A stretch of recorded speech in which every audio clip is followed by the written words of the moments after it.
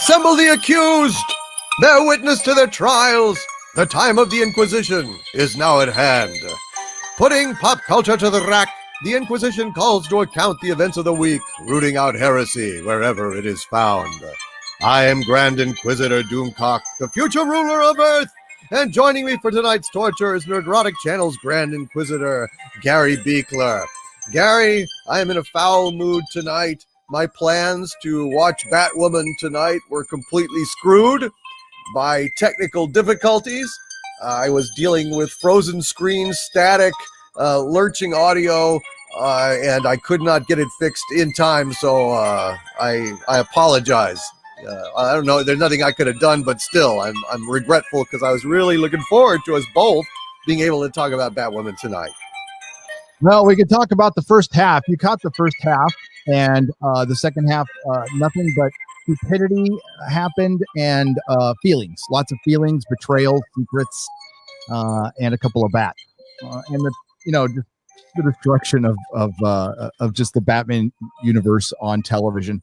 Although this doesn't do much damage to the brand because this thing is just a fucking joke. But damn, if you didn't think last episode was dumb, well, this one might have convinced you at this point that this is the worst show on television, some of the worst writing I have ever seen in a show, and it's hilarious. It's absolutely hilarious. I look forward to what other YouTubers have to say on this one because there is a lot to pluck over. Oh my God. And this, what was it? Prior Criminal Behavior was the title of this episode. And maybe I'll get all the names right this time. I got Mary's name wrong in my review and I didn't care. So I just left it in because I don't care. And very few people noticed, which was the funny thing. No, really.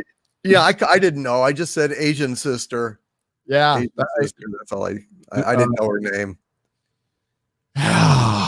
Where do we start? So they're still reminding us of the quitter, Kate Kane, and emulating her like she's some legend and not what she was. Somebody who came in, appropriated all of Batman's stuff, and then quit after complaining about Bruce quitting for a season or so, a little less than a season maybe.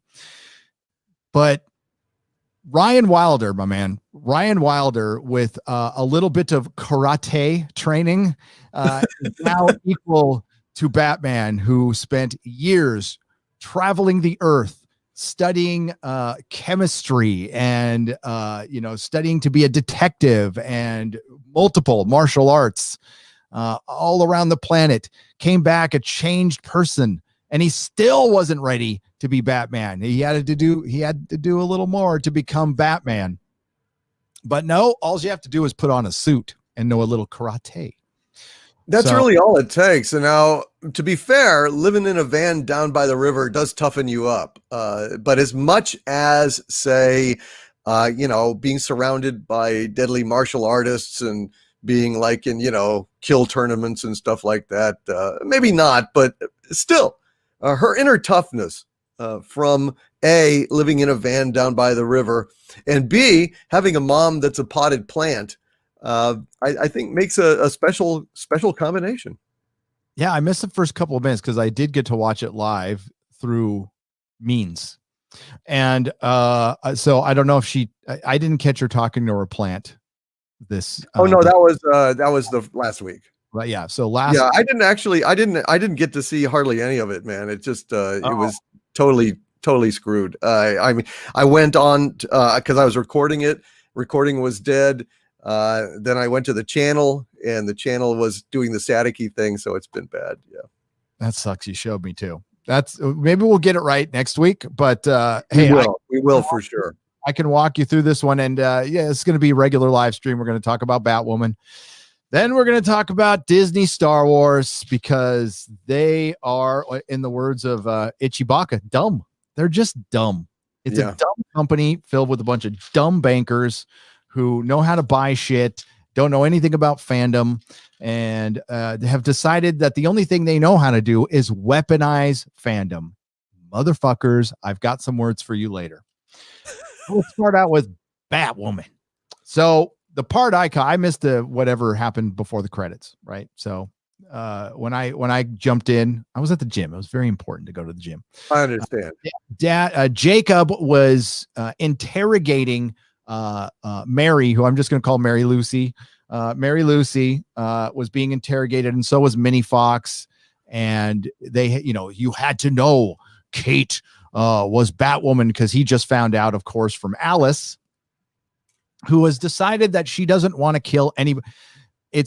Listen, I know it's ridiculous that Batman hasn't killed the Joker, and that's what this whole play is on, that Kate Kane didn't kill Alice. But that's over like 1,000 issues of comic books, right? Not season of television. And there are logical ways to have the Joker get away from Batman, like them not having a lot of contact with each other. The Joker working outside the scenes, not really wanting to confront Batman a lot, which is what he did. Now in the 50s, he was always beating him up and taking him to jail and stuff, and that's fine. Or 60s, but it's already ridiculous in the second episode. So Jacob is interrogating his daughter like she's an actual criminal, right after her sister has died. Sure. And Kate Kane is dead, by the way. They can't admit it in this show because there's a thing called burying your gaze. You're not supposed to bury your gaze. Now, that's not to be to confuse with the male gaze. The male gaze is something that Jodie Whittaker doesn't like, but burying your gaze is, there's a trope in Hollywood where the gay character always dies. So they're just going to say she's gone, and they're never going to, she's never come. Ruby Rose is never, ever coming back to this show. I have to agree with Yellow Flash and many others. I do believe this will get a third season. I'm guessing you want to predict the ratings? I'm going to say tomorrow they'll be at 500,000. They'll be at 500,000. They'll drop 100,000. I wouldn't be surprised. It might even be a little less than that. Because it already had dropped, right? It already dropped something like 80%. Yeah, it was that's in the demo. It dropped like a rock. But yeah, it had a 1.0 in the 18 to 49 demo, which means out of the 665,000 people who watched it last week, only 183,000 of them were in the 18 to 49 demo, meaning the rest were 50-year-old guys. Why would older people, are they too lazy to get up? Are they forgetting where they put the remote? Are they falling asleep on the couch? I mean, why is it older people ought to have some measure of distinction and taste, and I can't understand why the bulk of the audience would still be those people. Well, if you factor in YouTubers yours truly, yourself, guys at EFAP, as Bulls Trek, I'm trying to think who else covers this show.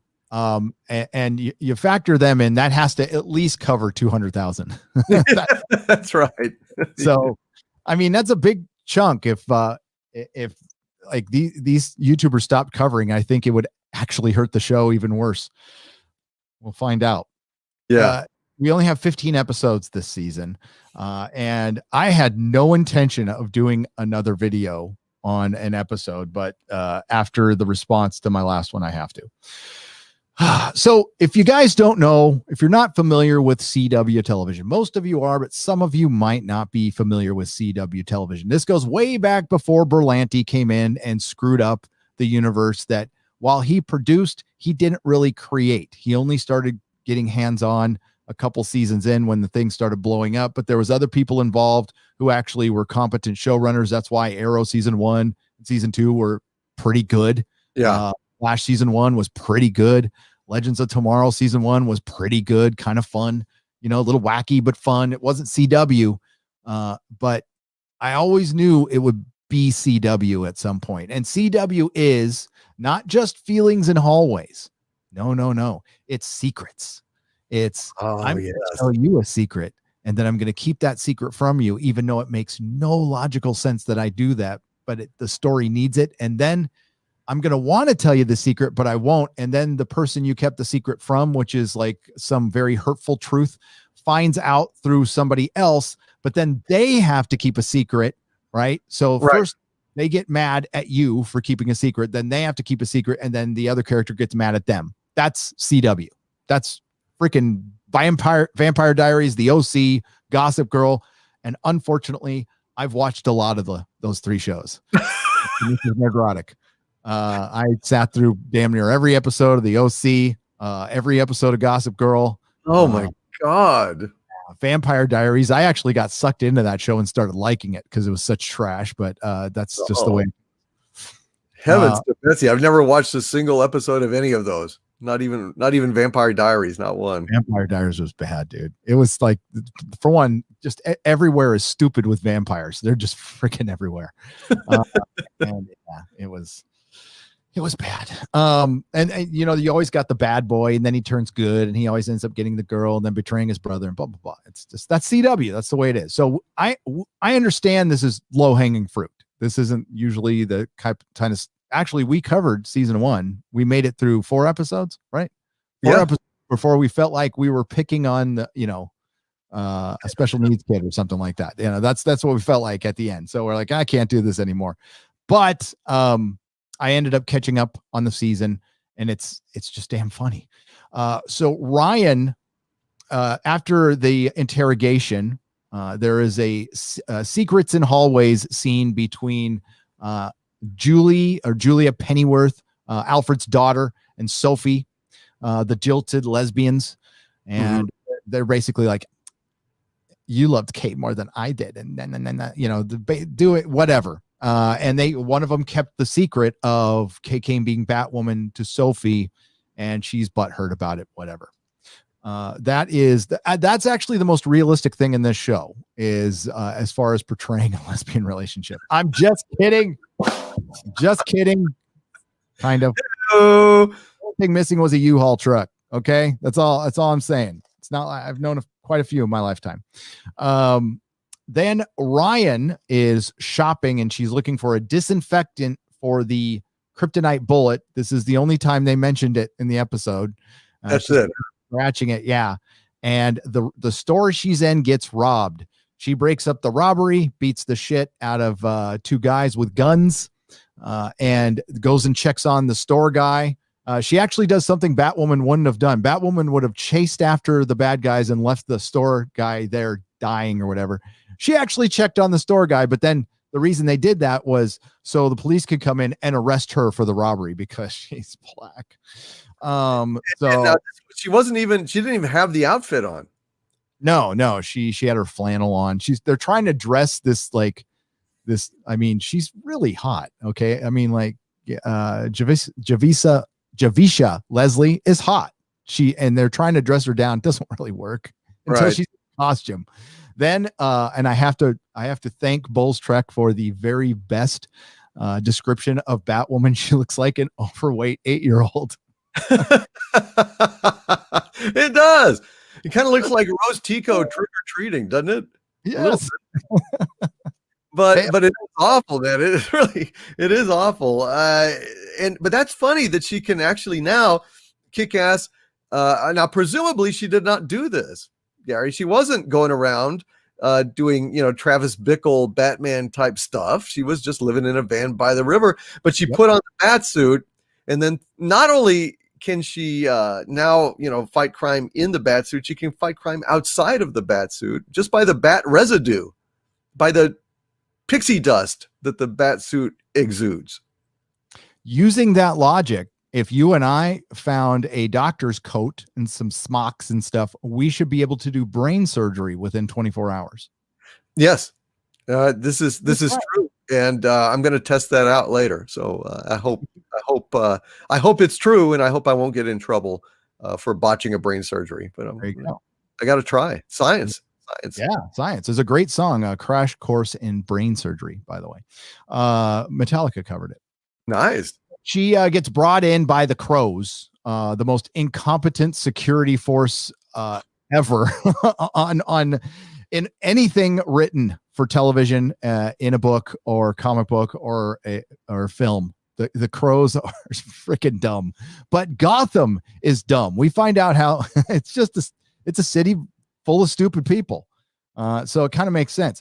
So Sophie interrogates Ryan Wilder. Apparently she knows her for bringing her in quite a bit. She knows about her background, that she is just this innocent person who decided to stay in a relationship with a woman who would get her involved in drug running, robbing stores, but she's just this innocent victim who couldn't have left anytime she wanted to. We're supposed to believe that she's an actual victim who was trapped in this relationship. And by the way, she's Batwoman. This is Batwoman, who just a couple of months before had been in prison for 18 months for not being able to just walk away from a relationship. Wow. The stunning and bravery. But that is that's sad. I mean, that's a real joke. What the fuck, man? So basically, what, was she getting like beaten up or something in this relationship, or maybe, I don't. Well, she was getting abused in a way. I mean, she just did time for her lover. The drugs weren't hers. All those robberies she did not commit. She was just there, not doing anything about it and staying in the relationship. But that absolves you from all responsibility in the modern age. That makes you a victim. Because personal responsibility is dead. I don't even know why I bother trying anymore. I mean, it's like, fuck, you know, I feel like an idiot paying my bills and my taxes and shit. So, yeah. By the way, I need to bring up, because I didn't bring it up last week. When she punched off the Bruce Wayne face, yeah, she didn't know she wasn't beating up Bruce Wayne. So when she was punching a face off, she didn't Rags pointed it out correctly, that she didn't react at all to punching a face off. She had no context that was Tommy Elliott under Bruce Wayne, with a Bruce Wayne mask or face, that she just punched off, and her reaction was, that felt good. That was it. That was all. She hit him so hard his face came off. Take that, Bruce Wayne. The attention to detail in this show is try that, man. I couldn't even remember how the hell he wound up dying. I mean, he's alive. They took him to Arkham, right? And the guy who was dead was Mouse. It was Alice's brother, who she was her only tether to sanity, and now we should be really scared. The one thing Batwoman is a bunch of supermodels beating the shit out of each other, and it is kind of entertaining in that way. Yeah. So Sophie brings in Ryan and says she's guilty and brings up a rap sheet, and then they go, yeah, we saw the security footage. Her story checks out, and then she goes, sorry, bye-bye. And then Ryan walks off with righteous indignation. Then we have Ryan and Mary. Ryan and Mary and I forgot. I'm just gonna call him Mini Fox, the way they call it, Mini Lucius Fox. Start talking about she wants to put on the bat suit, and he says no, it's just a bad idea. And this is after Alice confronts Pennyworth in her car, puts her knife to her neck, and says, you know, we need to work together because we have something much worse coming. I forgot what the big bad's name, who actually killed Kate Kane from last season, who was supposed to be, I forgot her name now. Not dead. Sivia, right? Sivia, is that how you say it, guys? The big bad, who's supposed to be like the female, I guess, Raja Ghul or something. Okay. And yeah, so Alice says, hey, we got to work together. This is typical CW2. Now Pennyworth has to work with Alice because of the big bad that's coming, the reckoning that's coming for both of them, and she wants to get revenge for killing her sister because Alice wanted to kill her sister. Well, Alice didn't want to kill her sister. Remember, her big plan was to have Jacob kill Batwoman with the kryptonite bullet. That is the only thing that can pierce the bat suit that has nothing to do with Krypton or Superman. So it's just a rock. That's all it is. It's a radioactive rock, and it's not the hardest metal on Earth. I've never heard that. Never heard that. So it's not like it has innately some kind of special ability to penetrate, armor. There are other bullets that do that. Shit. She could have just got a hollow point probably, but whatever. I'm guessing if you had a 50 caliber, you could probably do some damage to the bat suit.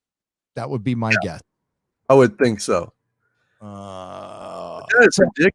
And of course, the bat wound now has some kind of like creepy little tentacle tendril black thingies radiating out from the spot.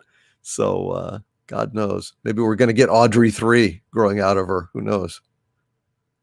It's all magic at this point because kryptonite just doesn't behave like this. And I understood that kryptonite radiation was pretty much harmless to regular people. It only gets Superman and shit like that. But whatever. Yeah. It's Berlanti. So yeah. Alice obviously is hatching her scheme, and she's not going to kill anybody. In the meantime, the Crows are trying to get to the bottom of, who Kane her friends were, trying to see who was working with her. And they question Mary and Minnie Fox just for a minute, and they let him go. And so after, and then Alice, when she's got Pennyworth, Pennyworth says, "Hey, I know you're desperate. You must be afraid. You miss Kate too, blah, blah, blah." And she says, she isn't really going to work with her. And then Alice goes, "Well, why don't you think about it? Why don't we why don't we learn to trust each other?" And then she stabs her, but she stabbed her in the side. So, and she goes, "At least it wasn't in the back."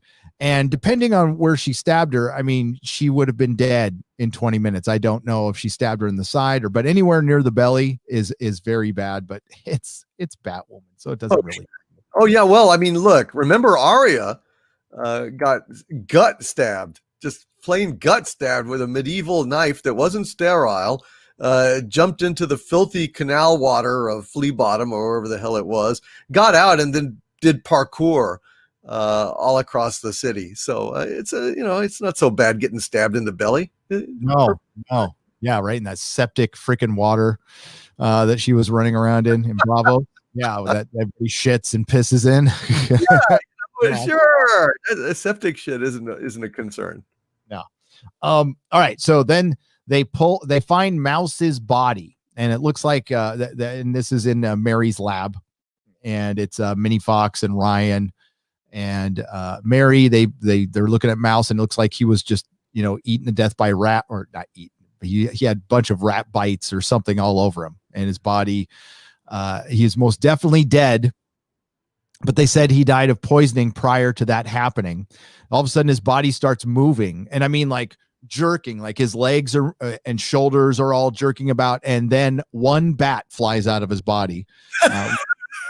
One little bat that all of a sudden made him practically walk. Okay, so if a bat was flying around in a body, you would barely be able to tell that unless it like dug its way out or something, but it wouldn't cause arms and legs to start flailing around.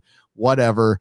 The bat pops out of his body and it scares Ryan, and she goes, "I'm scared of bats." God almighty. Oh, this is hilarious.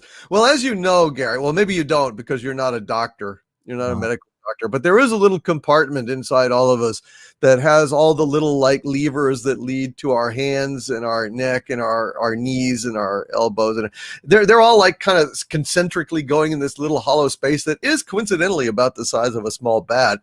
And if a rat or a bat or anything gets in there and gets tangled up in those levers, you would, scientifically speaking, twitch all over the place. This is just commonly known to those of us in the medical field. It's something we don't like to talk about because we fear the Russians might exploit it someday, but it's there. It's there, buddy.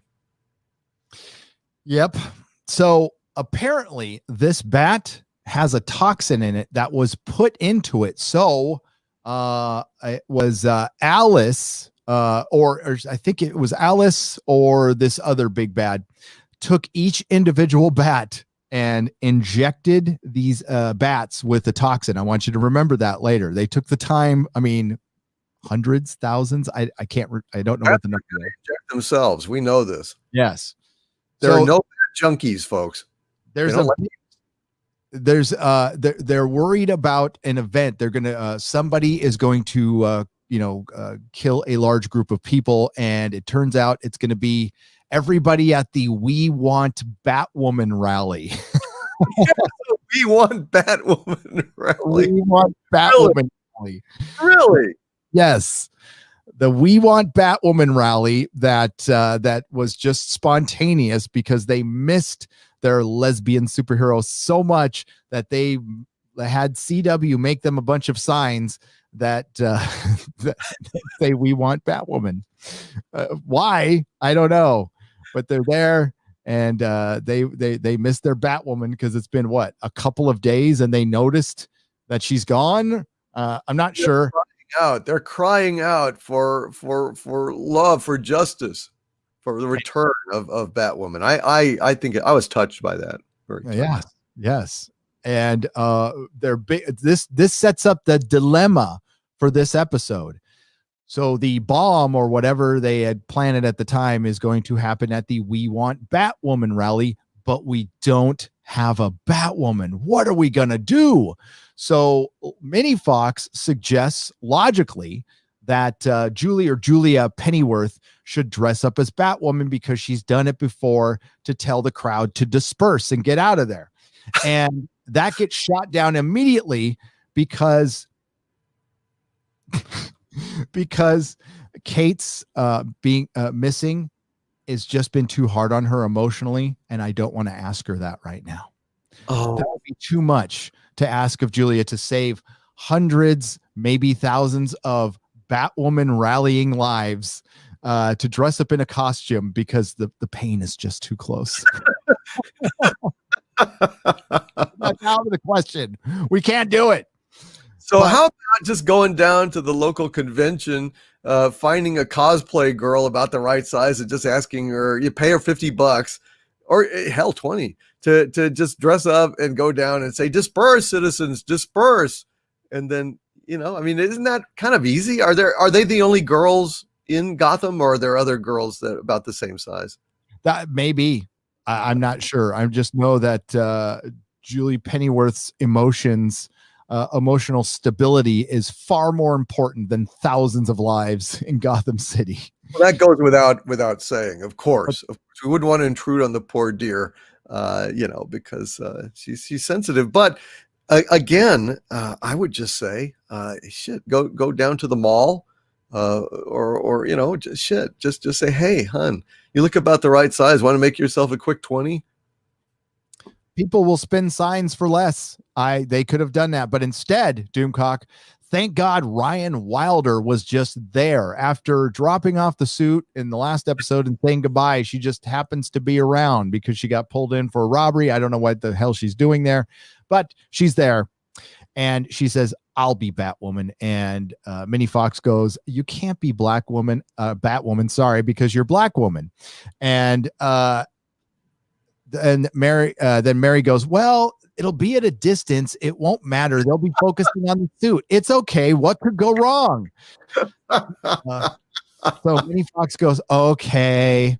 So they have her dress up as Batwoman, and she's supposed to tell the crowd to disperse. She gets there. She kind of fumbles around. They're trying to make it look like she's fumbling around with the costume. They do this like twice, but she's pretty much in peak superhero form by the end. And she tries to tell the crowd to disperse. And of course they don't, because they're stupid. They don't listen to her. They just go, yay, Batwoman, Yeah. And at that point, I'm like, well, they all deserve to die. I mean, obviously this is unfortunate, but true. It's that we're, how people tend to judge by their own standards. And I think the writing staff for this show just write, to their own level. And so they would be, we'll stay. So Alice shows up because Alice, I don't know if she's got a transporter device, but she just manages to be everywhere she needs to be at the right time. And she is there on the roof, and they have a girl fight. They have and the two stunt women fight each other a little bit. Now, I don't understand how, if Batwoman can take out guys that are bigger than her, hell, on her first outing, she gets those guys in the alley, and you're saying that she can't take care of Alice. Did Alice have some kind of anti-bat power armor on, or some kind of? Did she have some kryptonite to weaken Batwoman? No, I think she has the powers of Karen. She reminds me of a Karen. She looks like a Karen, so it's kind of and it was a Karen versus Batwoman fight, and it stops when Alice pulls out a little button and she presses it, but nothing explodes. So she's all, "What's that?" And it's a bunch of bats coming down. So those thousands of bats that somebody sat down and injected individually with some toxin, and then these bats have to bite people. And unless they're rabid, bats, will fly around you. They generally won't, unless they're vampire bats, but they didn't make it very specific. And still then, bats, I've seen bats all the time. I've never been bitten by one. No, I've never been attacked by a bat. Yep. Not once. Yeah, it's highly unlikely. Maybe she got the same shaving cream serum from Devil Bat. Remember, Bela Lugosi had the aftershave put on, and then the Devil Bat would train to seek it out and kill. And everybody he saw in the movie, he'd say, "Goodbye, Timmy. Goodbye, Professor. Goodbye." And and maybe that's it. Love Bela Lugosi. Thought he was great. It may be that was it. So it's a sonar device to bring all the bats, and it descends on the crowd. Does the crowd? Okay, I'm going to give you two choices. Does the crowd run away, or does the crowd just stay there, flailing around, putting their hands over their heads so the Batwoman can come down, and they just stay there? They don't run away. So is it A or B? Do they stay? Or so do they run away or stay? I say, because this is the CW, written by the same grade of people that do Star Trek Discovery, I'm going to say they stay and wave their hands around, because Gary, the problem is the bats aren't really there. They're CG. And so without the bats there, it was insufficient motivation for the extras to be scared enough to run away, and the director was deep in his cups or something and didn't notice. Something along those lines, you think? Absolutely along those lines. That was the scene. Mrs. Nerdrotic was watching it for like a minute, and she said, "This is like a 90s daytime teenage adventure show as far as the graphics and writing and everything." And she'd be correct. That's about the level, although that might be disparaging 90s daytime TV shows a little bit. So the CG bats are horrible, and nobody runs away. Nobody bothers to just, get into a car, start running down the street. The crowd doesn't disperse. They just stay there. And then Jacob starts shooting at the bats with his shotgun. And then they start shooting at the bats with other guns in a city surrounded by buildings. So, okay. Well, one shot, one kill, Gary. These people are highly trained, and they didn't miss once. And also, the bullets didn't go through the tiny little bats and hit any passersby or glass in the buildings. It's kind of a miracle, but what else would you expect from Batwoman? It gets better. So Batwoman finally jumps down while everybody's flailing around stationary. And I think Sophie puts a mom and a daughter in a car, but that's about it. And the bats are toxic, and if they bite you, you're going to die from this toxin. I guess damn near immediately. These bats are flying around everywhere. Then Ryan Wilder finds the device and doesn't break it because immediately, because she says, well, the bats will start flying around the city with the toxin, so she needs to draw them somewhere. So she runs all the way down the street and pulls a gun on a bus driver or something and gets the guy out of there, and then puts the device inside a bus and traps all the bats go in. I mean, just all of them, every single one go into the bus, and then she blows the bus up. But first, before she blows the bus up, she sees a homeless girl, a young homeless girl, and saves the homeless girl. The bus blows up, blowing out like half the building. I mean, fuck the people working in there at night who are probably all dead.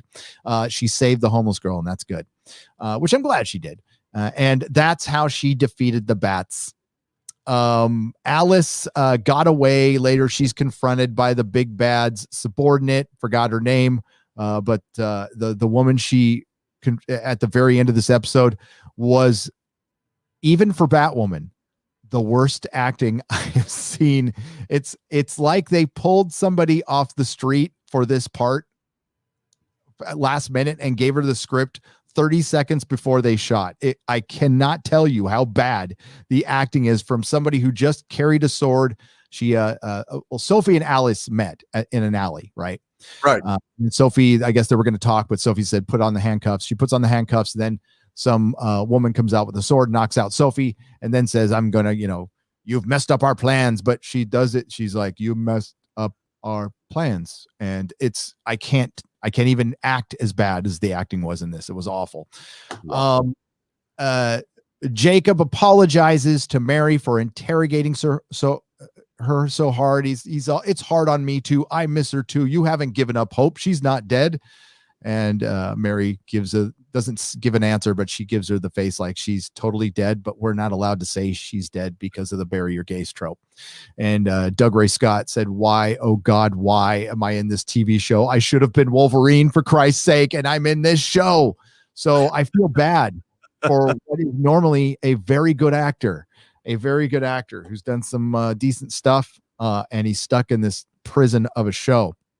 It's very unfortunate. Agents kill. They do. Sophie is still mad at Pennyworth because of secrets, but I guarantee you Sophie will have a secret that Pennyworth won't know, and then that'll just go back and forth for the entire season. Ryan Wilder wants to be Batwoman. Minnie Fox says no, and then yes, basically.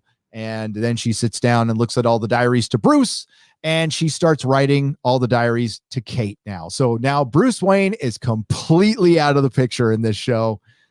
He probably won't even be brought up again. All the emulation goes to Kate Kane, Batwoman, who was Batwoman for all of a year. Forget about all the years. Batman was there. Forget about the fact that he built the cave, that he built. They had a Batmobile chase in this too, and she wanted to fix it up. It was stupid. Another Batmobile chase in this one? Yes. Well, she had to run, and oh, am I missing anything? Because this show really sucks. Alice isn't killing anyone, by the way. She wants to, because her purpose is to get this other big bad who killed Kate. And that's probably going to be what's. So we're not admitting that Kate is killed. Kate is dead. And I think what they're going to do for the rest of the season is say some characters are going to say she's dead, but they're not going to officially call her dead at all in this show. So they'll just dance around it because of that trope. Everybody knows that if you don't have a body in a comic book TV show or a soap opera, somebody's coming back, but Ruby Rose is not coming back to the show like ever. They maybe recast her. They might have her pop in at the end and it'll be somebody else in a silhouette or something like that. But there's no, they'll just get like some 14-year-old boy to play the part because that's what she looked like. And that's probably what they can do. But no, she's not coming back. She quit the show because of the long hours and it was too hard. And she just recently came out and said it was because of the coof. Sure. Yeah. Everybody, dude, the coof's going to get blamed for so much shit. It doesn't matter. This show should be canceled, but it won't be. Because they need content. I think it might get shoved on over to HBO Max. That's what I thought season 2 was supposed to. I thought that was supposed to go to HBO Max. I thought they weren't going to put it on the CW, but I must have heard wrong. CW must be really, really desperate for stuff. They announced another Game of Thrones prequel. Doomcock. Second Game of Thrones prequel, when the first is already floundering. Really? Well, that's amazing. And what's this one going to be about? It's based on a storyline that's not finished by George R. R. Martin. Don't make this shit up. Anybody that buys any more stuff from George R. R. Martin is enabling their own victimization. I say it again, there will be no finish to Game of Thrones. This one novel may actually get finished, but why in God's name would anybody buy it absent the companion volume, which will never come? Yes, this one's based on Dunk and Egg. The Night of the Seven Kingdoms was the collected book, and it's, I believe, 3 stories so far. It's supposed to be 5. There's supposed to be 2 more for it to finish, and it leads up to Aegon the Fifth, because it's a little Aegon the Fifth following around Sir Duncan the Tall, and it's supposed to be like a Don Quixote-esque story in Westeros, and they basically end up in all the major events of the Blackfire rebellions, which are the bastard Targaryens that form their own House Blackfire. And then it's got the 3-eyed raven in it, Brynden Rivers as a younger guy. He's supposed to be in it, and it all ends in the tragedy of Summerhall, where somebody tried to hatch dragon eggs and it blew the damn castle up and killed Aegon the Fifth and Sir Duncan the Tall. And so we know how the story ends, but we don't know how it gets there. And George will not finish this story. He has I think he has no plans of writing it until he finishes at least Winds of Winter, which will never happen. So it's just another story based on another show based on a story that's not finished. Swell. Let's get to some super chats. Oh my God. And then we'll talk about the world coming to, Gary. What is the world coming to? I don't know, man. But yeah, Batwoman sucked. Batwoman sucked as usual. And now we're going to get on to some Disney Star Wars, because that's the hopping news of the weekend. But I'm going to read a few super chats. Of course, we've got 4 from Mikey Gussler. I'm guessing he's going to mention the Snyder Cut. Just a guess. What's up, Mikey, for $10? Hail Nerdrotic and Doomcock. Hope you are having a fantastic Friday. I'm having a good Sunday, but I had a good Friday too. I don't know. Is today's Sunday, right? I'm pretty sure. I don't know, man. I had a lousy day today because of Batwoman crapping out on me, so I couldn't see it. And then also the Green Bay Packers got beaten by that ungodly piece of filth, Tom Brady, that I hate. So I guess I'm going to be a Kansas City and or Chiefs fan, depending on who they go up against in the Super Bowl. I'm so glad I don't care about sports ball anymore. Yeah, the in-laws were very sad. They're all Packers fans. They're very sad. I was sad. Gary, when do you think the next Snyder Cut trailer will release? And Doomcock, when will you be on EFAP? It's been so long. Yeah, I don't know. I guess when they ask me, I'll pop on. Shit, yeah, I'd love to do it. Mahler's very good at rotating people in. I'm sure he will be contacting Doomcock soon. I heard the next Snyder Cut trailer is going to be on February 1st or something. And that's just what I saw on Twitter. So it had to be a fact, right? Because it's true on Twitter. The poor Snyder Cut, man. Great fan movement, completely screwed up by Ray Fisher and some Snyder Cut fans. It's just they can't catch a break. I was really looking forward it to be 6 hours of a series. I know some people are going, oh no, I wanted to see 6, but now it's just a 4-hour movie. I'm like, yeah, sounds like it's kind of done. No air cut. None of that stuff's going to happen now. And I think that a lot of that had to do with Ray Fisher. Mikey Gussler for $5. Do you think, like the Crow movie, one of my favorites, one of mine too, I heard there's a near 3-hour cut of the Crow 2, and Rob Zombie wants to direct Crow 3. Thoughts? Well, there is a Crow 3. They've already done a Crow 3. There's been movies. I don't know. Doing a sequel at this point, I wouldn't trust it. I just wouldn't. Although Rob Zombie would be a good guy to do it, but even so, too many woke influences and crap like that. God knows. Crow gets his ass kicked by a woman or something. I don't know. If David Fincher directed a Crow movie, I'd be interested. And if it wasn't filled with identity politics and it was, the same character, Not a that would interest me. The first Crow movie is one of my favorite all-time movies, period. It's a great movie. Yeah. Great movie, and it's a marvel of editing. Absolute marvel of editing, considering they only had 2/3 of the footage shot when the great Brandon Lee was unfortunately killed. That's so freaking sad. I love that movie to death. I watch it once a year. Yeah, everything. It's great soundtrack, one of the best soundtracks ever. Oh yeah, great score too. Great score, great soundtrack. But yeah, I just some things are best left alone unless you get the right people to do it, and you'd have to get a top-notch director, and like Nolan. I don't think Nolan's probably going to do his own stuff from now on, which he probably should. And he's off at Sony. He left Warner Brothers. He's gone. Interesting. Yeah. Mikey Gussler for $5. What did you think of the Godzilla versus Kong trailer? If you've seen it, I have. Looks cool to me. Will you see it? If so, will you see it in theaters or home? If I have a chance to see it in a theater, I will go to a theater. Absolutely. Yeah, I'm looking forward to watching it. It looked really good to me.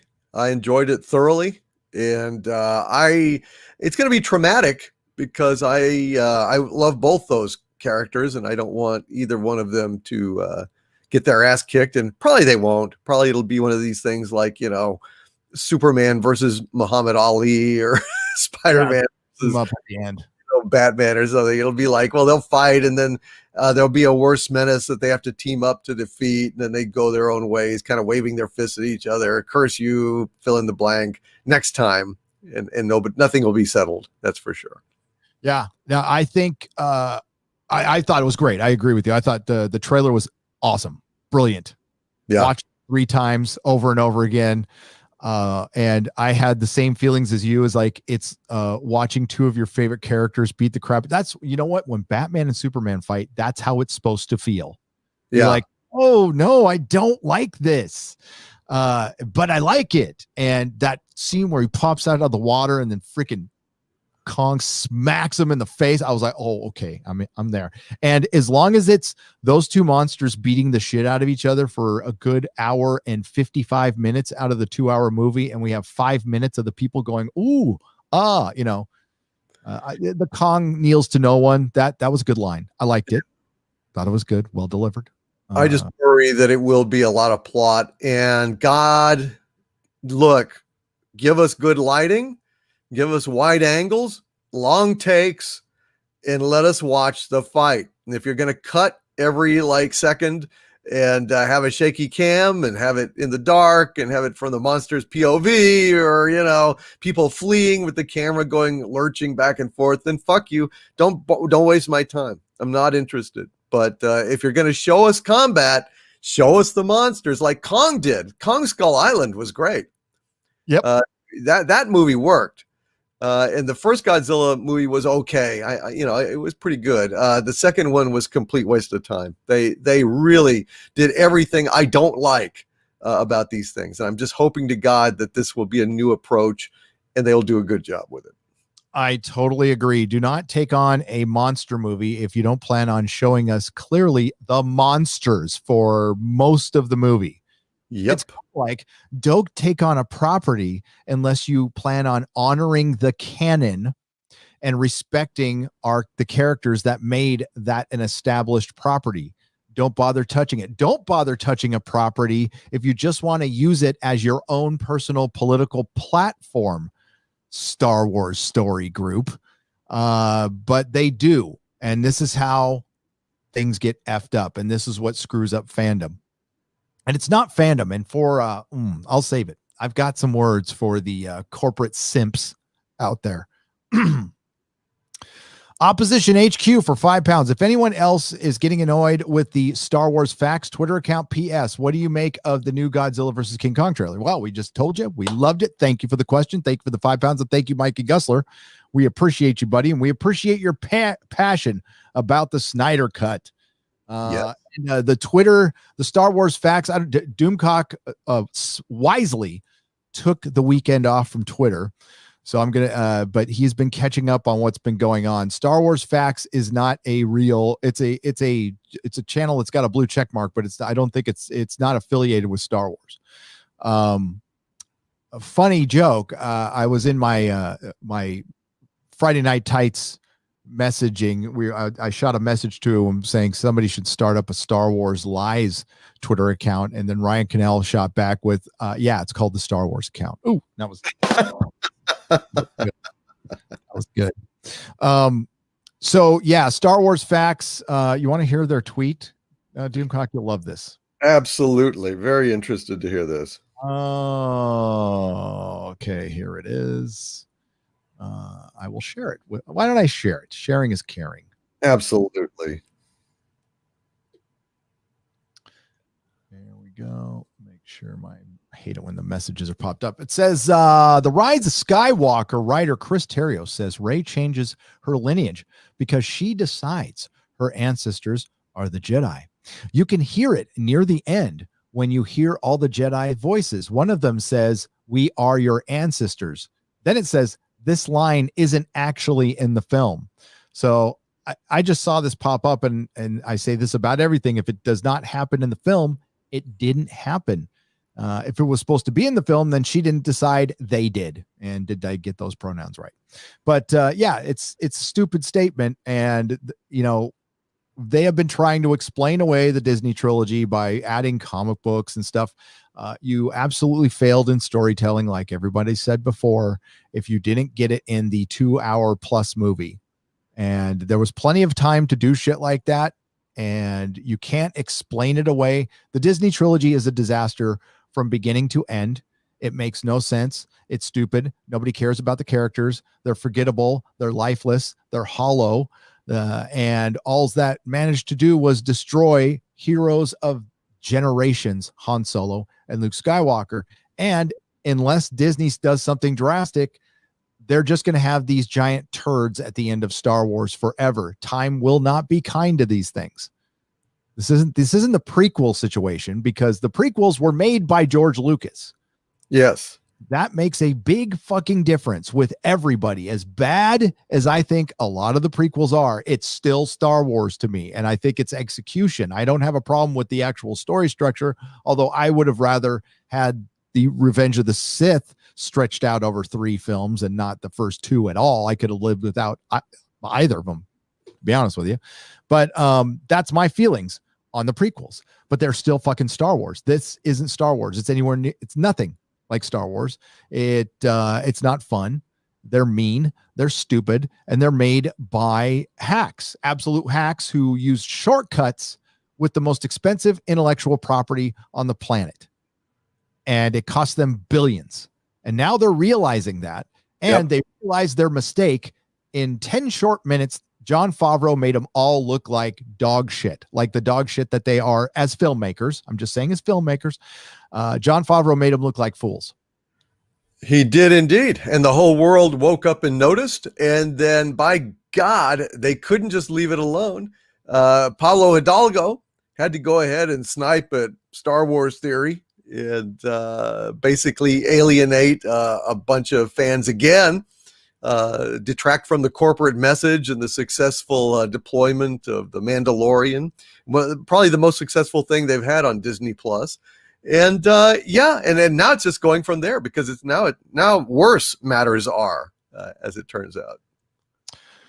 Much worse. So all that goodwill was built up 54 days ago, folks. 54 days ago, Luke Skywalker made his triumphant return in the finale for The Mandalorian season 2. So what's happened since then? Has Disney taken that goodwill and decided to capitalize on it? Or have they slowly pissed it away? And this is after the Pablo Hidalgo incident, which was a huge blow to them, major embarrassment, took a huge black eye for that. Pablo Hidalgo mocked one of the biggest Star Wars fans, the biggest Star Wars fan on YouTube, as far as subscribers are concerned. And while I've had my disagreements with his views on the Fandom Menace in the past, he has owned up to them. And out of that situation, he created a positive, and he got some of us together. And he wasn't, it was Nicholas Glenn and the coach from Echo Base Network were instrumental in that as well. And a bunch of us got together and we raised $40,000 for St. Jude's Children's Hospital for cancer. So it was the fans who took that and turned it into a positive. Was one single Access Media article written about that? Nope. Didn't need to, by the way. Don't need this. Don't need validation. Don't need thanks. It was absolutely my pleasure, our pleasure. Doomcock was trying to get in, couldn't because of whatever was going on, technical difficulties. We're going to do it again. We are most definitely going to do it again. I don't know what channel it'll be on, or maybe it'll just be on his. And I don't know what time, but we have talked about doing another one. And it was a huge success. So we're the ones who took the negative and turned it into a positive. So Disney has been maybe licking their wounds, and they needed something to get back in control of the narrative. And that's why I believe we have witnessed a lot of sabotage. That's why I believe that while maybe it's not an open civil war, there is most definitely two different philosophies going on at Disney Star Wars, and they are not connected in any way. They're antithetical to each other. Now, I don't have the insiders Doomcock has. I just have what I have observed, and we see two distinct messages. I have read this comic book, which is it's terrible. The art's good. The cover art's good. And it's Disney Star Wars. That's all it is. We have a Padawan kicking a female Padawan kicking her male master. I'm pretty sure that's male. I'm assuming that's male. It might not be, but she kicks his ass. Of course. Second page. Of course. Being male, regardless of his color, that means inferior, has to be put down. Otherwise, the patriarchy wins and millions become enslaved. But crap stories aside, the Let's Get High Republic is the snowflake and safe space of Star Wars. And what we had Justina Ireland come out recently and pull a Kelly Sue DeConnick and say, if you don't like my politics, don't buy my book. And it's shit like that. It was usually said by Gail Simone many years ago that used to keep me up at night. And this is before all this bullshit started brewing, when Twitter was very young. I've been on Twitter since 2008. And Twitter, a very small portion of it has always been like it is now. And that has usually been the people in comic books. They've been very foul to the customers for a very long time. And I'd see that shit. And the reason I got in trouble early on in Twitter was because I was dunking on those writers pretty hard. I would just say I would see something like that, and my response would be, shouldn't you be working right now? Because Gail Simone's books were always late, especially her Birds of Prey books, and that's when people actually wanted to buy Gail Simone books. I know there was a time where people actually wanted to buy her books. How deluded. Long time ago. Things are so much different now. But that wasn't the worst of it. That's bad, but that's not the worst of it. Then we had, and I got to get her name right because I have not heard of her until she distinguished herself so brilliantly in the pantheon of fandom relations experts. Customer Service 101. That's what Disney is all about, right? So Christina Ariella was hired to host a High Republic show, which I'm sure many of you are you're spending sleepless nights waiting to watch. A High Republic show. And you got to ask yourself, could Disney have found okay, fine, you want a female host, great. Could you have found one that hasn't been racist for the last year, openly generalizing entire races of people, disparaging entire races of people? Could you have found one who, I don't care what they think politically, maybe has talked about Star Wars in the last 10 years or talked about how much of a fan they were?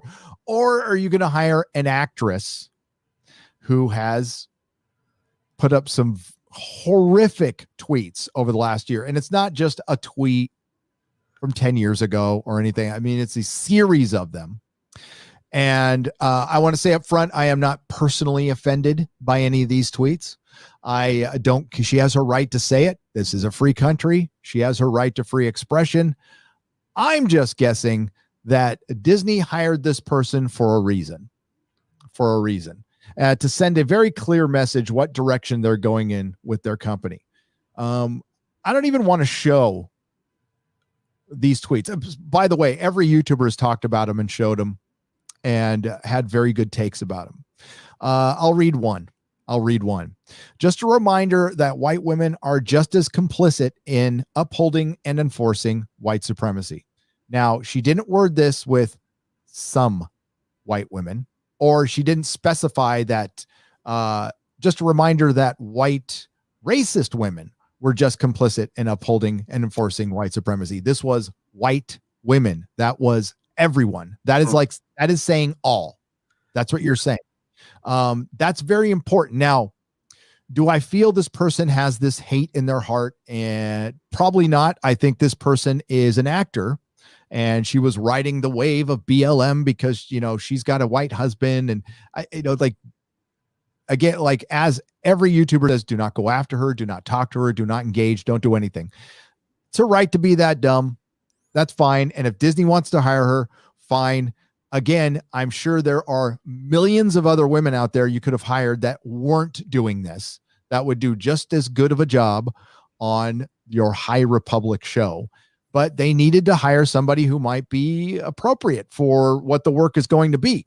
And back to Justina Ireland, who did defend Christina, of course, she has said that, when she said, if you don't like my politics, don't buy my book, she's like, let's just get this out of the way. All my storytelling has my personal politics in it.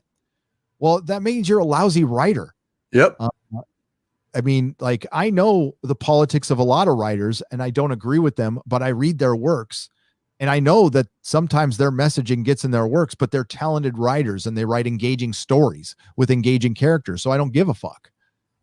George R. R. Martin and I don't agree on a whole lot politically, but I really loved A Song of Ice and Fire when he was actually writing it. And I know there's messaging in there. It doesn't matter because it's a compelling story. Doesn't mean shit. It's just a crutch for people, for untalented writers. If they have to get political, it's like pulling from the headlines. It's what CSI does. It's what hack writers do, or cookie cutter writers do when you're on that assembly line for TV, but not when you're writing high science fiction or fantasy. Not that Star Wars is the highest, but it's an established property that was supposed to appeal to everyone. And that was in a response to a tweet going, hey, remember the days when people weren't political? Aren't you afraid of losing fans? She essentially said she doesn't care. Yeah, well, it's not her franchise. It's not her profits. So she's getting paid regardless. She doesn't give a damn. Plus, she has Kathleen Kennedy's backing, I'm sure, because it's on the Kennedy side of things where all this racism and sexism actually lives and gets perpetuated. I mean, you say you're not offended. I'm offended. I don't think that it's ever okay to just react to racism and sexism with tolerance or apathy. It's like, she is spreading racism and sexism, just straight up by definition. And a company that hires someone like that is going ahead and, whether directly or passively aggressively, supporting that viewpoint. So why the hell should anybody who is white, because in this woman's world, white equals racist, apparently, why the hell would anybody want to go ahead and watch anything that this woman hosts? I think that is clear sign. Star Wars High Republic and this little let's talk about Star Wars High Republic podcast. Not for you if you're white, or if you just give a damn about racism and sexism, however it is expressed. Doesn't really matter if you're white or not.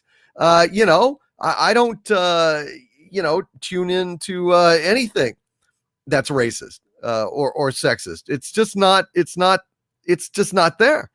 I don't think it's okay just because you're hating the right people.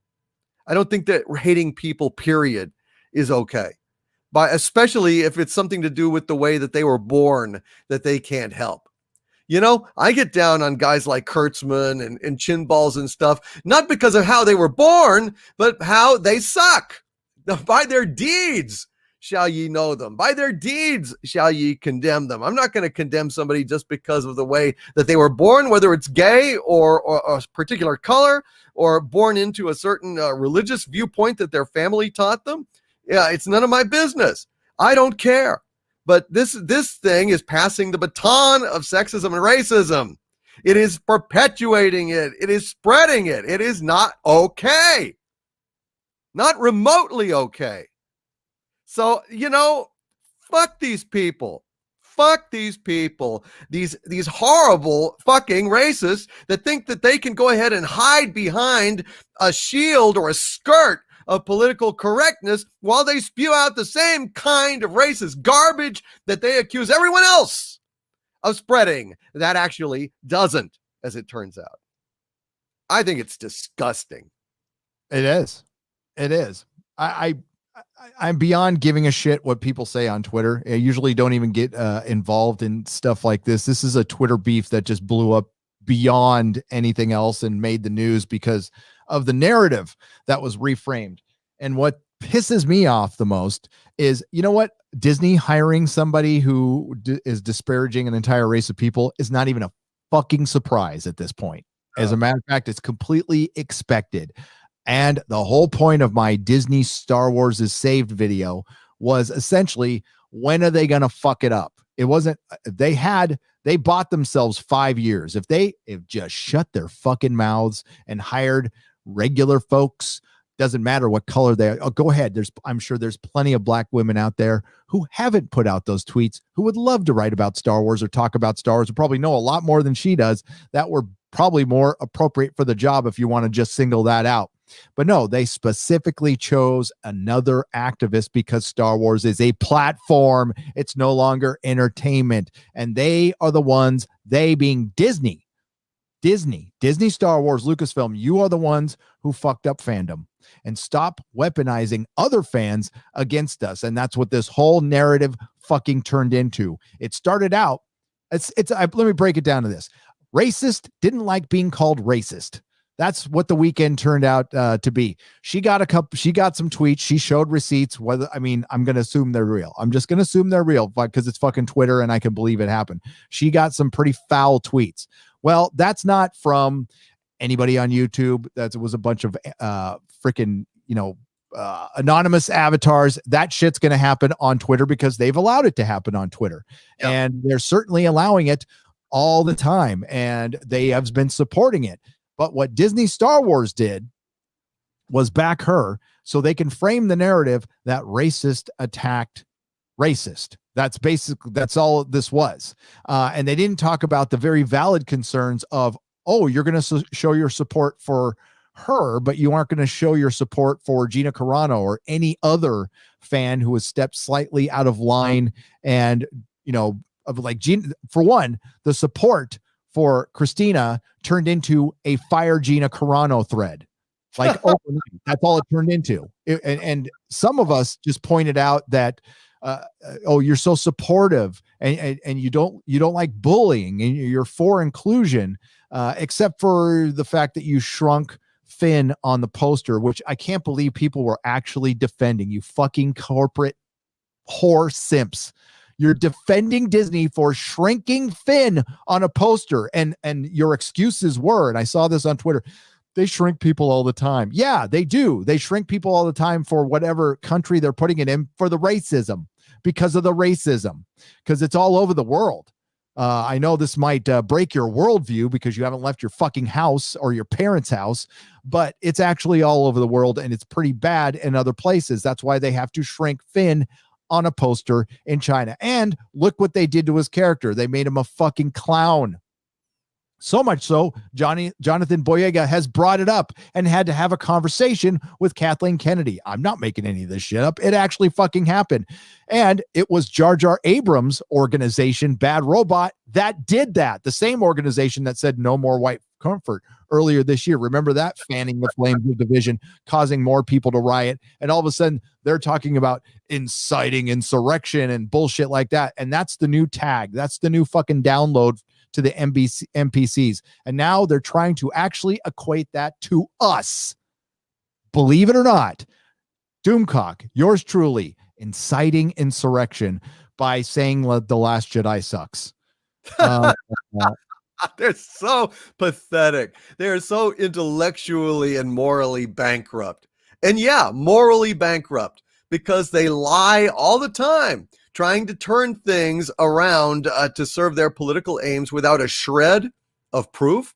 Without a shred of proof. Where the hell are the documentaries featuring all of the terrible racist and sexist things that we have said? Why not just go ahead and construct a perfect little goddamn documentary, an expose, as it will? Because there isn't a fucking shred of it out there. There's not a shred of evidence.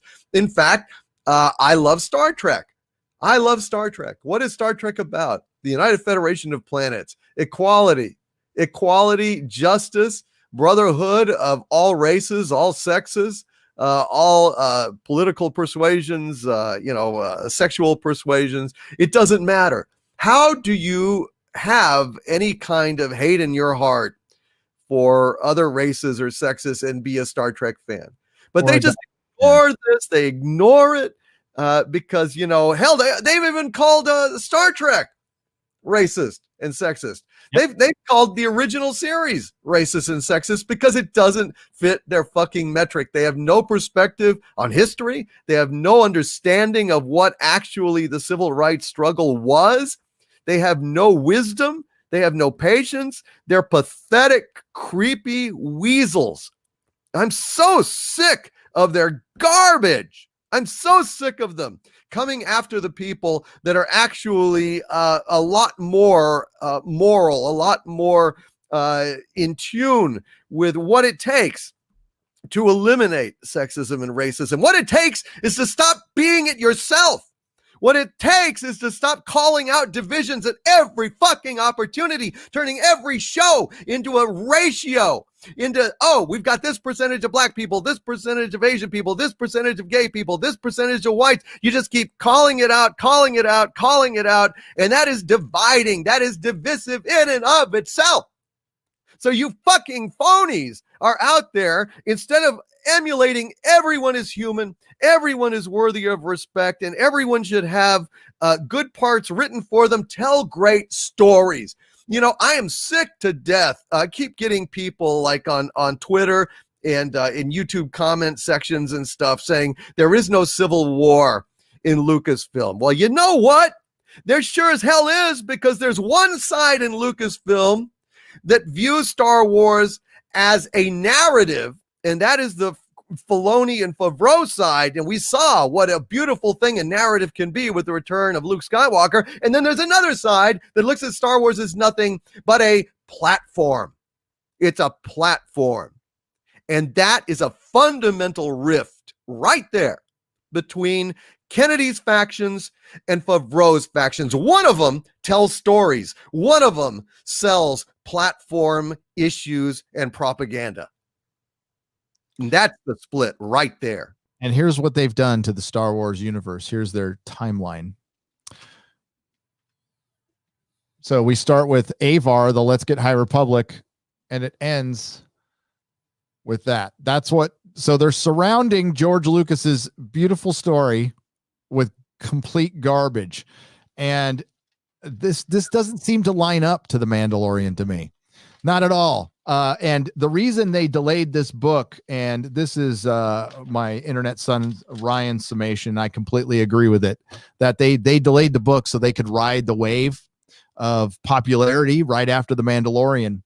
And I don't know how anybody in who was paying attention at all in marketing would think, wow, let's really kind of keep that, because when all of business, when you have momentum, the thing is to hit the gas. You don't take your foot off the gas. You want we got some fucking momentum. We got to keep the goodwill of Star Wars out there. We got to, hopefully people are making theory videos, and we'll give you some, behind the scenes shit, just stuff of the Mandalorian to kind of keep it in the conversation. They do the best they can. This isn't the best way to do that. This is actually the worst way to do that. This is, I have read worse comics in the world, but, I don't want to say anything bad about the writer himself, but this wasn't good. I wasn't enthralled. It felt like Disney Star Wars. It felt like The Force Awakens. It was written with that tone. There's just, and of course, they can't get away from Skywalker as much as they say they want to get away from Skywalker. And we have a very familiar character in this issue. Yoda's in this shit within the first fucking 10 pages. So they can't escape this stuff. And they're just trying to infiltrate it and use it as a platform. And that's all this is going to be. Now, if they're trying to find a way to relegate it somewhere, in comics and books, fine. Nobody's going to be able to keep track of this. They already had to blow up the sales because number one had some variants. And I don't know if you guys know I don't want to bore you with this, but how variance works in comics, because I used to own a comic shop, is there is this issue, and then they made, say, 10 different covers, right? So what they do is if you buy each different cover, you bought 10 copies of the same story, but they still count that as a sale of 10, which it is. But the actual readers are what counts, because that's what keeps, the readers who are engaged will buy issue number 2, and they're not going to buy every cover every time. So this supposedly sold 100,000 issues. In actuality, it probably only sold 40,000, maybe 45,000. And out of those 40,000, out of the people who actually read comic books, because a lot of people buy them and don't read them, they just collect them, I would say 30,000. I would say a good 15,000 people won't even read the comic because they won't have time, or they'll start it and they'll be bored and they'll toss it. So 30,000 out of that 100,000 will be actual readers. And after they read the first issue, that's going to go down, I'm guessing, by 50%, maybe 30%. That's how it usually happens. Yeah. And it's like shitty, right? It's terrible. It's fucking terrible. And what's as terrible is what Disney has done over the weekend. If they would have shown support for Christina and Gina, if they would have said, hey, we are against bullying and we are for inclusivity and we support Gina and Christina, that would at least be semi-consistent. I would still hate everything that Christina said, her broadly generalizing an entire race of people and disparaging them. And all she had to say in those tweets was some racist white people. That's all she had to say. That's a big distinction. And there's a big difference between that and white people, which is essentially all white people, which you can't even have this conversation. For even Doomcock and I bringing this up, I will get a bunch of shit in my mentions. I'll get a bunch of fucking emails. I don't care. I don't give a shit. That's what we do. That's what we have continued to do. If you want to know who we are, just watch our live streams. Doomcock just said it. There's a whole string of Down the Rabbit Holes. I'm sure many of you have heard of Down the Rabbit Hole documentaries on YouTubers, and they're very, very good. There hasn't been anybody who has been able to put one, they probably will now, been able to put one together, because if you watch all of our live streams, you get to know us. You get to know a person. A person can't put on a facade for too long on a live stream, especially when you've been doing it for years, and you and I have been doing it for years. This is who we are, like it or not. And we're not afraid to fucking take this shit on and say this shit, because there's been nowhere else to go. The reason I came to YouTube, because there was nowhere else to go. I was reading the Access Media and everything went south a few years ago. And I'm like, I can't even fucking stand reading this crap anymore. I know I'm not being told the truth. So I just found people and I listened to their opinions, and they don't have to be authoritative. You can be the authoritative source on your own opinion. That's all we are here. And for people who have criticized us and calling us haters and grifters, well, yeah, we grifted our way all the way to $40,000 for St. Jude's Children's Hospital. And that was one of my proudest moments on this platform. And 100% of the money went to that, by the way. And of course, not mentioned at all. So what Disney does after that is they poison the well again. They make a strategic hire to show that they're still down with the cause, whatever cause that is, the cause that of division, the narrative that has been spun by the very allied mainstream media, Hollywood, the system, big tech, they're all running the same stuff. Twitter was promoting the racist attacks, the racist narrative, and it got picked up by the BBC. That and this is, it was, for one, it's Twitter beef. It's fucking Twitter beef. And that's why I don't get personally offended again by fucking tweets. I don't give a shit what people say on Twitter. It's Twitter. People are brave behind their keyboard. None of them would do that if they were at your face, and they'd probably treat you with a lot more respect. And this is what everything has devolved to, and you could count the lockdown or whatever the fuck else is going on. But Disney Star Wars, you pissed away your fucking goodwill. You flushed it down the fucking toilet. You had people who use occasionally the Fandom Menace hashtag on your fucking side after the fucking Mandalorian. People in the Fandom Menace were like, okay, we'll give you a chance. And that was Jon Favreau, the one outsider who came in, whether it was with Dave Filoni, but I think the X factor here is Jon Favreau. He came in and made something that at least looked like it gave a shit about Star Wars. We can all disagree or agree on how good or bad The Mandalorian is. I think it's an average show that has some pretty decent moments, but I was expecting better, but other people love it, and that's great. And you have channels out there like Echo Base Network who are trying to get people together and trying to promote the positive, and Disney just shat on all of it because they're stupid. They're just a dumb company. And if you go look at their board of directors, which I looked over this morning during the members stream, and none of those people watch a fucking second of these shows. They don't read, they don't crack open a fucking High Republic comic. They don't fucking watch a Clone Wars. And the only reason they watch movies is to be seen at a premiere, but they don't watch any of their own shit. They could give two shits. They're a bunch of bakers, and you can go take a look.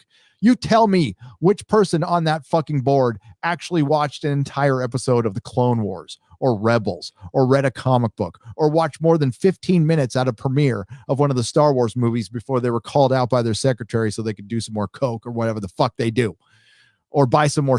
I don't even think these people are cool enough to do coke. I think they just fucking buy and sell shares and talk about how powerful they are, but they don't give a shit about fandom, and they're constantly crapping on it. And alls we've done is say, hey, we'd love to keep giving you fucking money if you stop telling us to fuck off, because the baseline, that your baseline is fuck you and here's your comic or here's your movie. And we're tired of it. And it has nothing to do with a president or fucking partisan politics. It has everything to do with your petty fucking agendas and filling this and it side rails every fucking story. Every story goes sideways because you can't. So for existence, Rey can't have a mentor. So she just grew up by herself on a rugged desert planet. And we're supposed to accept that. And you know what? It's fine. If you want to make a shitty movie, fine. But when we go, hey, this is kind of stupid, racist, sexist, we're tired of it. We are tired. It's ridiculous. And it's also just such a level of incompetence that these people should be sued. I mean, it's essentially like a chef never tasting his own damn food. Yep. So never knowing if he's gotten the balance just right, not giving a damn, just sending it out there. It's got the chef label on it. It's got my name on it, Dominique of France, and he doesn't even bother to eat his fucking food anymore. So they're not watching the product. They have no knowledge of the product. They don't give a damn. It's because that they're really all a bunch of multinationals. So, whatever show it is, it doesn't even matter if it's The Mandalorian or the Star Wars sequel trilogy. It's just a small portion of the overall corporate pie. They don't have any experts on the board that will at least monitor. There should be somebody on the board, at least one person on the board for every property that is tasked with actually watching the damn thing, at least knowing that the product that they're putting out is something that's not toxic, emotionally toxic, mentally toxic in this case, not actually food poisoning toxic like a chef. But good God, how can you not pay attention to your own product? It's insane. And no wonder that fans are so disgruntled. And then they have the gall to, when people, product testers, get back to them which is what we are. We're like kind of like the coals in the canaries in the coal mine. We're the product testers. We're the ones that look at this stuff and say, this is substandard. This is why. And you'd think that they would have some kind of customer relations department at the very least that would look at these, write up memos and say, well, this is where we're getting a lot of feedback from our customers that they don't like this stuff. But they don't give a damn about that. Ultimately, the biggest problem is that they are so obsessed with their propaganda and their damn little platform messaging that they're sending a clear message that we don't matter, that the fans don't matter, the customers don't matter. Their focus is on everything else but you. Now, how does that make you feel? As a consumer, you're really ultimately the most important person in the chain because you're the one that they're courting to get your attention, to get your approval. But if you're not going to spend on the garbage that they're putting out, then they're sunk. They're sunk. And I think that this garbage, hiring this obviously racist, tweeting out nasty racist shit on Twitter, and saying, yeah, that's the kind of corporate messaging we want. Well, you know what? You have alienated a big part of your customer base, and it's quite clear that you just honestly do not prioritize any of us anymore. So why should we give you our money? That's why I say, without respect, we reject. Keep your wallets closed. Starve the beast of money. Don't buy anything from Disney Star Wars. Hell, if you can afford it, if you can stand it, don't buy anything from Disney, period. Send your displeasure to them directly and withhold funds from them until they are brought to their knees. And believe me, folks, you don't quite realize it, but they are on their knees. And that is why this stuff is even like getting noticed by them at all. I'm sure that there's a faction of them now that are horrified that this happened, and another faction like KK and those people that are thrilled. There is a split there. We need to stay on it. We need to not be silent. We need to be vocal. We need to be assertive, and we need to tell the truth. Because, they're gaslighting us. They're basically pulling like a double speak Orwellian kind of maneuver by saying that they're the ones inflicting racism across Twitter, and then they smear us with it for calling them the racists that they are. Yep. We have to not allow them to get to us. We need to not let them intimidate us, to get into our brains and convince us, oh, we're gaslit. I don't know which way is up anymore. No, I know which way is fucking up. And I know what racism is and sexism is, and they can fucking do articles and print shit on the BBC until the fucking cows come home. I'm not going to forget who I am. I'm not going to forget what racism and sexism really are, and I'm going to keep talking about it. Yeah, none of us. I'm like, none of us are going to stop fucking talking about this. And and good for Itchy Baka. Didn't get enough credit on this one. He's the one who kind of collected all the tweets. And yes, there's a huge distinction. And I want to repeat this. If she had made one tweet 10 years ago, and other people said this too, I wouldn't give a fuck. But this is like multiple tweets. And I haven't said I want her fired. I just think you could have hired somebody else. I'm aiming this at Disney. She's just an actress. She's a poser. She's an adult pretender. Again, she was probably just riding the wave of BLM and just thought it would sound cool to get herself attention. And guess what? It fucking worked. It got her a job that probably pays $500 to host a fucking High Republic show. She was on some role-playing game. And you know what? A lot of these corporate YouTubers and shit is filled with like failed comedians and shit. That's nothing new. It's fucking nothing new. But they're posers. They're absolute posers. And I don't mind new people coming in as fans, but you learn, you pay your dues like the rest of us. You got to pay your dues, which means you're actually interested in this shit. Right. You're passionate about it your entire lives. When you come in, you know why you feel a little intimidated when you come into a nerd community? when you haven't done your fucking homework is because you're in a room probably with people who have been reading comic books since they were 5, who grew up watching 66 Batman, 50 Superman, grew up, in the theaters, seeing seeing Raiders of the Lost Ark 50 times. Yeah, you're competing with people who read every Star Trek novel, every Doctor Who novel, who listen to every fucking Big Finish over and over again. Yeah, you're way behind. It's okay. If you show respect, they will help you. We love to share shit that's good.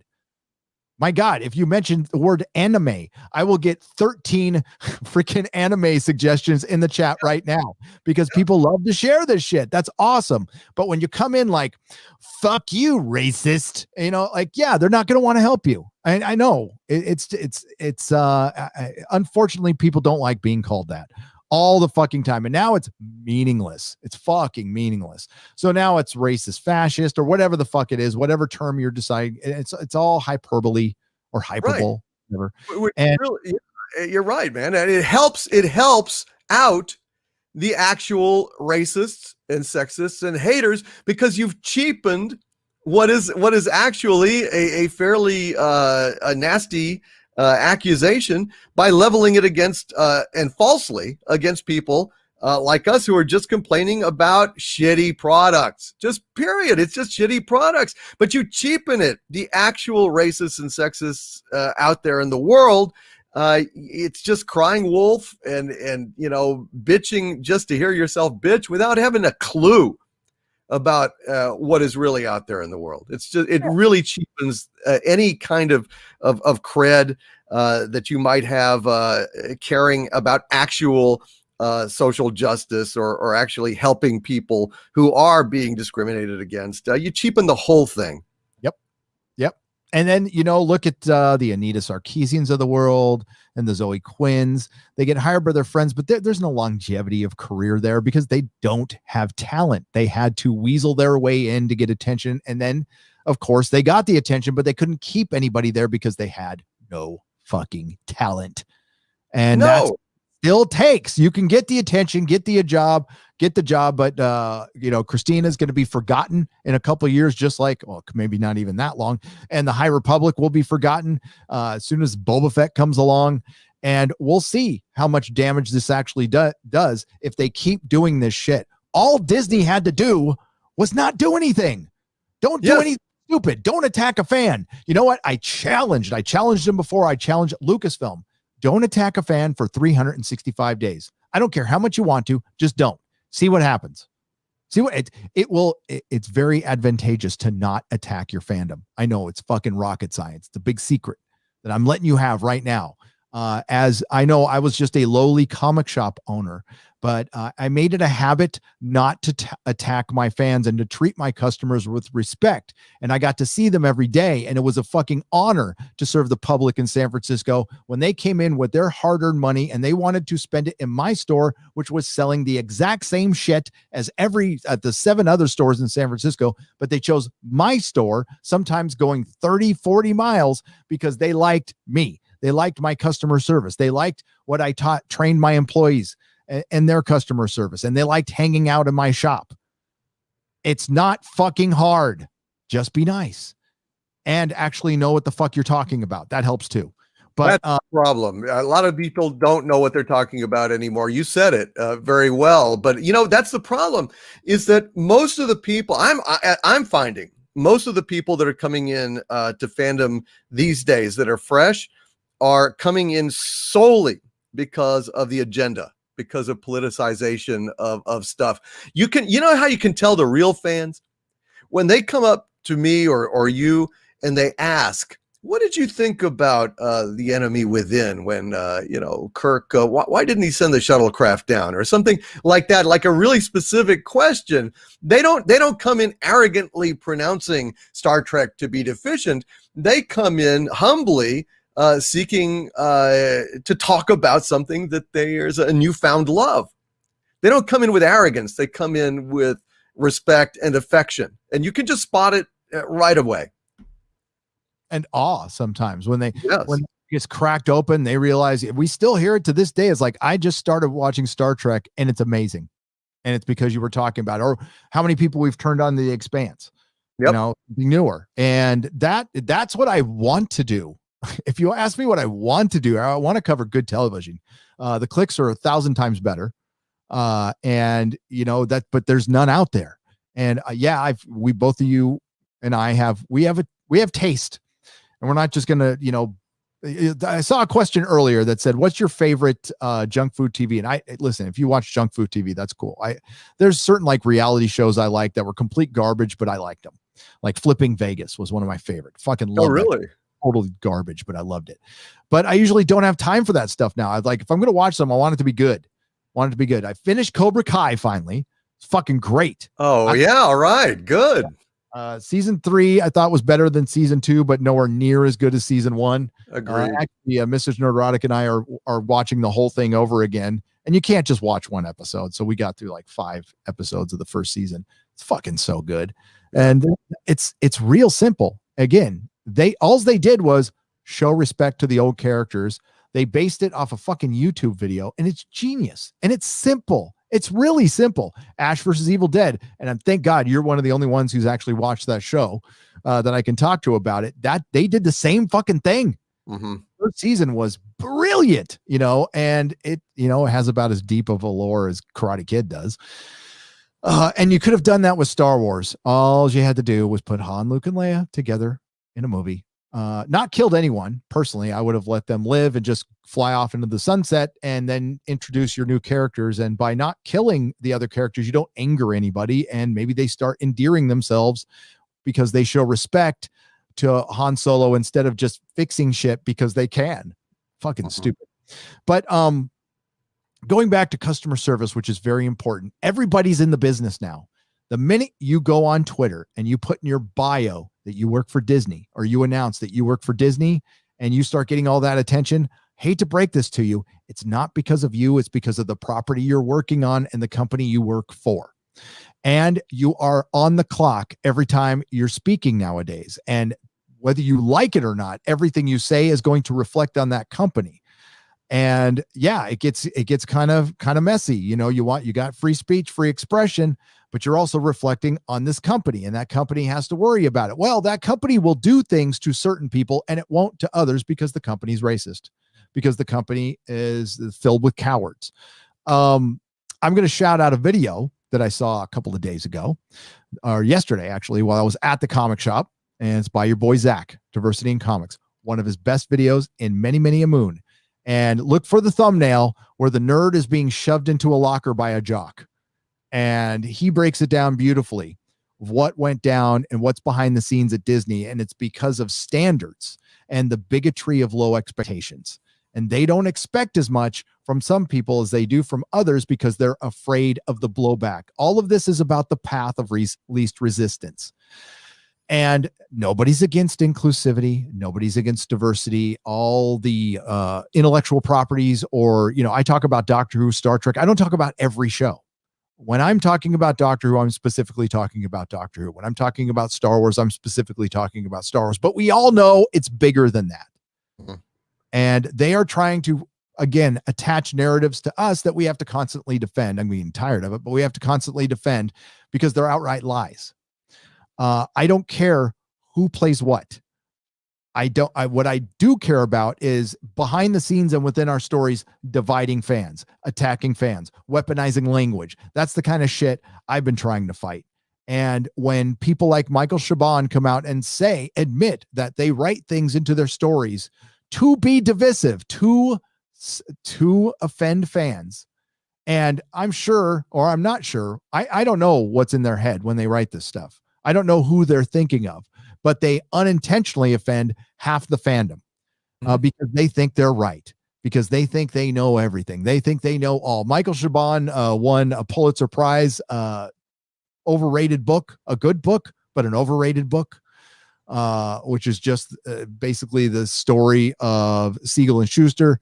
And, you know, but I liked it at the time. I met the guy. He was a nice guy, but then he says something as divisive as he did in Variety about Star Trek Picard. Then we have Patrick Stewart himself coming out and dividing the fan base because he doesn't give a fuck. They don't give a fuck about the fans. They don't care if they lose customers, and they don't care if you have a lifelong love of something, and they don't care. Like for Star Wars theory, his connection to Luke Skywalker was because he had cancer when he was 6 years old. So he used Luke as a coping mechanism, right? They don't give a shit about any of that. They just want to make their few bucks, use it as a platform, and leave. And if they can make themselves feel better by calling you a racist on the way out the door, all the better. All the better. Yeah, no, well said, man. Well said. It's pathetic. Platform versus narrative. That's what it boils down to. And, you know, the good writers want to do narrative, and the shit writers want to do platform. You know, it's substituting a feeling of self-righteousness for a feeling of achievement. These people do not achieve. They proselytize. And that's where Star Wars is. And this is why I didn't buy, and I'm not going to buy in to this. You know, it's bad enough they own Marvel too. Disney Marvel. That's what I call it. Yeah. And, you know, I'm watching WandaVision, which we're going to talk about in a second here. And I'm enjoying WandaVision for what it is. It's not, you know, great television, but it's not bad. It's not bad at all. But constantly in the back of my mind, I'm like, when is it going to happen? When is the MCU going to come in? When are they going to, I mean, it's going to, it's a matter of time. And I hate doing that. And I just want to enjoy the story, you know? And I don't, Elizabeth Olsen is great as Wanda, and Paul Bettany is great as Vision. And no, it doesn't always make sense. It's I don't know. I look at comic book stuff. I don't look at it. I don't treat a comic book film the same way I would look at a Star Trek film or The Expanse. I have certain expectations with each individual story. But I generally don't have a problem with WandaVision, although I still believe it is it's a good show that's ushering in the MCU. And really? I think bad might come of it. It might act kind of like a Star Trek 2009. You know what I mean? It's going to be that significant. Yeah. Oh yeah. This is going to, we'll talk about it in a second. Let me get to a few super chats, and you watched the last episode, right? Yeah. Okay, good. Jester of Roanoke for $2 is the one. What's your guys' favorite junk food television? So I answered mine. I go back and watch reruns of Flipping Vegas. I do. What's yours? I like MTV's The Challenge. Big fan of The Challenge. I watch every season. Fuck Johnny Bananas. And I watch like Survivor and Amazing Race.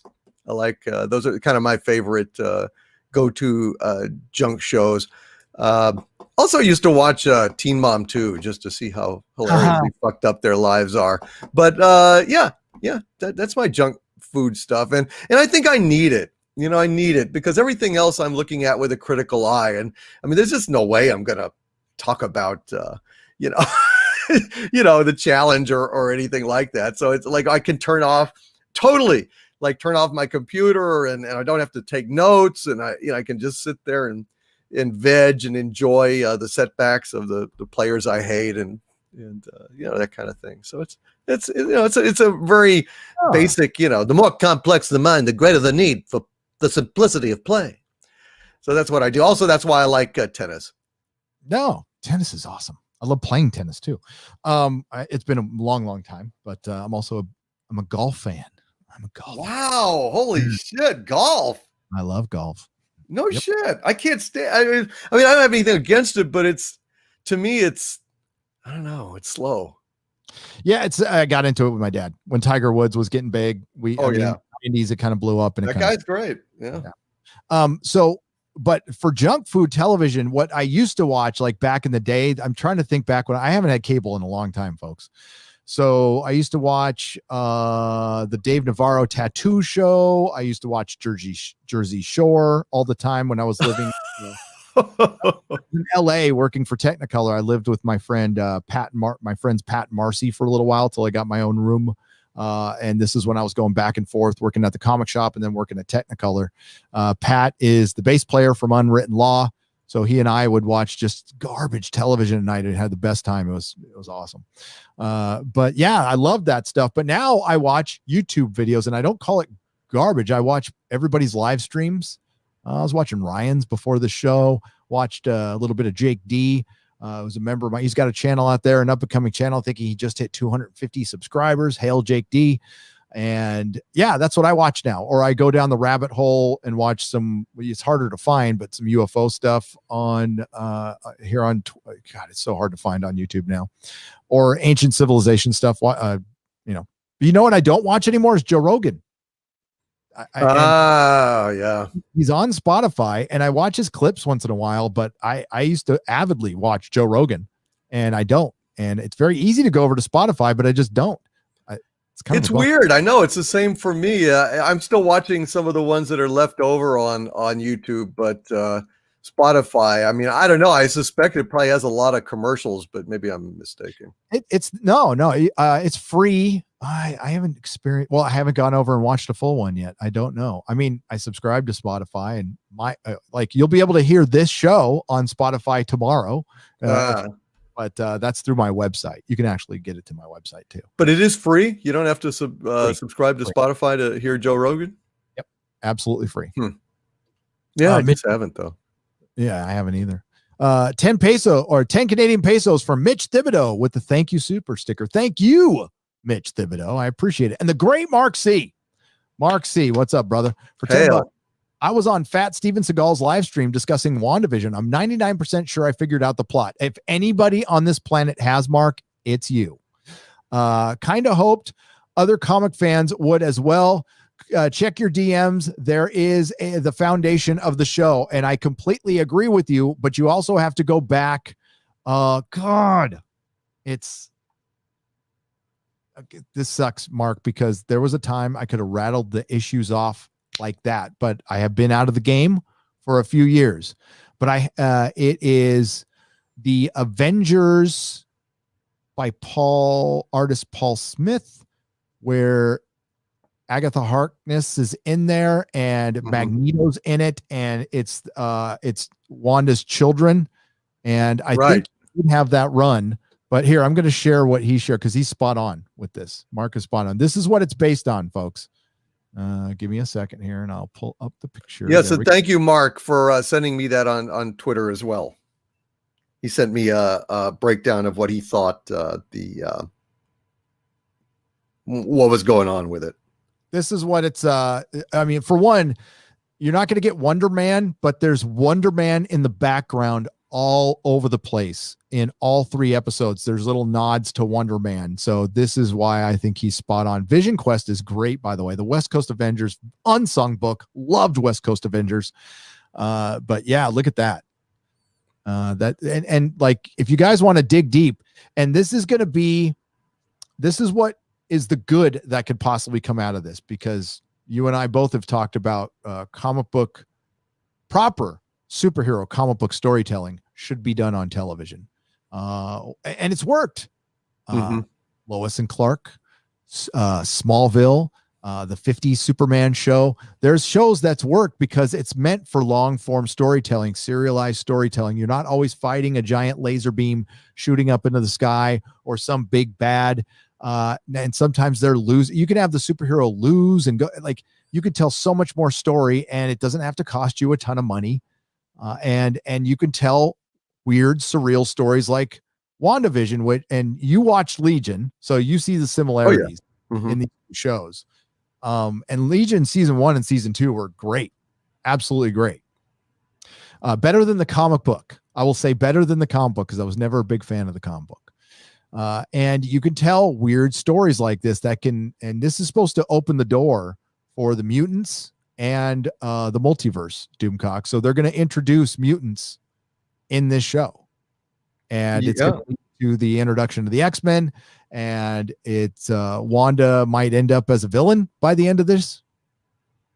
So who knows? And I think shit's going to start going down next episode. Well, it's about time, because I don't know if we're talking about it now, but I was not a big fan of this episode.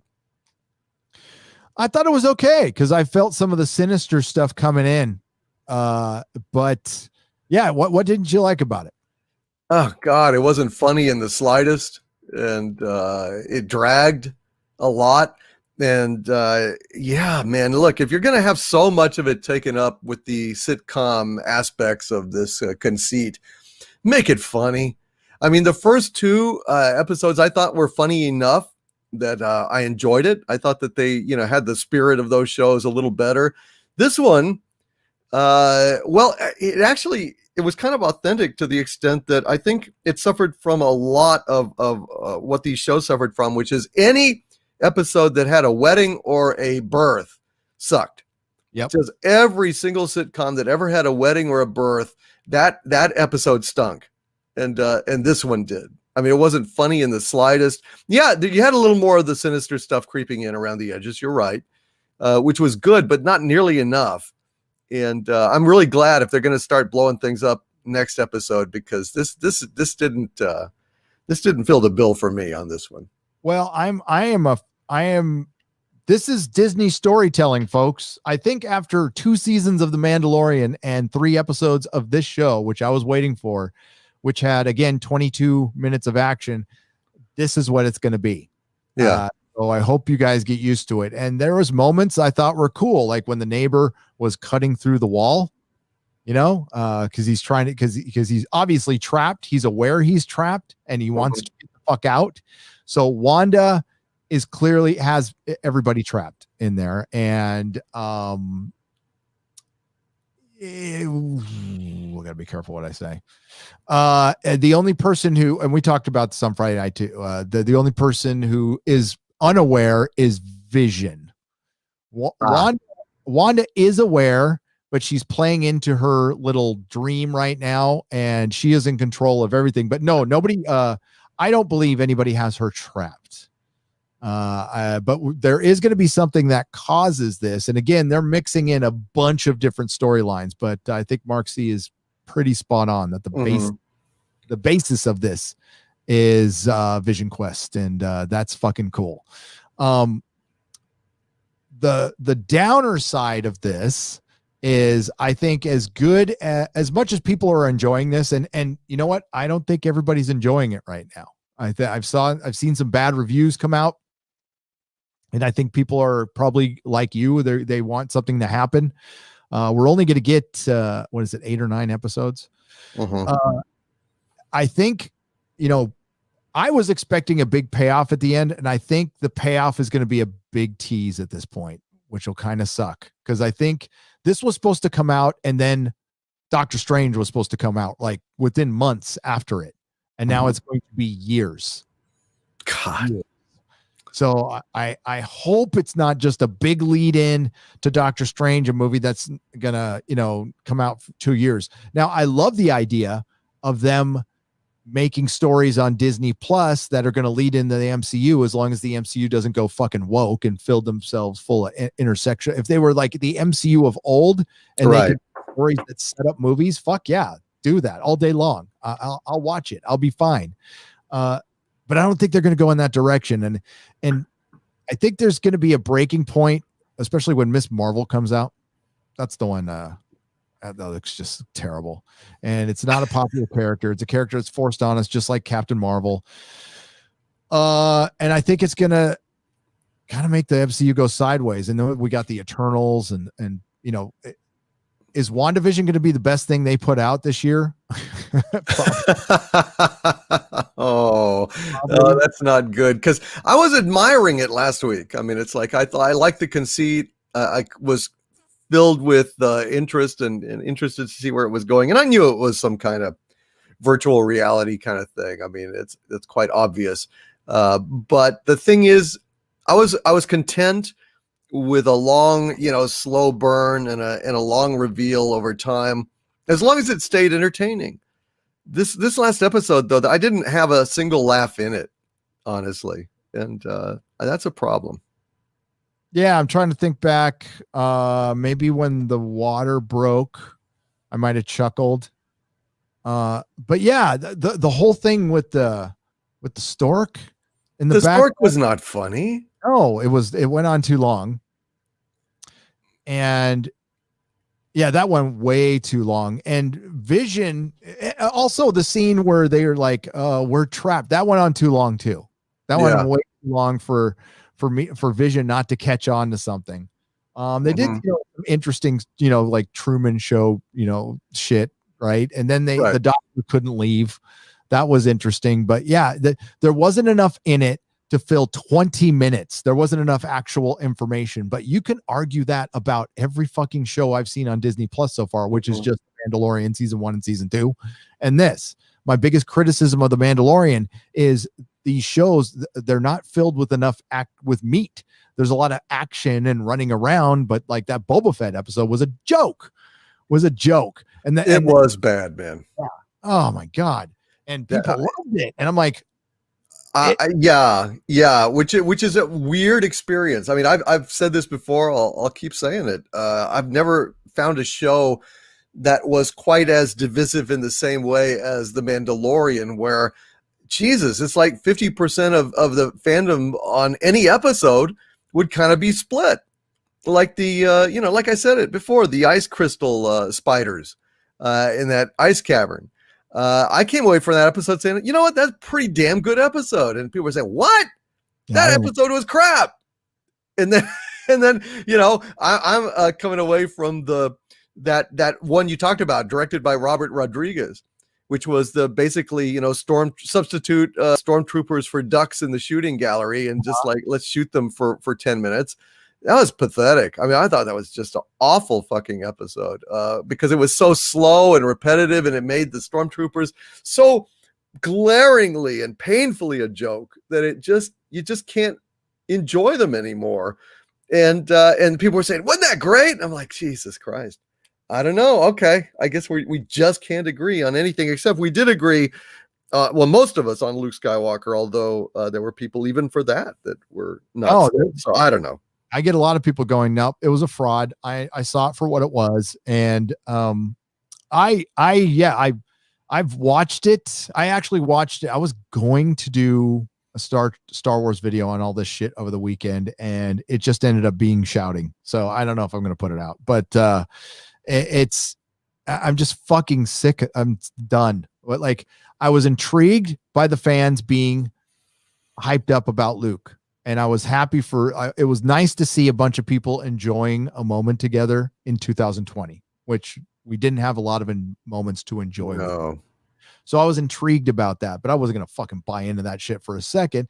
And then, Pablo Hidalgo comes out and all this shit. And I'm just like, nope, they're right back to fucking where they were. So now I don't think shit's turning around at Disney Star Wars. And I think it would be a miracle if it fucking does. And it will. And you better pray Jon Favreau stays with that organization, which he is not. He is just he is a hired gun. He's working on shows, but he doesn't work for Lucasfilm. He is a contractor who has been hired to write some stuff, but he is a free agent who can take off whenever he wants to go direct a movie. I'm sure he's going to be there for a couple of years, but he needs to be there for 5 for shit to get fixed. And if he's gone, abandon all hope. It's gone. Because I think he's the one guy who gives a fuck about fans. And I think Dave Filoni will go whichever way the wind blows, personally. I'm not the biggest fan, but I don't hate the guy either. I just think he's just a Lucasfilm lifer. Favreau, again, is from outside, but he helped create the MCU. But and maybe that's how he can obtain power. Maybe that's how he gets rid of Kathleen Kennedy. He pulls a Kevin Feige. He starts making all the good shit. Everybody starts associating it with him like they're already doing. And then that gives him the power because that's perceived power, which is real at some point.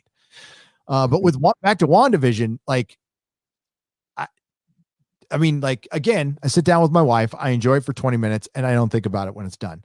And if we want to talk about what happened in the episode, well, she's pregnant. She gives birth to twins. There's a stork scene where, because of her contractions, reality is starting to warp within an already warped reality. So a painted stork on the wall comes to life. Some butterflies come to life. It rains inside. There's one little scene where the neighbor is trying to saw his way through a wall, but that's it. And then at the end, they get rid of Geraldine, who's Monica Rambeau. And she spits her out of that dimension. And as she gets spit out, like, these cars come on her, and then they end the episode. And that was like, no, because this is the first time something actually happened. We need to like stay on the scene where somebody at least says, Monica Rambeau, are you okay? Or, put your hands up, whatever, but no, they just ended it. And then how do you like those credits that go on for 10 minutes? Oh, I know. Out of a 30-minute show, the credits literally go on for 7 to 10 minutes. It's hilarious. God damn, man. They are low on substance. I got to say, low on substance. And it's so it's 2 hours of plot being stretched over 9 hours. Yeah. So yeah, you're right. Essentially, it's a movie. All of these started out as movies, I'm sure. And then they've just repurposed them for TV because now they're giving up on theaters, and it shows. That's probably this episode here was one of the filler ones that they didn't have much script for, so they had to just fill it up. But that's why it's not funny at all. I could see, I'm not saying this happened, but I could see this happen. So there was a Vision miniseries by Tom King that was popular. I hate Tom King. Fuck Tom King. He ruined Batman. Yeah. But it was popular. And somebody might have written a script based on that, and it was rejected. And then they just repurposed that into a show. So like you said, I think that's might explain a lot of these ideas. And they need content. I mean, why do you think they're announcing another Game of Thrones prequel? That's ridiculous. It's I never want to return to that universe again. No, my God. Any video I do on that subject, that's all I get in the comment section. I'm fucking done with Game of Thrones. I'm done. Never going back, ever going back. And, you and I loved that show. I fucking loved it. I loved it, man. Oh, absolutely loved it. When it was on, it was just the best damn thing on TV. And remember getting excited for Sunday? You get Oh yeah. Oh yeah. I would arrange my schedule around it. And I would go out to bars and stuff where the proprietor would be hooking up his laptop to a projector because he couldn't wait to get home to see it. He'd be showing it in the bar, And it was telling after the horrendous events of season 8, episode 3. And I remember like coming out of a bar on that Sunday and walking past this courtyard where they had the Game of Thrones episode blaring on a big screen.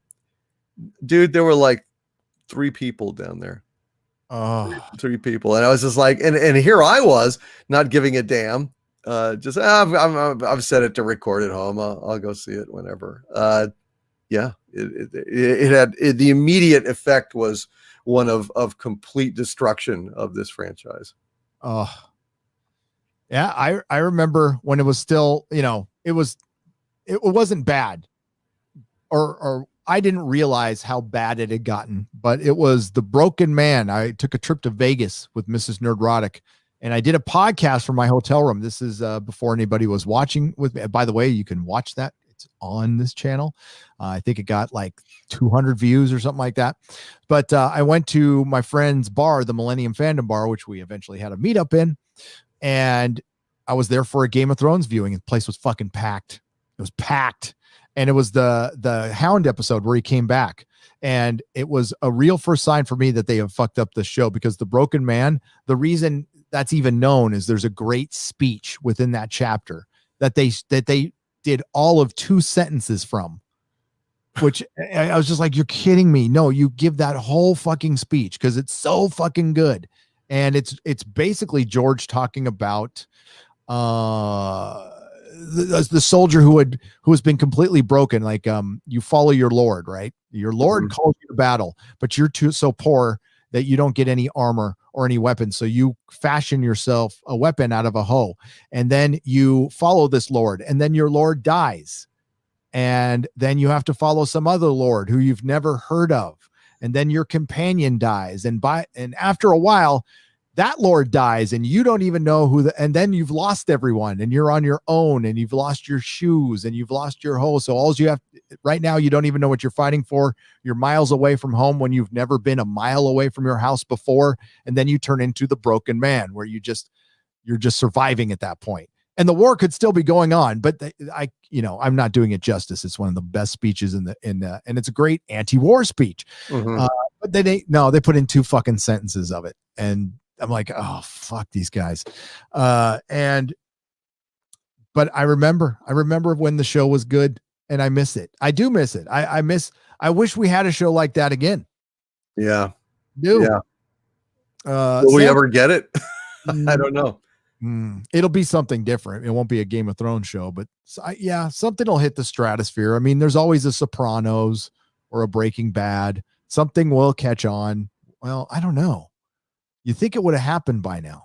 Yeah, I've been watching a show that I think had a lot of potential to be truly great. It's over on HBO Max. It's called Warrior, and I did recommend it earlier. I'm watching season 2 now, and it's gotten kind of woke.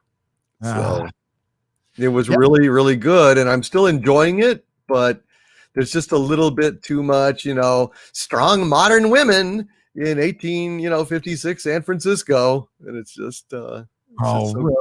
Yeah, you guys, just give up period pieces if you're not gonna fucking if you're not interested in the period, then quit wasting our time.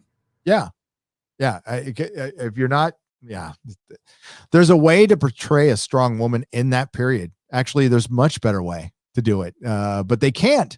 See, they've put rules on themselves, Doomcock, and that's why maybe we won't get a show like that anymore. That's going to catch on with everybody because of the rules they placed on themselves. People still want traditional heroes, good storytelling. We want, but Hollywood is afraid to do it. All of this is based on fear. They're so afraid of being called a racist or anything else that they're willing to fuck their careers for it. Writers are self-editing now. And that's why people are, during the coup, Hollywood should have had one of their best as far as commercial television and cable television and streaming. This should have been the year of streaming, of at-home watching. Oh, God, I know. It should have just exploded, and it didn't. Ratings are at all-time lows. NFL ratings crashing. NBA ratings crashing. Baseball. Fucking television, regular terrestrial television, all-time lows. The one exception, The Mandalorian at the end with Luke Skywalker, probably the most watched fucking show on streaming. Absolutely blew the fuck up. Mm-hmm. What's the big difference? There's a big difference between that and all the other shit they put out. I would say The Expanse would be one of them, but they made a huge fucking mistake last year. They did. And also, I think this year, Gary, I mean, they made a big mistake this year. And that mistake, unfortunately, was announcing even before the first episode had aired, that it was canceled and that next season would be its last. And it was so definitive that it just kind of took the wind out of my sails in terms of, striving to promote it. It's like, well, no matter what we do, that's all we're going to get. And okay. I mean, why bother to try and shill for it and stuff? I mean, their jobs are safe through next year, then we're going to get what we're going to get. And that's it. So we shilled hard for that show because we believe in it. It's actually good. It's actually a show. I believe in it. But I wasn't willing when they did that. Why should I put my neck out, and because when we do videos about it, they don't really go anywhere. They don't get any traction because they didn't listen to us. Yeah. They used to be a weekly show, and then you stopped being a weekly show. You dropped all your shit at once, and then you went back to being a weekly show. That was stupid because you know what? If it broke the habit. That's why TV is at an all-time low. All these, and you've talked about it, all these habits have been broken. That's why comic shops are suffering right now. Well, the ones that relied on Diamond, because the habit of habitually comic buying, I said habit twice there, sorry, is broken. It's done. The habit of film is done. The blockbuster Friday movie habit is broken. You're not going to be able to reignite that. That's not anything you could just turn fucking back on, because it's not going to happen. So yeah, sure, the passionate people are going to go, but the normies are used to it now. They're like, I don't need to do it. It might be a novelty when it comes back, just for some people, but some people from this coof are never going to leave their houses. You freaked out some people sufficiently that they will never leave their houses now, and they're going to walk around in saran wrap with fucking gloves on for the rest of their lives. Thanks to all the fear porn that's been delivered out there.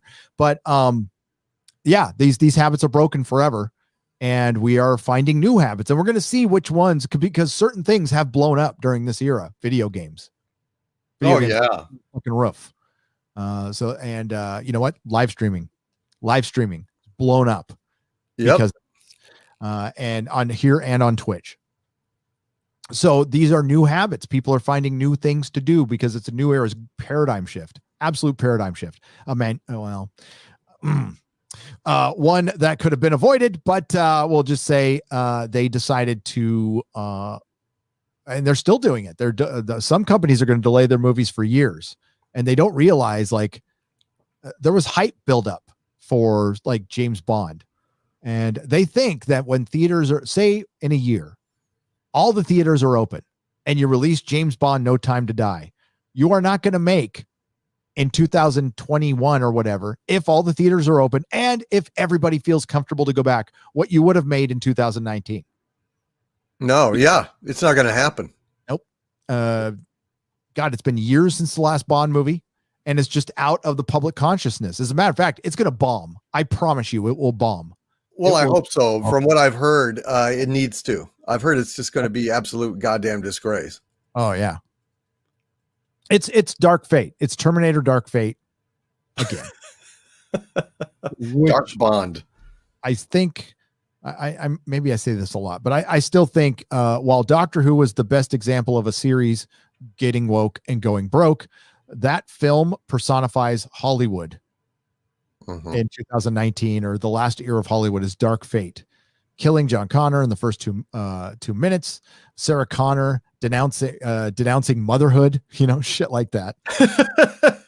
The Terminator is a draper, a fucking draper. Oh my God. Batwoman is literally imperfection and too much crying, says Sam Whiskey for $4.99. Was there? Yeah, there's the crying is there's a lot of fucking crying on TV. And oh my God, I know. Star Trek Discovery. I cannot believe that they went from Mikey Spock having zero emotions other than arrogance and bitchiness to crying and then being arrogant and bitchy. Every episode. Cry. Yep.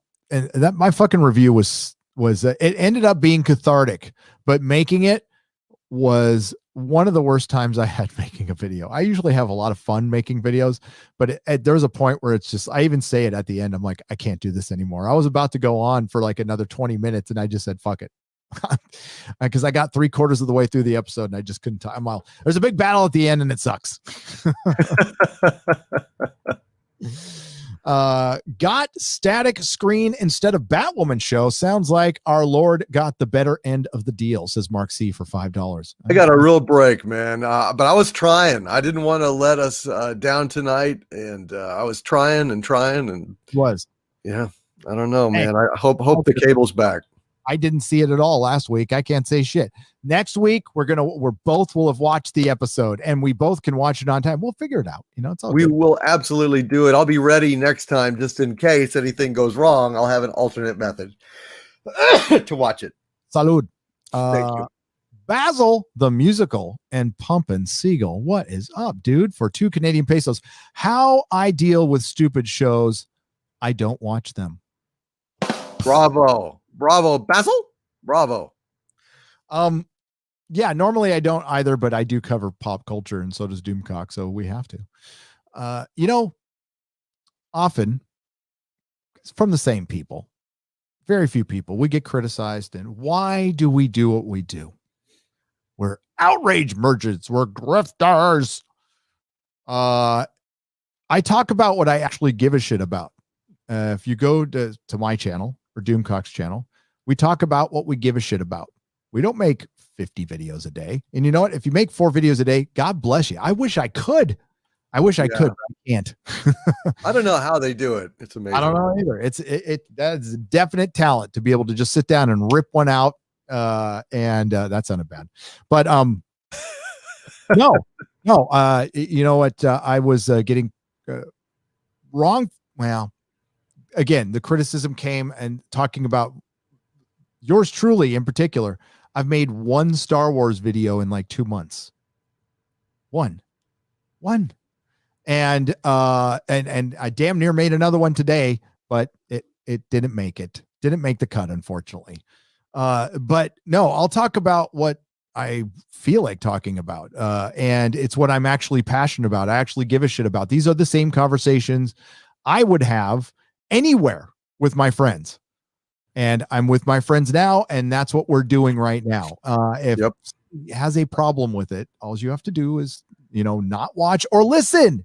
You might learn something, because this doesn't come from hate. Again, Doomcock will show his layer someday, and his layer is 50 times what I got. So, and I've got a lot behind me. This isn't hate. This is love. These are things I love.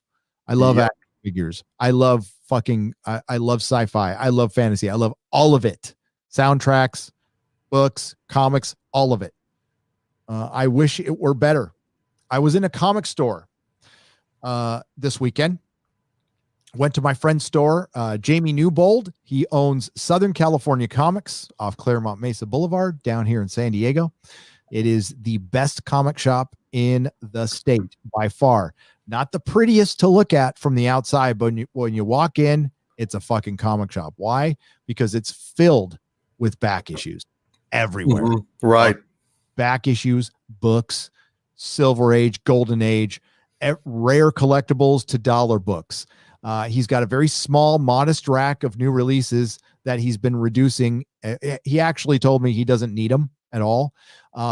Jamie Newbold told me that he had the best year he's ever had in his almost 20 years of business at this comic store. I remember when he opened up last year. Why did he have his best year ever last year during such a downtime in comics?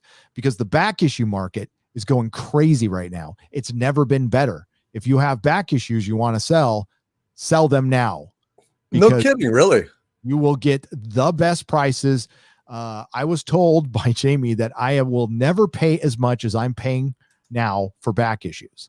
And by the way, if you want to sell him back issues, you can go to SoCalComics.com. And if you got a decent sized collection, go ahead and shoot him an email. He's in a buying mood. But I went there and, I dropped a fair amount of money because, it's been a while since I've been shopping. I took Nerdrotic Jr. I told him, he's been a good boy. He can spend $100 on whatever he likes. And he bought a bunch of Teen Titans trades, Silver Age and some Perez stuff. And I bought a bunch of supplies. I think I bought like $200 worth of, short boxes and shit like that. And then I bought some other stuff. But I didn't buy any new releases. I didn't buy any new comics, had no desire. And we got to talking about it. And, comic shops don't need to sell new comics anymore. That era is over because the habit was broken, but people still want to buy American comics. I know manga has eaten up a lot of the sales, deservedly so. They're telling better stories, but there's still a strong desire for the American comic book. So people just started looking backwards, and they're doing the same with arts and entertainment of all kinds right now. And it's a good time. So if you want to sell your comics, now's the time. And not every shop is doing that. And I mean, there's Mile High out there, but I would talk to Jamie a long time before I'd talk to Chuck Krasinski for anything, to be honest with you. He won't give you the best prices. I'll just say that. Jamie will be fair with you. So if you want to contact him, but it was a great time. I spent an hour and a half there with my boy, and we were geeking out over, Wolfman and Perez Teen Titans. I found some Donner Superman collectibles that are fucking weird and rare, and never seen them before. This cutout kit. There's this like a little paper cutout kit that you can remake the scenes from Superman the movie with paper. Never seen it. And it's 80 pages. And I'm like, oh, like anything Donner Superman I buy because it's one of the greatest movies ever made. And it's in 4K now, by the way.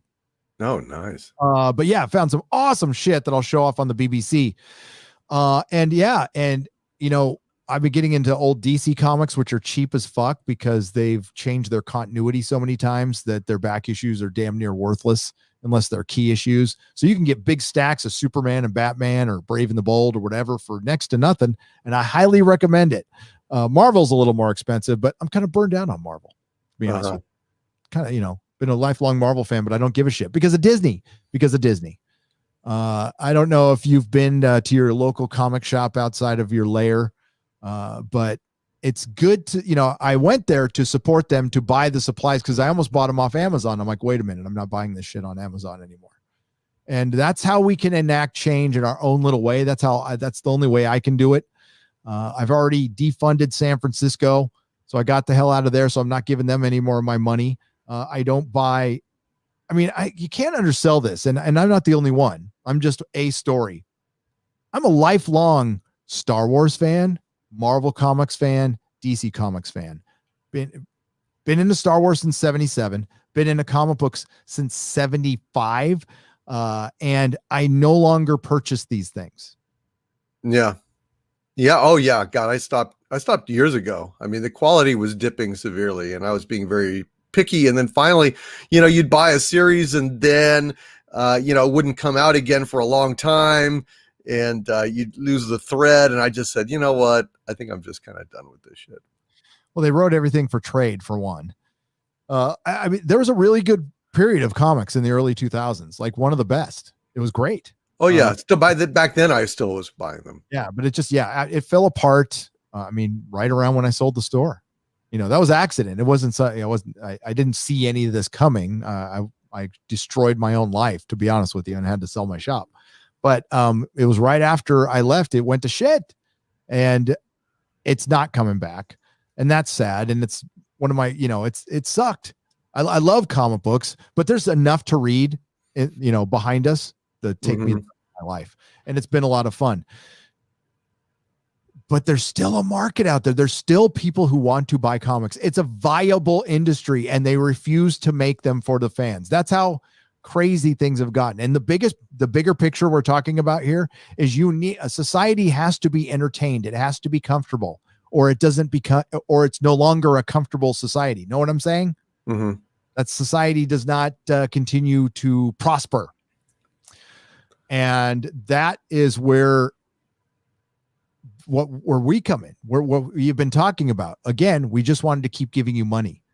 Nobody's asking for right-wing politics to be, you know, we don't want a right-wing Star Wars show. No, you know, I don't want a political. Star Wars shouldn't be political. Exactly. It's fucking ridiculous. You can do your basic stuff like war is bad, which isn't political. It's moral. But you know, Star Trek is made for that. Sure. But not Star Wars, not fucking Star Wars. And I don't know, dude, I'm so pissed off because the goodwill that came out of the Luke Skywalker thing was a cool little moment. And at least we were able to get a charity stream out of it. But was that talked about at all once? Nope. I was taught in high school economics that losing money was bad. Did the CW skip that class? Am I wrong? These people, I swear, they suck. Says Evan Remillard, if I pronounce. Yes, hail Evan Remillard. Thank you for the $5. Yes, they did skip that class. Economics, no. We'll find out tomorrow morning when those ratings come out. I'm guessing 500,000. Doomcock says a little under 500,000. He's probably right. Total guess. Oh yeah, Sam Whiskey for $2.99. Captain Nerdrotic throws his mighty shield. I love that Captain America theme song. When Captain America throws his mighty shield. Oh man, those old Marvel cartoons were such ripoffs. I mean, they just get Kirby frames and maybe animate the mouth and move the camera around a little bit. Very, very clever, but very much a ripoff. Yeah, I wonder why they didn't last. You know what sucks is they were many, many years ago. They were going to collect those in a DVD set. I pre-ordered it. It was ready to go, and then it never came out because of the rights issues. And I still don't know if you. I mean, yes, you can get bootlegs, but I've got those. But I wanted a professional one, right? Because as crappy as they are, I loved them. Because that was all we had. We had a 60s Spider-Man cartoon. There was a long time where there was nothing. And then the Spider-Man and His Amazing Friends and the Spider-Man cartoon came out in the early 80s, which was great. I love those. It was so good. Back when Iceman was straight. And then the 90s animated series was badass, but we didn't have shit. We had a live action show with Nicholas Hammond that I liked a lot, but then it got canceled. The Hulk show was cool. Like that. Mm-hmm. Time to be powerful in a van down by the river. Check out my latest Rianne Johnson takedown for some Schadenfreude. Hail to you. Critical ramblings for $5. I will. Anybody takes down the Rianne, I like it. Because Rianne is precisely what we were talking about. Film school grad, probably loved by all of his teachers. I doubt he gave a flying fuck about Star Wars in his entire life. Nah. No Star Wars fan would do what he did to Luke Skywalker. You saw the difference. You saw the difference. After Rianne Johnson directed The Last Jedi, he was out going after fans. After Peyton Reed directed that episode of The Mandalorian, he shot a little tweet over to Mark Hamill going, "Hey, it was a pleasure working with you. It was a dream come true as a lifelong Star Wars fan." He showed some old picture he had, and he showed his receipts that he was an actual Star Wars fan when he was a kid. That's the kind of respect this deserves all the time. Yep. I mean, that makes a big difference. Well done. I mean, it's night and day in terms of the quality of the film, night and day in terms of the reaction of the fans. Get people who love what they're doing and let them do it. It's not rocket science. And when you bring in people that don't know shit about it, they're going to do a shitty job. Yep. And that's what we got. Shit. Basil, the musical, and Pumpin' Seagull for 10 Canadian pesos. Sad how people always ask about Doom Thingy's voice. First, you should check out his live streams. Second, it's clear D robotic voice, his real voice, and D human sounding one is the fake synthesized voice. Duh. Yeah, this is the fake voice. Haven't we said that before? We said that before. This is very true.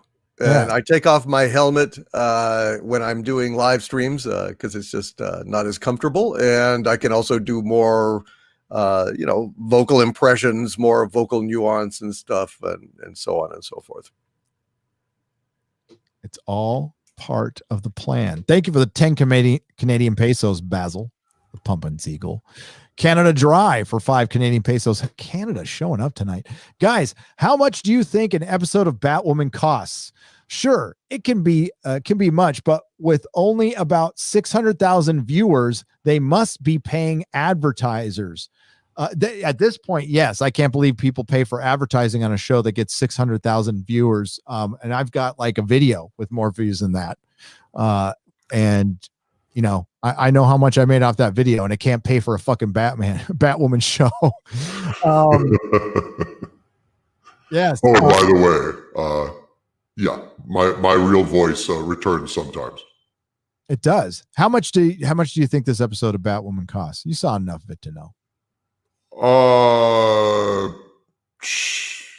Probably. I don't know. $30,000. I don't know. I really don't know. I doubt they have a budget of $2 million. No, definitely not. I'm thinking $1 million. realistically. Yeah, that's about right these days, I think. Yeah, because Star Trek Discovery season 1, each episode was 10 million, correct? Well, unofficially, but ultimately with all the reshoots and under table pocketing of funds, allegedly, I don't know for sure. Although I know it doesn't look like it's on the screen, but I would have to say ultimately went up to about 40 million an episode in season 2, I believe. Was that not correct in terms of the enormous amount of reshoots they did? Yes. And you could tell they slashed it in season 3. They took one trip to Iceland and they shot their on location episodes, which was like 3. And then they went to California and shot they were probably still in Canada when they shot that Federation scene outside. I'm trying to think of what else they shot outside, because most of it was in studio for season 3. But no, Batwoman, $1 million an episode, I think. Yeah, I think probably they couldn't get away with less than for an hour. But what did they spend it on? I don't know. Maybe it could even been something like 700,000. Yeah. What expense would there be? Well, I know. What is it? $1 million. So 30,000 of it had, oh no, more than that, 300,000 of it. So it's 30% had to be for the COOF.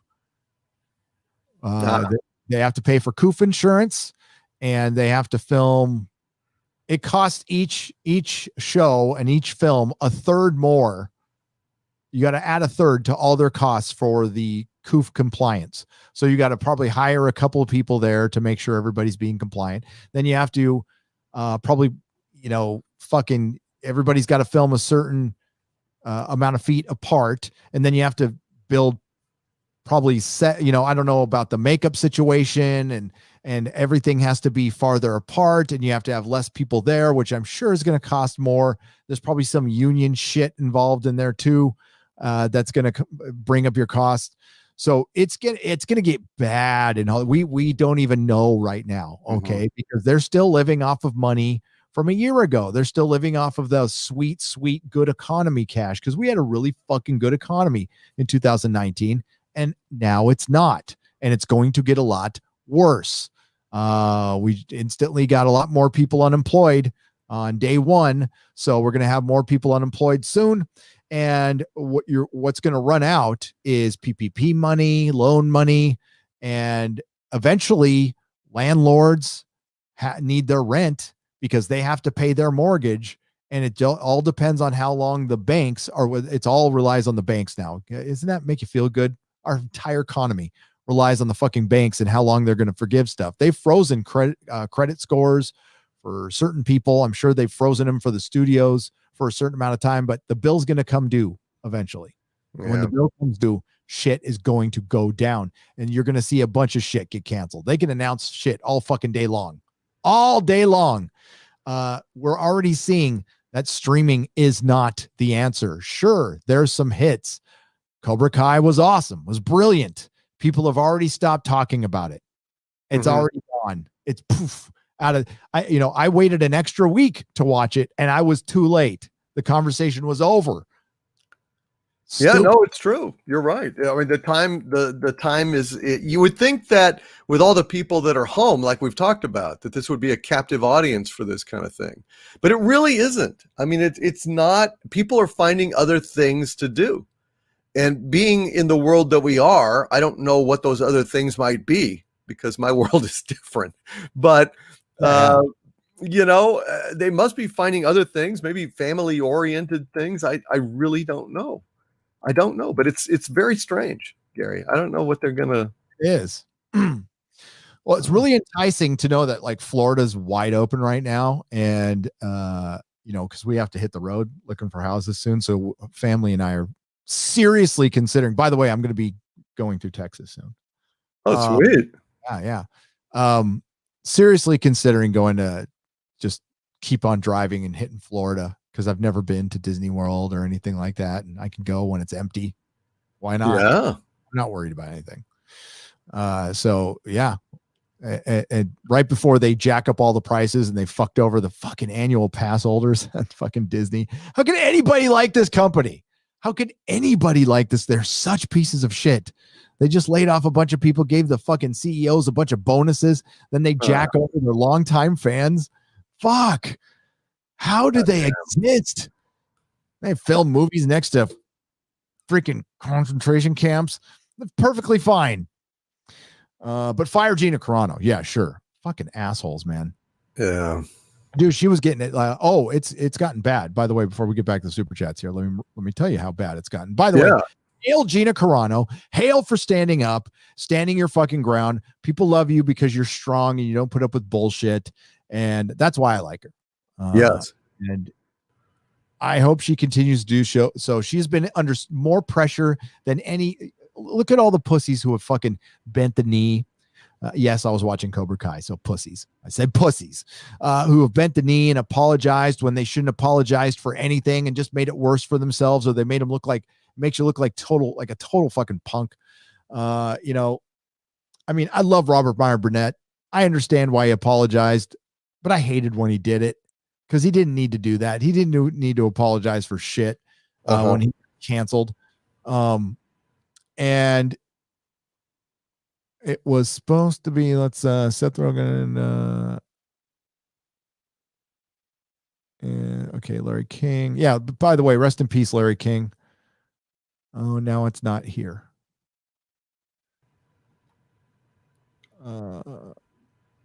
Okay. So here it is. It's in, well, I don't know. I have never heard of this site. And you know what? I'm not going to show them. Not going to give them the pub. But they are pushing that the Mandalorian Gina Carano Cara Dune could be recast or removed altogether. Now, have you ever heard of Inside the Magic? Are they a Disney site or something? Yeah, I think they're a Disney site, but I don't really know a lot about them. I still have not heard anything about them getting rid of Gina Carano or even proposed. I think that would be insane. I really think that would just be asking for a world of shit to come down on their heads. And so I am skeptical that this is going to transpire. But what do you know about, or what are they saying? Well, just one look at this place, and it looks like they want Gina Carano fired. Their number one article is hashtag fire Gina Carano goes wild. Fans react to Capitol riots. Here's what I've got to say for anybody who, now, as much as I got mad at Christina Ariel, did you hear me say I wanted her fired? No, you didn't. Because I don't give a fuck. I don't give a fuck if she hosts a fucking High Republic show. I don't give a shit. I don't care about Star Wars. It was just Disney being fucking Disney. Not fucking surprised at all. The only person I actually wanted fired, and at first I didn't, was Pablo Hidalgo. I think that motherfucker should get fired and take Kathleen Kennedy with him over all of his treatment with the fans. But as far as a High Republic show, I'm never going to watch it. It's a fucking massive bomb anyway. So that will go away unless Disney wants to shit away more money, and that's their fucking prerogative. I don't care. Listen, I didn't have any delusions that fucking Star Wars was going to get better. It's just not was Kathleen Kennedy's there. It ain't getting better. If she leaves, I might be convinced. If Jon Favreau takes her power, I might be able to be convinced at that point. But when you see shit like this, people who wake up in the morning wanting to cancel people, the hashtag fire Gina Carano, there's people who have gone through, there's moms, there's actual adults who gave birth to children who have spent their time looking over Gina Carano's Twitter feed, trying to find problematic tweets where she liked something that you might have disagreed with. That means you have a gaping hole in your fucking soul and you need help, immediate help. And there is a lot of people out there like that. If you are so jealous or enraged or whatever with somebody you've never fucking met in your life over the portrayal of a role because she said what? I haven't seen any actual facts. I've heard some pretty nasty shit being associated with her, but I haven't seen it, and I've looked for it. All I've seen her do is follow a couple of people who are conservative. She started a Parler account, which, by the way, doesn't make you fucking alt-right. I had a Parler account. Wish I had it back. I had 12,000 followers, and I had more interaction there from my videos than from fucking Twitter. I'm over on Minds now, by the way. Yeah, and she is called for unity, and she put beep bop boop in her fucking Twitter bio because she wouldn't bend the knee to the pronoun police. That doesn't make you a transphobe. And the new association with her, by the way, which I put up earlier, was she was inciting insurrection. Gina Carano was inciting insurrection, which is the new download for the NPCs, like I said earlier. I pay attention to her Twitter feed. I like once a day, I might go there and breeze through. Usually she's retweeting something about unity, you know, really nice stuff. I heard one person say that she tweeted something. It was saying something about supporters of the president have it worse than other what Hollywood would call marginalized people. I didn't see that anywhere. I looked everywhere for it and I didn't see it. And who knows if she would just liked it. Again, liking a tweet doesn't mean you're absolutely endorsing it. It might be from somebody you know or something. You can't get in somebody's head, but they want her fired so bad for doing fucking nothing. Absolutely nothing. This is a built-up narrative in the heads of a bunch of fucking NPCs out there, and you just want blood for what? For what? And all this is you have an empty hole in your soul. You are insecure. You are so insecure that you need that little bit of enjoyment of maybe thinking that you were complicit and getting something fired so you can feel powerful for what? 3 seconds? And then you're on to the next person. And no, and they don't have any evidence whatsoever. Again, they don't need any evidence. All of the things that they say against us, they're going to say regardless of anything we do, because it's not anything we've done. They just want to smear us. They smear us. They smear anything they don't like. They don't like Gina Carano. They've cut it in their minds that she's a certain kind of a person that's not supported by the actual textual evidence that you see in her account. But evidence doesn't matter to these people. They don't give a damn about truth. They just want to go ahead and feel good trying to get someone canceled or savaged or elevate themselves as more virtuous than their target by alleging things that are untrue. They are just a bunch of lying propagandists. They are. And I wouldn't fire Gina Carano if I were you. No. Fuck no, they won't. They better not. Bad move. There's a reason she was one of the most popular actresses on IMDb. She is extremely popular. I would argue that they can't fire her. It would fuck the show. And the show's got a ton of goodwill. A lot of people like it. And guess what? It's not left and right. It's people. A lot of individuals like the show. They like Katie Sackhoff being in it. And Rosario Dawson, the other transphobe who's in the show, who's never done anything either. And yeah, and the thing is, Disney didn't show support for her when they were showing support for this new hired host that they're probably paying $500 an episode to host some stupid fucking, I don't even know if it's on like StarWars.com or YouTube. Hope it's not on YouTube. Or actually, I hope it is on YouTube, to be honest with you, because you'll get a dose of reality there. But no, they don't show support for her when it's not just fans. It's not just anonymous dipshits on Twitter. It's the entire Access media has built this narrative and pushed it. Mm-hmm. It's not just a fan. And so what Star Wars did by supporting Christie, and they had to know this would happen, was they were endorsing abuse on Gina because they knew what it would turn into. And that Twitter feed, the one calling out bullying from Star Wars turned into a constant attack on Gina Carano. Yeah. No support for her anywhere. So, this isn't breaking fucking news. Star Wars and Disney and Marvel, they're all hypocrites. They're all fucking hypocrites. And we know that. It's how long we support them. Now, again, yes, I'm an honest person, so I pay for my fucking Disney Plus, but I get to write it off and I get to review the shit. I cover pop culture, but I don't give them a cent. on anything ever again. Haven't for years. This bought secondhand from a bloke on eBay. And this is honestly the fucking first Star Wars. Oh, yeah, we have to not support them in doing this kind of gaslighting and labeling and really bearing false witness. That's what they're doing. They're slandering the fans, slandering us, slandering any viewpoint that they don't like. And the thing they don't like about us is that we don't like their product. But they're misattributing our motivation for it. They're saying that it's because it's or phobes or something. No, it's because it sucks, and you'd know that if you were a fucking fan. For God's sakes. For fuck's sake, how can you watch the Disney sequel trilogy and say, you know what? That's entertainment. No, that's garbage.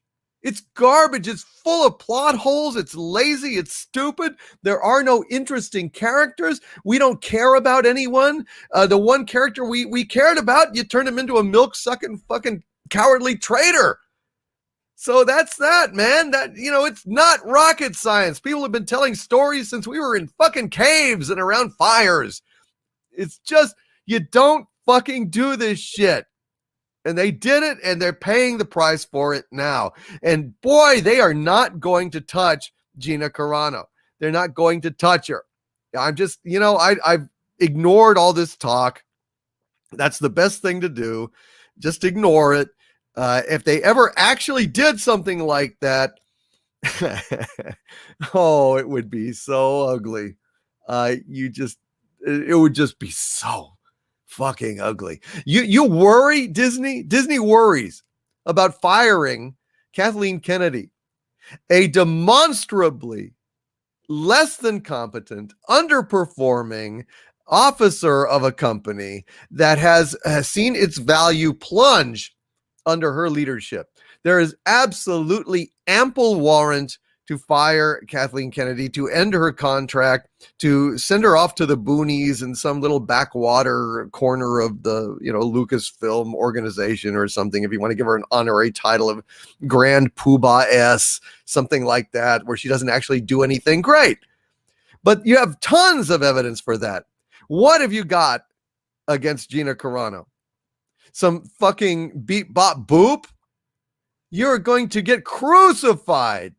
So I don't believe they're going to do it, but of course that convinces me that they will, because they always make such wonderful decisions, don't they? Fucking the smartest company out there. Oh my goodness gracious! If you've got a bad idea of how to handle yourself, they'll take it. They'll take it. Hey, look, Batwoman is fake trending on television because they paid for it and it still doesn't help. So back to Star Wars. Our Star Wars community is one of hope and inclusivity. We do not stand for bullying or racism. We support Christina Ariella in her calling out white people for all their racism. So the racist didn't like being called racist. And of course, there's our good friend Lord Bernfredo right there calling in. You might know this jackass.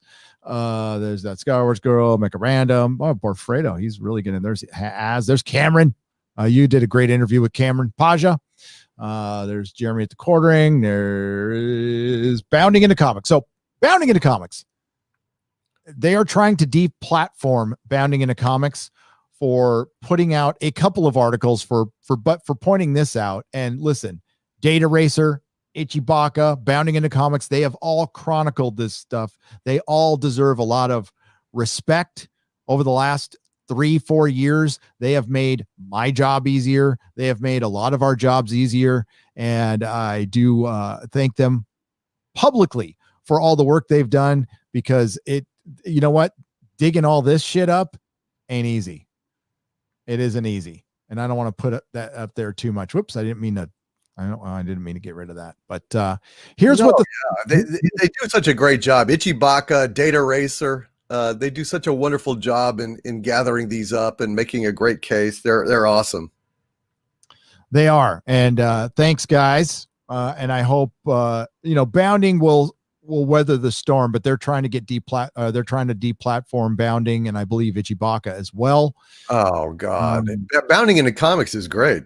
Yep, John F. Trent's a good dude. I spent some time with him in New York, and really genuine, nice guy. He's a new papa, and I look forward to seeing him again. Hail John F. Trent. So after we get by our buddies here, it gets into the Fire Carano. Then she represents exactly that. She's exactly the opposite of racist. Fire Gina Carano, please and thank you.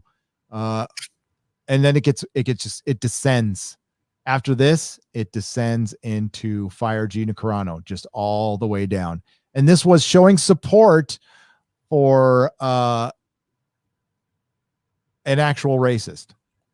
Yeah, right. Somebody that has repeatedly tweeted against a class of people, a race of people, a sex of people. Yeah, it's pretty much racism. I'm sorry. Any way you cut it, it's racism. Yep.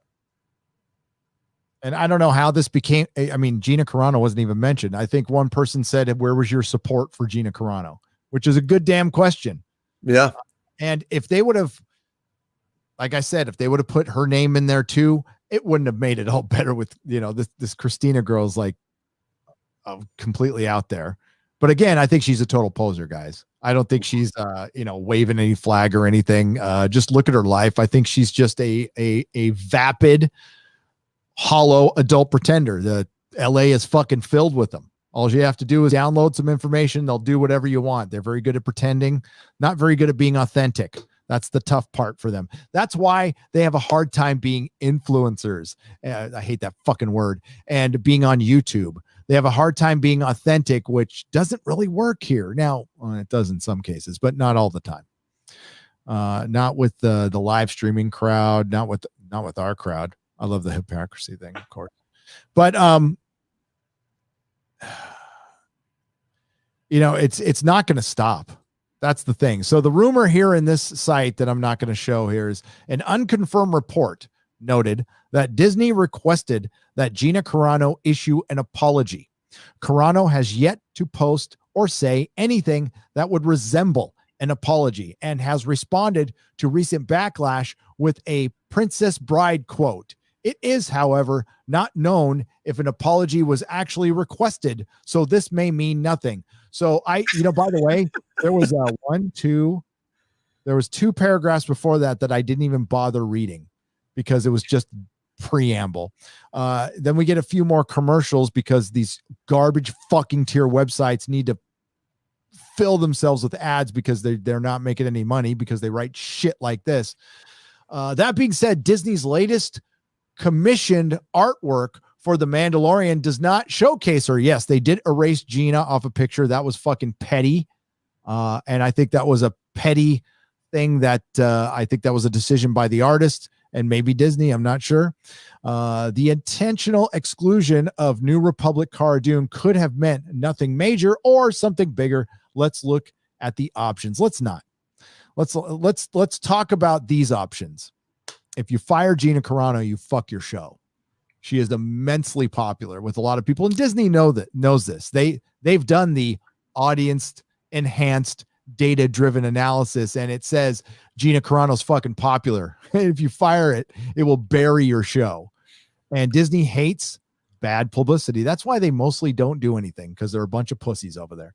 But you fire. But what is she supposed to apologize for? Oh, nothing.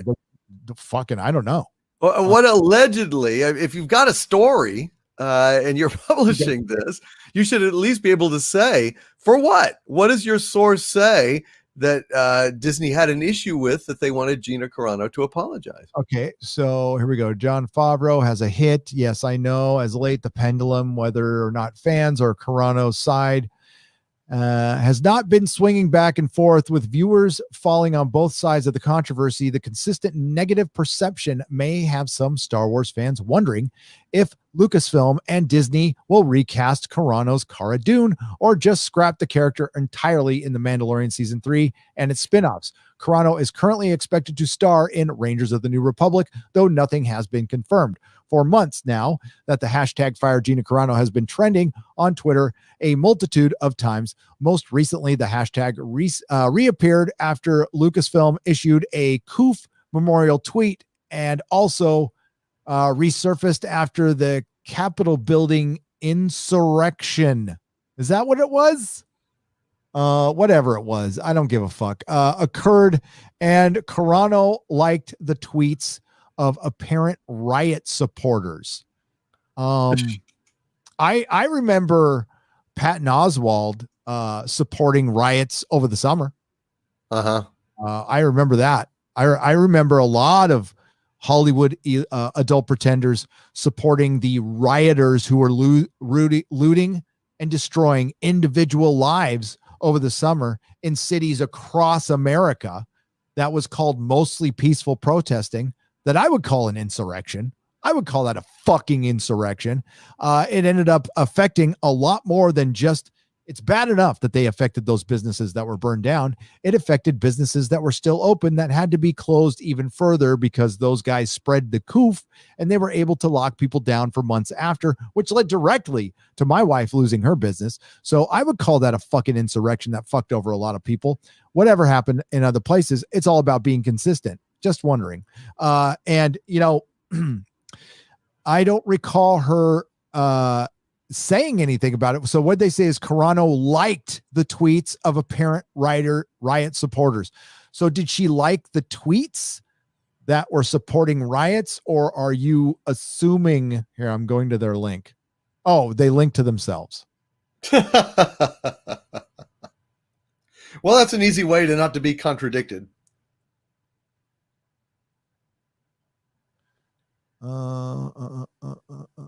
I'm looking for, Gina says, prompt, hurtful, and dangerous. No, she tweeted a sunset and it says breathe. So that's the only evidence they're showing. Fucking share. I'm not going to show the title of this trash website though. No, it sounds like it's not too good. Here, let's go here.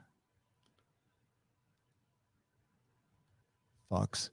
So I was reading the other article and there was a hyperlink that said, and she liked tweets of suspected riot supporters. So it took me over to this article that just says hashtag Fire Gina Carano.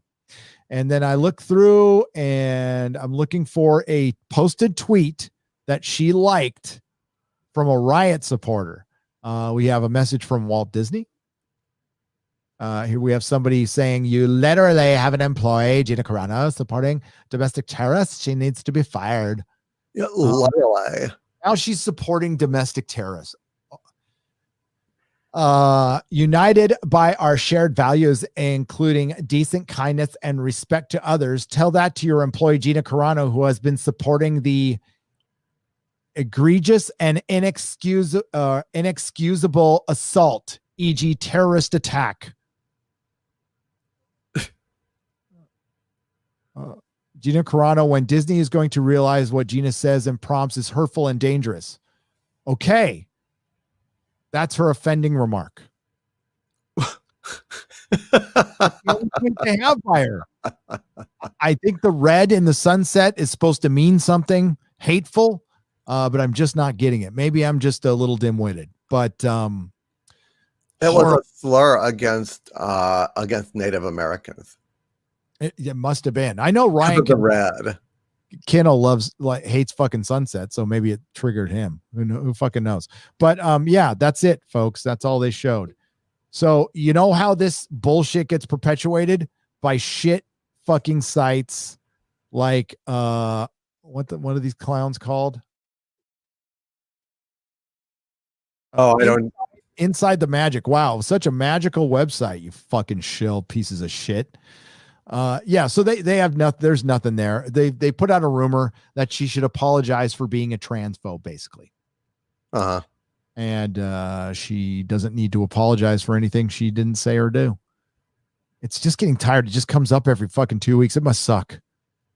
She handles it like a champ, though. She does. No, she's not going to be cowed. She's not going to be intimidated. And that's one of the reasons that we love her. She doesn't bend the knee.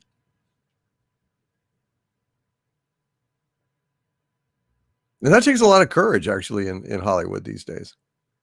You know, I mean, especially with people nagging her to, be fired all the time and shit like that. The fact that she doesn't do that, I think she's under scrutiny. And so the fact that she will still speak up is kind of amazing. Yes, it's great. And I don't think she'll ever apologize. She doesn't need to. No, she shouldn't. And well, it would show consistency from Disney for once if they didn't fire her. I don't think they will, though. No.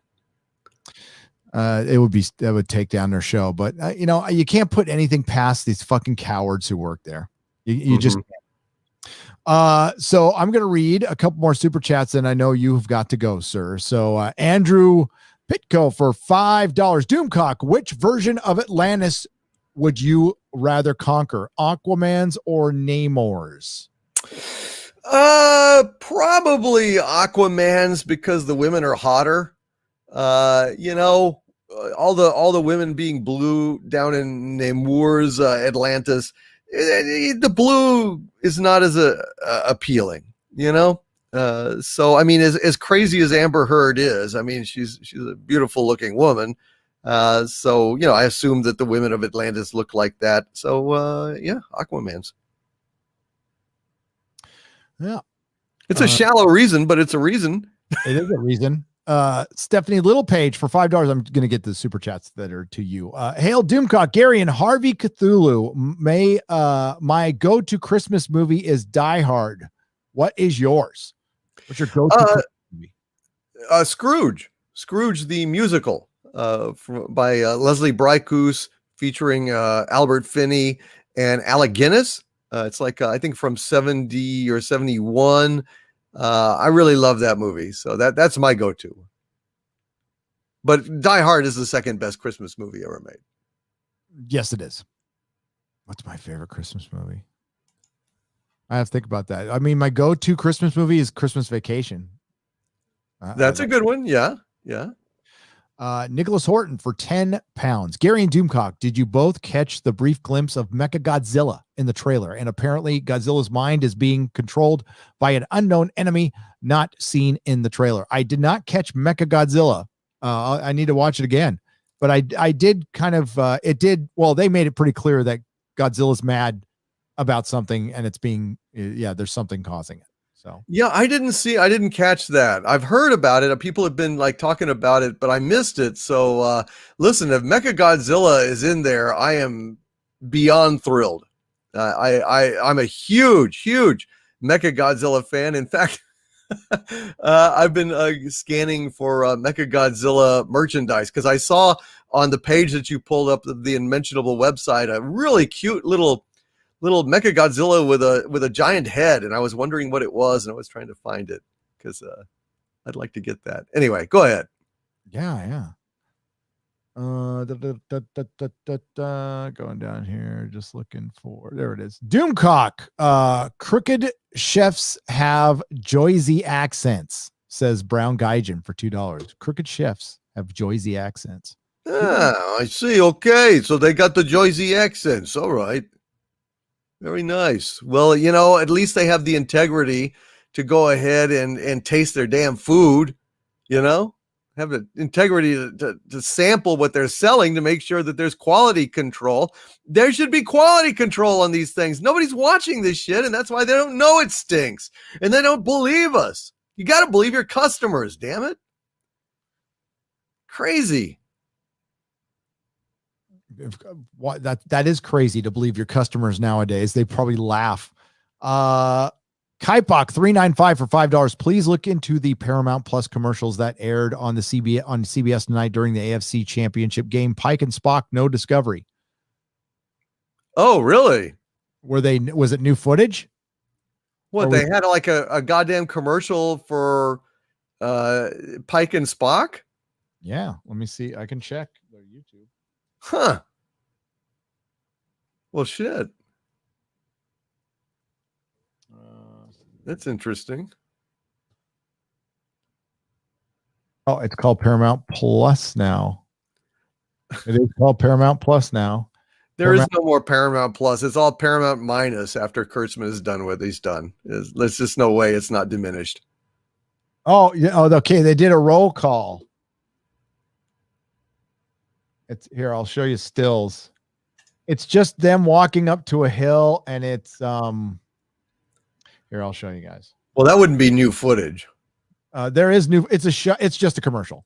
It's just a commercial, but it's got Pike and Spock in it. Here we go. So, why aren't you going? Oh, come on. Oh, now, God, are you kidding? Fucking Chrome. Not behaving.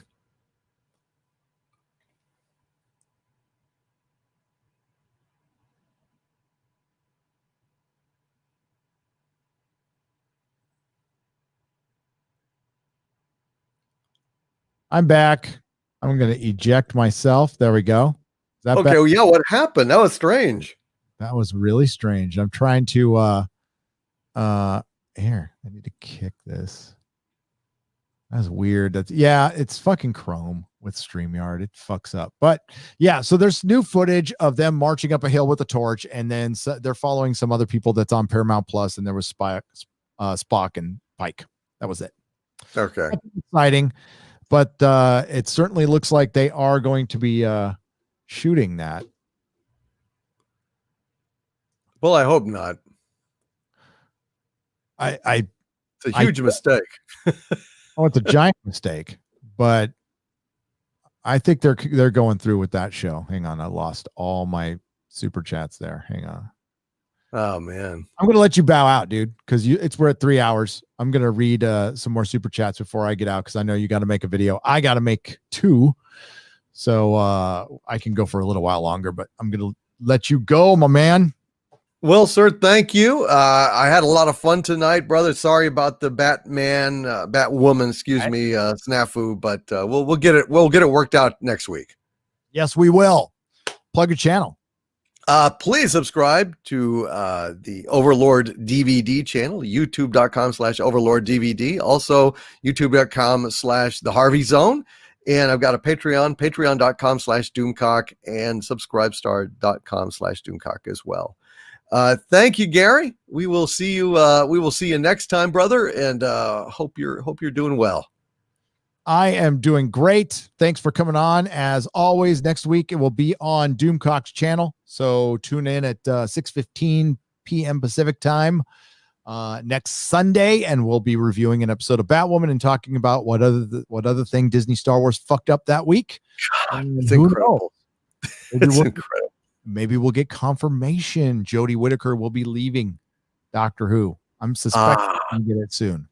Excellent, Gary. Well, thank you, brother. We'll see you next time. Take it easy, man. All right, brother. Bye-bye. Later. All right, folks, we're going to read some super chats here. I can go for a little while longer, but here, I can show you. I'm going to try this again. I don't know what the fuck happened, but usually I don't use StreamYard on these live streams, but I'm using it today because it was easy. It was just easy. Here, so here's Paramount Plus. And we'll play this for like a second. There's Pike. And there's Spock. And Beavis and Butthead. And God, I used to like that guy when he was on Doctor Who, but now he's a shithead. So, yeah. Wow. Another streaming service. Bet you can't wait. Oh, crap. They did not. Oh, my God. Hang on, folks. Hold on. They deleted all the CBS All Access videos. They're gone. They are fucking gone. So this is the CBS All Access site. and it does not have any of the, like, everything's gone. So let's go here. That's all their videos. Holy shit. All the Discovery stuff, everything's gone. I wonder if it's on the Star Trek. It's probably on Star Trek. That would be my guess. I don't want to buy that. Where's the Star Trek YouTube channel? There's Major Grin is so good. Oh my God, I love Major Grin. Yeah. Who knows? Who knows? Okay, Techno Babbler for $5. Gospel, according to Marks with a C, did a great video on Christina Ariella. Also, a good dude with a small Star Wars channel that deserves a shout out. Well, I left a comment on his video. I wonder if he saw it. I watched that video. It's quite good. It talks about bringing in something worse than racism. It talks about bringing evil into fandom, straight up fucking evil. And that evil is to clout chase. So my summation of Christina Ariella, without knowing her, but I would guess that if you're married to a white dude who has a white kid and you've got a kid between you, you probably don't really hate white people. What you are is a clout chasing poser, adult pretender, willing to do just about anything to get a little work in Hollywood, which makes you fucking worse, in my opinion. Racists are pretty fucking bad, but somebody willing to do it for pretend you're racist and then not think you're one. That takes some circular inception-like fucking thinking that I can't get my head around. But in my brief time in Hollywood, I met people who did the most foul shit. Let me repeat a story of a former roommate of mine in Van Nuys. So I moved down to LA for 2 years to work for Technicolor. I was also running the comic shop. I would go home every weekend to San Francisco. So 5 days a week, Monday through Friday, I'm in Burbank. Saturday, Sunday, I'm at home visiting my kid. My junior had a very difficult time during this period. He did not like his dad being gone. It tore my heart out of my fucking chest to leave but we needed it. We needed the money. We had a mortgage to pay. It was the recession. Shit went sideways. Had to do it. So we did it. So I rented a room. For a while, I was living with PK, my friend Pat from Unwritten Law. But I felt like he had 2 daughters. I felt like I was really inconveniencing him. Although they insisted I wasn't. I just felt like I was. So I went and rented a room. And the first place I rented was pretty much the first place I found. It was a little corner apartment on Van Nuys, right near the subway. And my roommate, she, I never saw her because I worked a night shift. So I said, this is going to be really good. I'm quiet and I won't be here, at night. I'll be gone all night and I can sleep through anything. So you can make all the noise you want during the day and I don't care. So it was fine, but she was fucking weird. She was weird. So after I'd been there for about 2 months, after signing an agreement for 6, she's all, you got to leave. Now I wanted to leave at this point because she was fucking weird. So I'm like, cool. Awesome. She's all, yeah, I need you to leave because I'm going to be a foster mom and she wanted to be a foster mom to pay for her documentary. I will repeat that. She applied and succeeded in becoming a foster mom. And she was going to take that money and use it to pay for her documentary that she was working on. That's the kind of pieces of shit that work in Hollywood. Not everybody's like that. Far from it. Most people just want to work down there and they're really cool. But the level of darkness just to get a little crumb of fucking notoriety down there, you would not believe the lengths people would be willing to go to, including adopting a foster kid to pay for your documentary. Filth, absolute filth. Could not get out of there faster. fast enough. And I told her what I thought of her on the way out.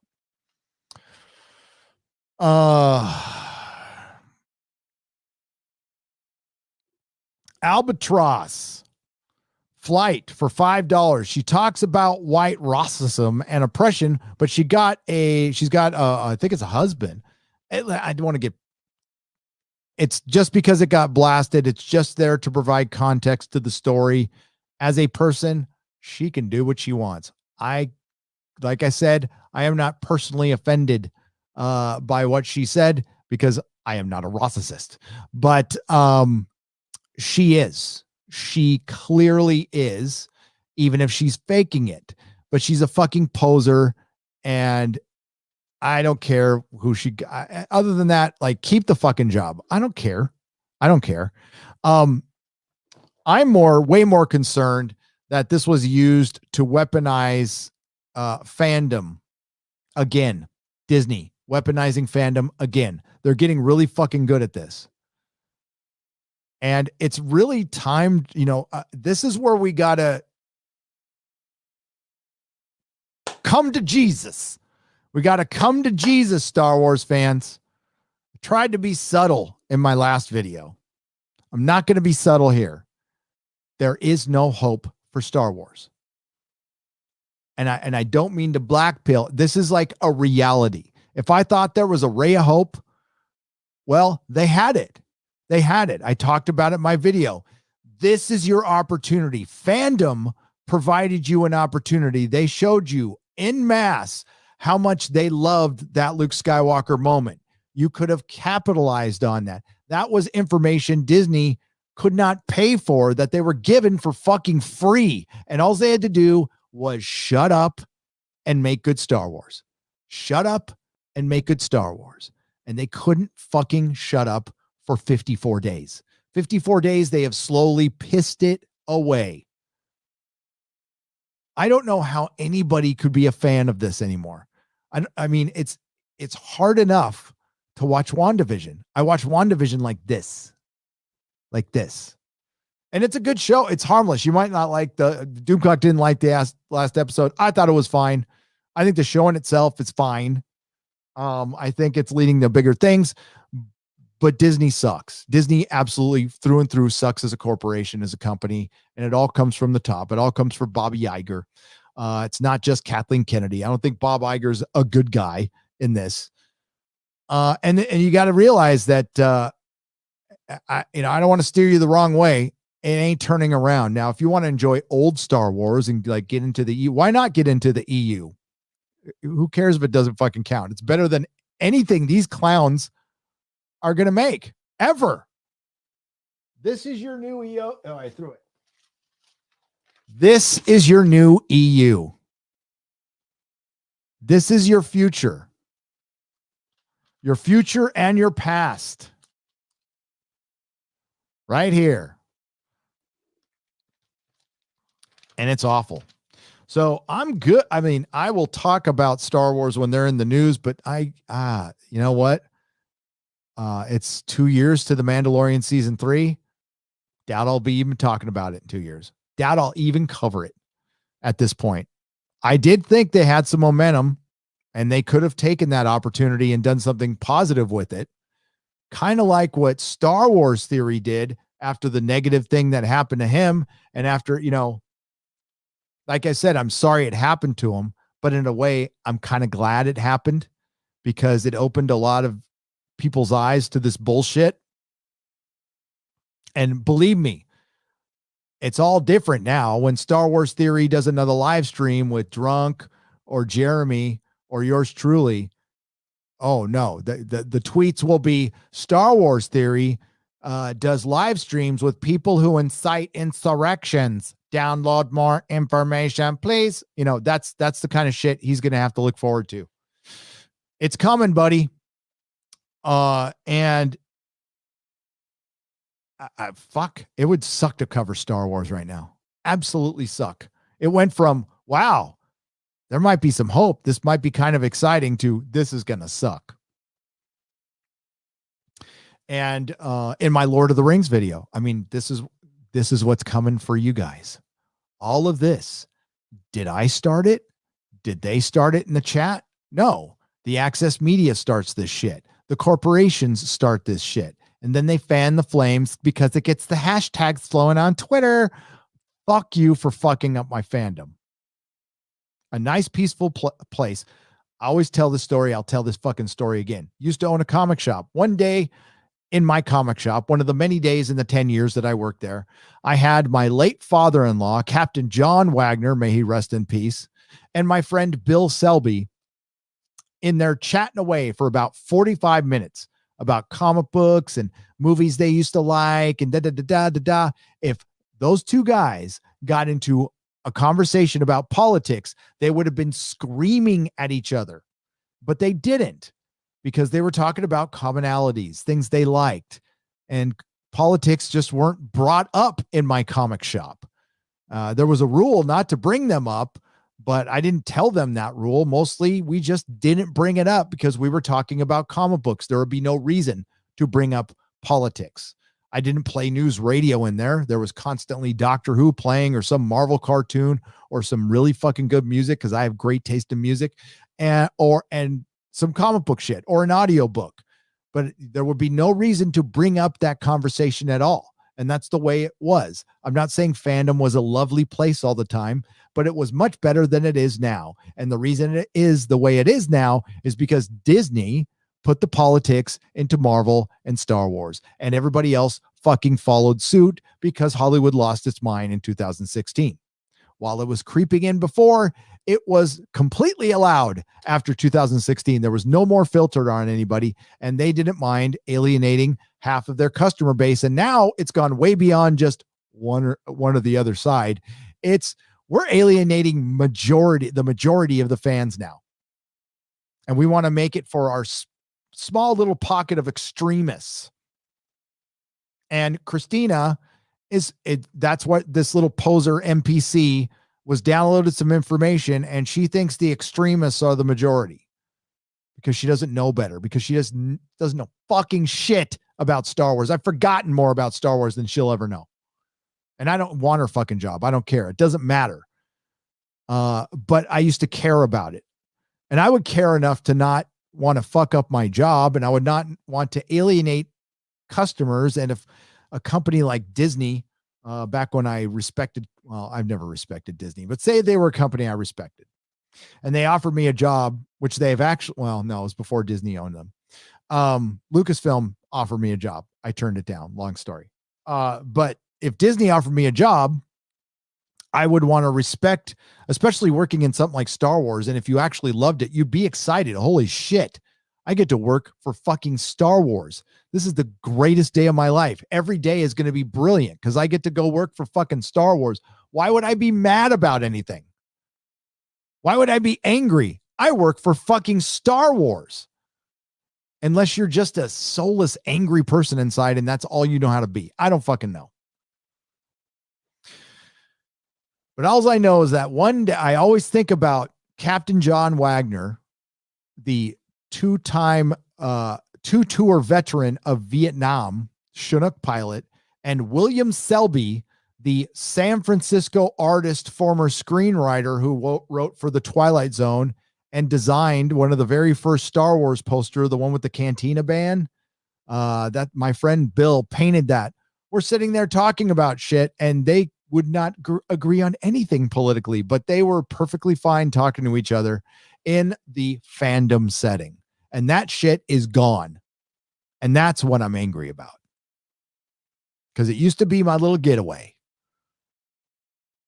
And we need these little getaways. They're important.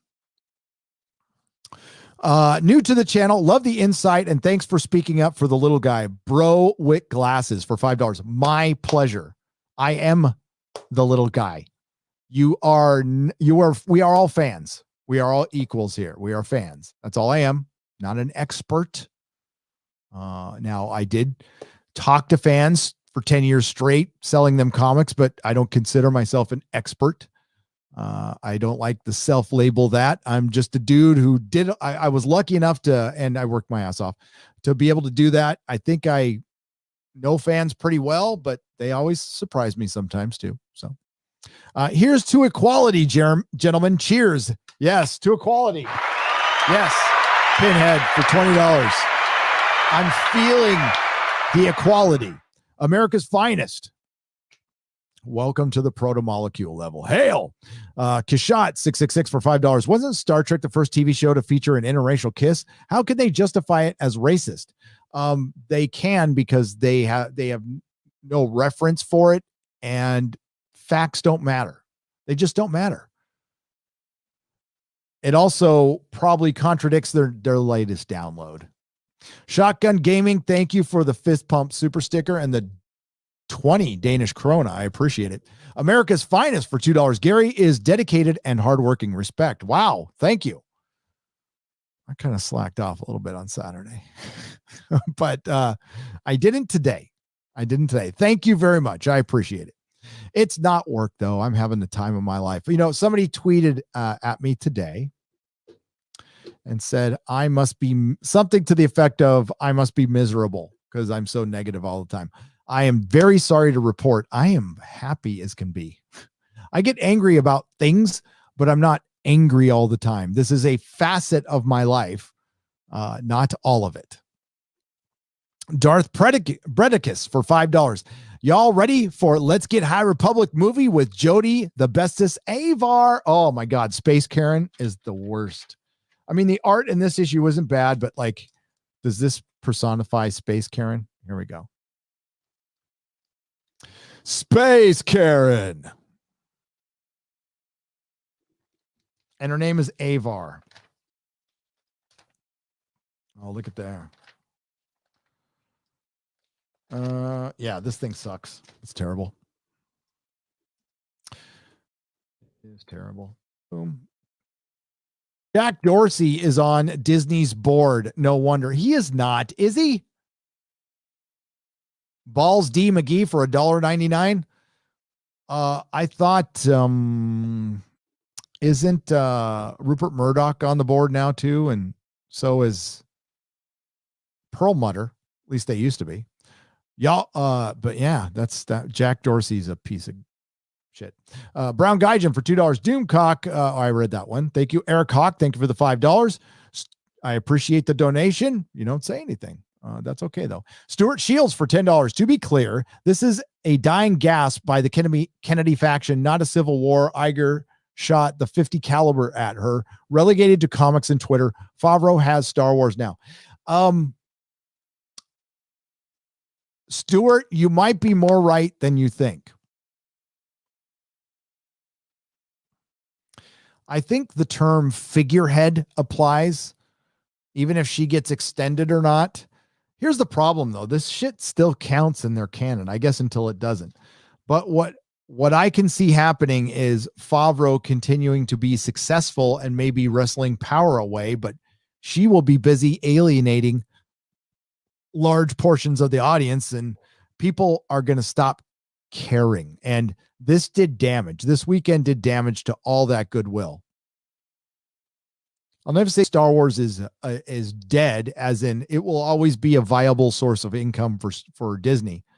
But the billion-dollar baby that sells bunches of toys and games and T-shirts and shit, not unless it's vintage. Unless it's vintage, that shit ain't selling. Unless it's connected directly to Luke, Han, and Leia, and they have to connect it to the old Kenner packaging, and or it's connected to the Mandalorian. This shit ain't selling. Mandalorian stuff is selling good. People are into it. Fucking Az bought a 1/6 scale Mandalorian. Now, I personally would not, because it's fucking Star Wars, but it looked pretty good. Preach, amen, and a woman, says Brian Omar for $1.99. A woman, everyone, a woman. This is the bestest Inquisition ever. Accolades. Wow, Oliver Klossoff, thank you for $2. I appreciate it. High praise. There's been a lot of good Inquisitions born out of the Game of Thrones podcast. Stuart Shields for $5. And the witch might lose Twitter after this. Iger Chapek can't afford this in this fiscal climate. This may also kill the Acolyte. I fucking hope so, but I'll believe it when I see it. I don't think they're firing let me put it this way. Disney is not going to publicly fire a black woman. They're just not going to do it. If you get hired by Disney, you're in for good. You will decide when you leave. Blue North Bear for $10. This isn't about making money. It's about the demoralization and destruction of the West. Disney will be kept afloat by the elites to cause as much damage as possible to the left, and then left to die. My 2 cents. Well, Disney is really bought into the kids love communism. Those kids love communism. They don't. At least normal kids don't. They greatly underestimate the next generation coming up that doesn't give a fuck about Star Wars, doesn't give a fuck about streaming services, and they only give a fuck about video games and YouTube. I love Lamp for £2 says Doomcock. I love Star Trek. I love Lamp. I fucking love Ron Burgundy. Great movie. Second one, not so good, but they tried. Dirk Meat Whistle for 5 New Zealand pesos, or Middle Earth pesos. Doomcock rants are the best rants. Yours are okay too, Gary. Yeah. No, Doomcock has great rants. I'm glad mine are okay. I don't rant that much.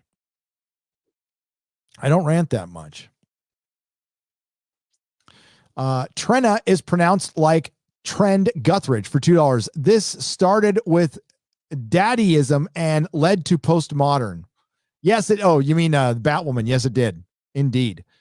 These activists running Lucasfilm can either, and thank you, Trenna, these activists running Lucasfilm can either create their own studio or do some actual real world stuff, as well as spending less time on Twitter. Silver Phantom X for $10. Well, if all of them continue the way they are, they're all going to be doing real world stuff, and they're all going to need to go to trade school. And I guarantee you, Christina Ariella's career is going to be very, very short, because when you need to rely on gaining attention through gaslighting an entire race of people, it means you have no fucking talent. You have a talent to piss people off and get attention, but you don't have the talent to keep the attention on you, which is the most important part. She is an actress. Well, obviously she's acting in real life by being a giant poser, but she's hosting a comic book and publishing event show. Honestly, big whoop. I fucking never work for Disney. I don't care how much money they offer me. I would never work for Disney. I would never sell this channel to Disney. I am perfectly happy where I am right now. I am doing just fine. Thanks to you fine people and a lot of hard work. And also Mrs. Nerdrotic, of course. Hail Mrs. Nerdrotic, the true genius behind Nerdrotic for sure. And I would never, ever fucking work for, no way. Tesla will be the last corporation I ever work for. Never again would I work in a corporate environment. I'd rather starve. Phantom Boomer for $5. Just watch old movies. Yeah. Just keep watching old movies. There's plenty out there. There's plenty I haven't seen. I've been doing that. I've just been digging back into my old Doctor Who too. That's always been there though. You can, if you don't want to support Amazon, which I don't blame you. What was it? Pluto? I think Pluto TV has classic Doctor Who. I think it's free. Disney on their knees. Should I unzip? Says Found Hope for $2 Australian. Don't, because it's a mouse and you're really not going to like what you see. Foul Ball Productions for $4.99. Duck Disney. However, the most recent Pixar film Soul was amazing. Not watching it. Not going to watch it. Not that I have a problem with Pixar or anything. It just didn't look like it. Yeah.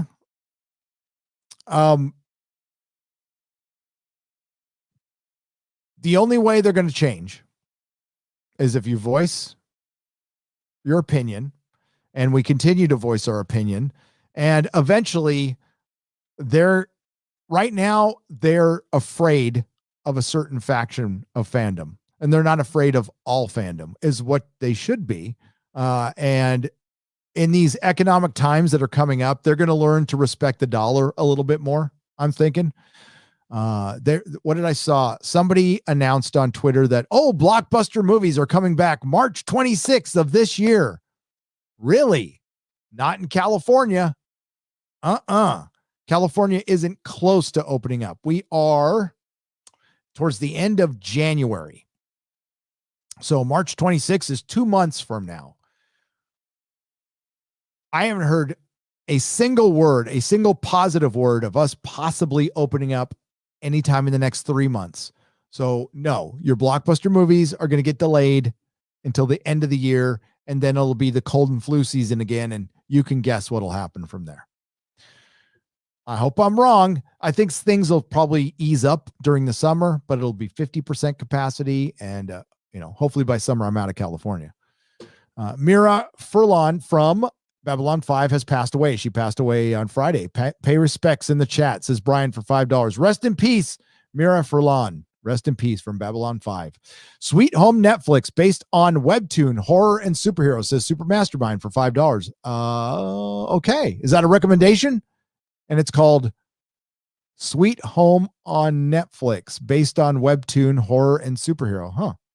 Okay. Ian Slater for $2. Love that shirt. I dub you Captain Puerto Rico. LOL. Oh, you like? This is my cap shirt, man. I took this from my store inventory. Hell yeah. I wear it on special occasions.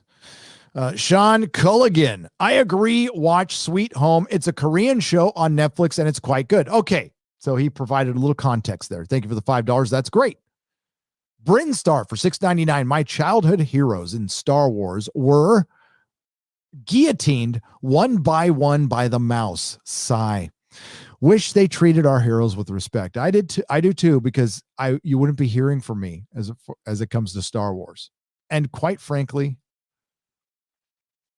I'm fucking over Star Wars. I'm fucking over Star Wars. I was interested. I was intrigued. But if this is what it's going to be, I mean, we got Boba Fett coming out later in the year. Can it survive that long? And how good is Boba Fett going to be? And is it going to be Boba Fett being led around by his nose by Agent May? We'll find out. Who's running the Boba Fett show anyway? Is it Favreau and Filoni? Then it's probably going to be pretty good, but we'll see. We'll see. Trenna is pronounced like Trend Guthridge for $5. Did Cobra Kai actually film in Okinawa? It looked like it did. Always had a soft spot for Karate Kid 2. I was born there on Torii Station back in the Jurassic period. LOL. Oh, that's when I was around, Trenna. I believe they did film in Okinawa. And I want to go there bad because it looked amazing. Fucking Cobra Kai was brilliant. I really liked this season quite a bit. People were saying it was dark and the ending didn't end the way you expected. I absolutely expected that ending all day long. And so I wasn't surprised about that. But I found it, I loved it. And even the like cheesy feel good stuff, loved it. Fucking loved it all. Loved the over the top, loved the karate fight in the house. It's ridiculous. And well, the movies were ridiculous. So it's fine. I loved it. I don't need a grounded Cobra Kai. I need something fun. And it was fun. By the way, I do have a review of the first episode of Cobra Kai somewhere deep in this channel. If you dig deep, it's still there. When nobody was watching me. Blaster Master for $5. The kryptonite bullet is like the scene in My Best Friend is a Vampire, where he's trying to shoot a vampire with a silver bullet and it doesn't work. That's great. That's great. Yeah, kryptonite is a piece of krypton. It's a radiated piece of krypton that only hurts people from Krypton. It's not harder than tungsten or any other type of metal. it's a piece of Krypton, and it has nothing to do with the fucking bat suit, which is fabric. It's hard enough to believe that bullets bounce off the bat suit. For one, the bat suit was never made to be bulletproof. The Batman that I read didn't put himself in positions to get shot because he's the world's greatest detective. He is a man in the shadows. He also gets the first shot on people. You don't sneak up on fucking Batman. Donald J. Hamilton for $14.99. Hail all, hail to you. Hail to you.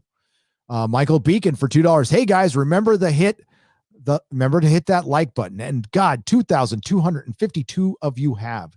We had a lot of people watching tonight, as a matter of fact, like 34 people watching so late at the later time too. Yeah, we're going to be later as long as I think we're going to do this as long as Batwoman is airing, and then we'll go back to the earlier time. Unless you guys are sick of it, I'll do whatever you guys want. I don't care. Anti-derivative Jill for $10 has a hippo and a spinning chair. That's cool as hell. Thank you for the $10. Oh, I'm finally going to have emojis. I'm going to have emojis for members. That's coming soon. It only took a year. By the way, if you want to support the channel, one of the ways is the membership button. I didn't put the link in, but you can hit the join button, but it might not be there for Mac for some reason. I don't know why. There's 3 levels and you get a weekly. Well, on the first top 2 levels, you get a weekly live stream where you can hang out and we talk about anything. Occasionally you get previews of videos. Sometimes you get exclusive videos. It's cool. You're going to get more because I shut down my Patreon because I can't stand Patreon.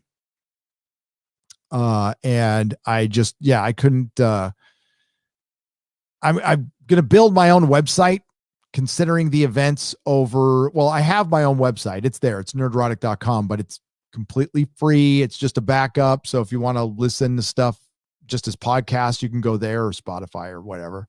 But eventually everything's going to move over there as a backup because I don't know when they're going to come for people who are critical of movies and giant companies. It's only a matter of time until my hate speech towards Disney becomes problematic,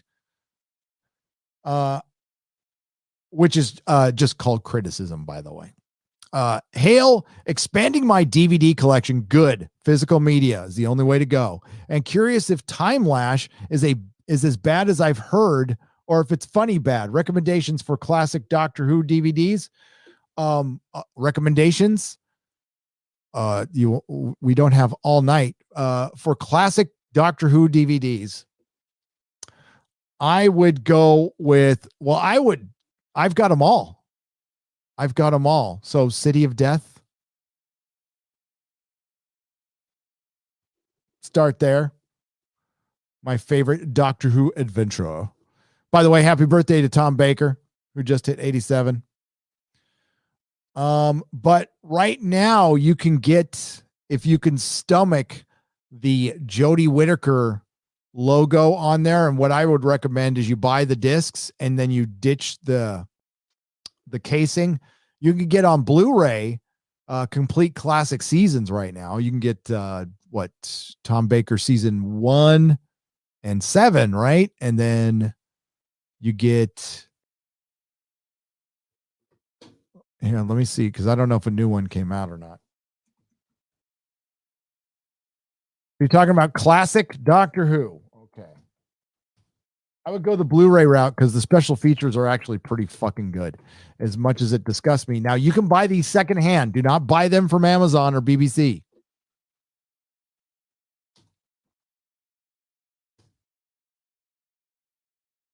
Oh my God, the Doctor Revolution of the Daleks is already available on Blu-ray for $20. What shit? So Tom Baker is season 3. You can get Sylvester. Oh, they're not saying. Oh, I just noticed that. I fucking hate this. They don't number the doctors anymore. There's no more numbered doctors. You know for a fact this would be first doctor, 4th Doctor, 6th Doctor. Now it's Tom Baker, complete season 3. You get Sylvester McCoy, complete season 1 and season 3. And the John Pertwee season 4, that was so fucking good. It is so good. Macrotear. Oh no! Look, limited time deal. Look at that. Oh no! Nobody wants that piece of shit. Ooh, that's good. I'd get these too. Who would pay $35 for this garbage? See, that's good. It's 3D too, and the 3D is really good. Oh, hell yeah. We got some Colin Baker season 2. Tom Baker, first season.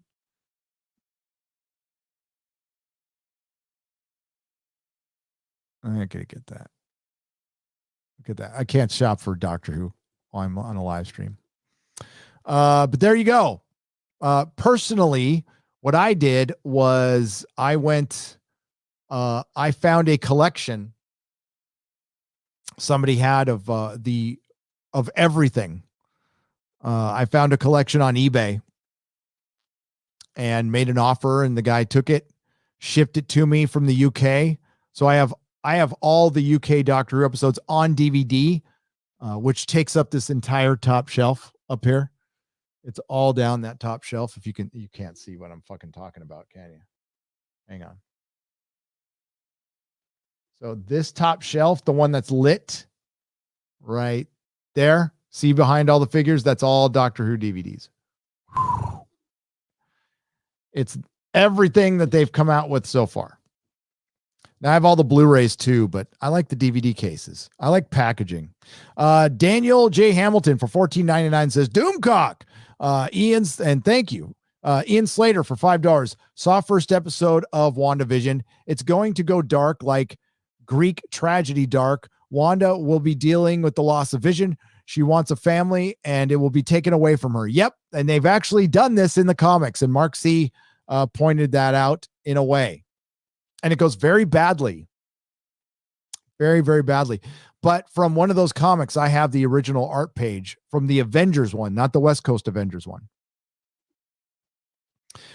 Donald J. Hamilton for $4.99. More laughter. Does anybody remember laughter? For $5, The Rogue Scholar. 2021 is the year where the fans take back our culture. We are the fans. We do not break. You're right. But we take a black eye once in a while, and the Access Media went full 2019 on us over the weekend, folks. Jack Posobiec shares a tweet from Bounding into Comics. Damn near, well, they're trying to deplatform Bounding into Comics, and they're trying to deplatform, I think, Itchy, and they're calling everybody who uses the hashtag the Fandom Menace racist. Even like Doomcock, who hasn't even tweeted about the shit over the weekend, hasn't even been involved in it. I put up like 3 tweets.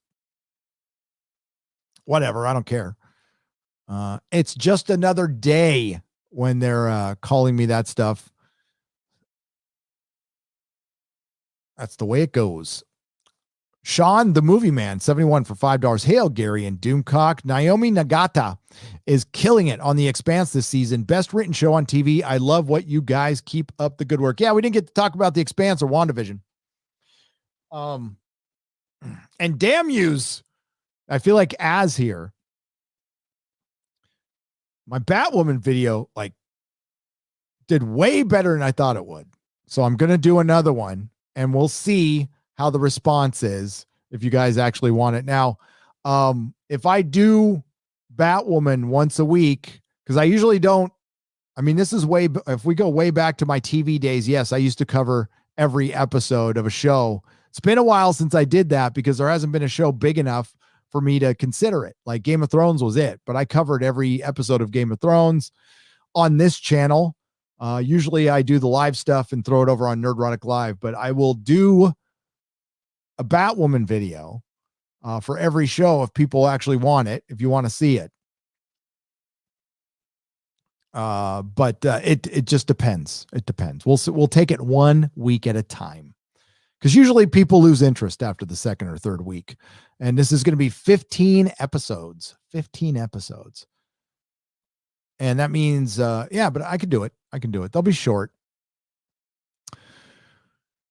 But yeah, I shit-canned my Star Wars video today because it was just a lot of yelling. It was about, I'm just fucking sick of Disney. And honestly, again, I know it sucks. I know it sucks to hear. I know the poison Christina Ariella is putting into the world is actually adding to the divisiveness, and she is not about hope, or she's not about the fun of Star Wars. She is a person who is there to divide. That's how she made her name. So I can't see how she's going to bring people together in a fun, thrilling High Republic show that's going to bring the fandom in. You know, how is she going to bring in new fans? How does that even help? It was a completely political hire. And it was done.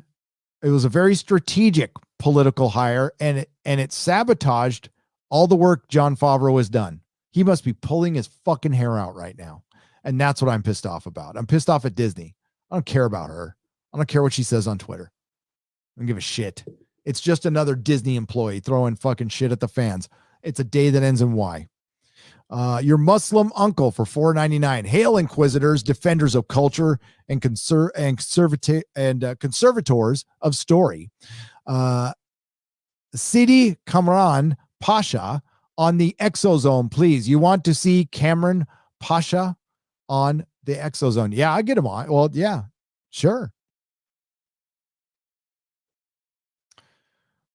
Commandant BHS for $2. Didn't enjoy Ahsoka Tano or Boba Fett episodes. They weren't the best. I thought the Ahsoka Tano episode was flat and too long and drawn out, although I thought Rosario Dawson looked great as Ahsoka. She looked great. But I'm not head over heels over the character of Ahsoka. She's okay. But and the Boba Fett episode wasn't Boba Fett. That's not Boba Fett. That's Jango Fett in Boba Fett costume. It's not Boba Fett. Boba Fett is Jeremy Bullock, who died, and they didn't fucking acknowledge him. He died right before chapter 16, and they didn't put his name. That's fucking, especially when they announced the Boba Fett show. You couldn't say in loving memory of Jeremy Bullock, the real fucking Boba Fett. Donald J. Hamilton for $19.99. Jon Favreau is incredible at Disney. He is. Donald. Jon Favreau is an incredible talent. And God, I wish he was working on Star Wars from the beginning. Kaipak $3.95 for $5. Luke, he is Star Wars. Is, always was, always will be Star Wars. How long are we into this? They bought Star Wars in 2012. It's 2021. So we're going on 9 years. Disney has owned Disney Star Wars. Have they gotten close to being able to separate themselves from Luke Skywalker? Nope. Not even close. And this has got to be making them nervous because they had big plans. Big plans. And they've had to scrap a lot of them.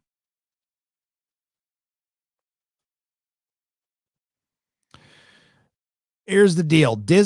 Everything is going great publicly until it isn't. You're not going to see a creeping death come in. They just fucking bring down the axe. And we'll find out. I could almost promise you all the TV shows they announced at the investor meeting are not going to happen. A good share of them are not going to happen. Cassian Andor is going to happen. And that thing just sounds as boring as anything. I have no desire. Oh, God, I guess I got to cover it, but it just sounds boring as hell. And it's not going to have Alan Tudyk. Like the only reason to watch. I'm looking forward to season 2 of Primal. Andrew Pitko for $5. Primal's the shit. Primal is the shit. Donald J. Hamilton for $4.99. Chef was great. Swingers was great. What JF did was great. I hate Game of Thrones prequels too. They're ridiculous. I like Dunk and Egg. They're fun stories, but they take place in a world that's not going to, we're never going to get a conclusion. And as far as television is concerned, they take place in a world I don't give a fuck about anymore. And I gave a big fuck about Game of Thrones. I watched every fucking theory video, every single theory video. There was an entire industry wrapped around Game of Thrones. It owned Sunday nights. It had a huge community here on YouTube, a huge group of YouTubers. And now what's left? People theorizing about the book, which is great for those channels because that's all you're going to get for the rest of time is Preston Jacobs and Lucifer Means Lightbringer theorizing about a book that's never going to fucking finish. Mark C for $5. WandaVision is a drama, not a comedy. Any humor is for Wanda's benefit, not for the audience's. Yeah, but it still needs to work, Mark. That's why I said, it's funny that Doomcock brought it up this episode. I said the jokes didn't land for me last episode, but they're it doesn't matter because they're there for the drama. The thing is, it wasn't until this episode I started feeling a little drama. So we'll see, but I think it's pretty good. Chef Koji for $2. So I lost my dad's comic collection in my latest move. How'd you lose it? Oh, Chef, how'd you lose it? Talk to me. Do we need to go hunt some people down? Because I want to know, because that is, if somebody took your comic collection, that's fighting words, buddy. That's hunting fucking motherfuckers down.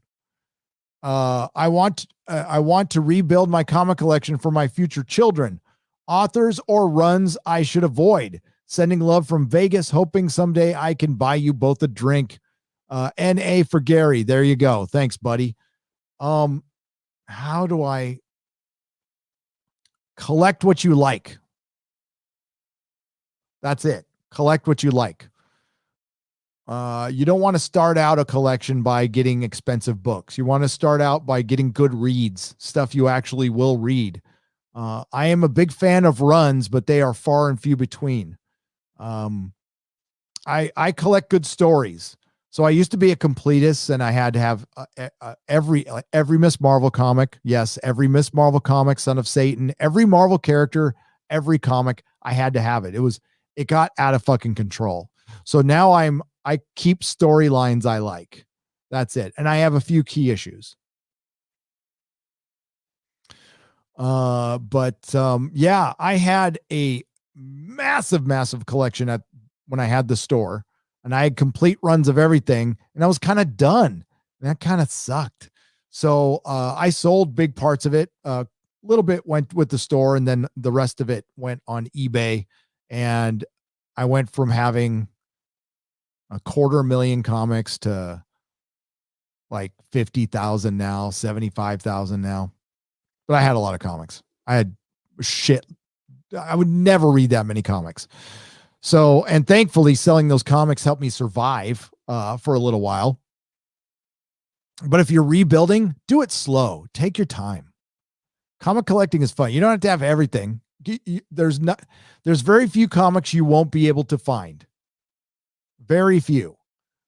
And those are probably so expensive, most people can't afford them, Chef. So start with what you like. Sarah B for $10. Gary, hail. Gary in DC saw interview with woman explaining left as culture is inclusive and woke, and the rest of us are jealous. Tucker Carlson's guest said that's because these people think they're all still in high school. I don't think I'm still in high school. I was barely in high school when I was in high school. I think part of the problem is we have, and this isn't everybody, okay? This is just, especially people in entertainment. We have a lot of childish people in entertainment, but I think some people go to university and they think that's completed their life. Like school is there to prepare you for life. But I think some people walk out of it thinking, all right, I know everything. I'm totally prepared for the world. No, you're not. You're fucking nowhere near prepared.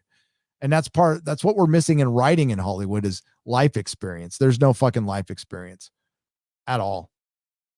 Gone are the days that when people who went to war and then they wrote comics, At least we're getting the new season of the Orville. Yes.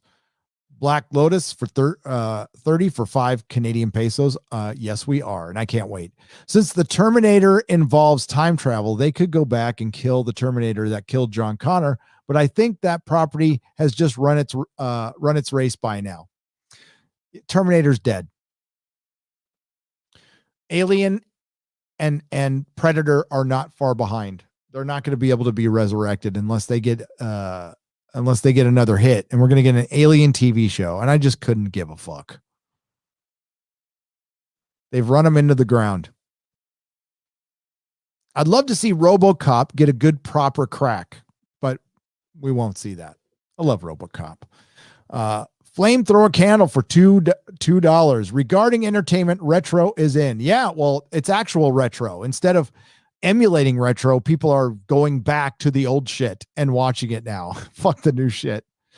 No, name me a show that's as big as Better Call Saul. No, Better Call Saul might have been it. That's the answer. But outside of Better Call Saul, name me a show as big as Breaking Bad, Sopranos, Game of Thrones. There isn't even one on the close. That's a true water cooler show. Everything is so spread out now. Sure, there's hits like Cobra Kai and The Witcher, but those aren't water cooler shows because they drop them all at once. I still have my collection of Marvel Star Trek comics from the 90s. They were all amazing. Says, yeah, and keep them. I have my Indiana Jones comics. I love those. The Further Adventures of Indiana Jones. Thank you, MEPM, for $5 Australian. Entertainment should just go that entertainment should just that, not a political. Entertainment should be just that, not a political platform. Roddenberry told great stories that had a far greater impact, and it offended nobody. You're right. Especially when they're calling current Star Trek fans racist who emulated The Next Generation, for example. How is that possible? It's not.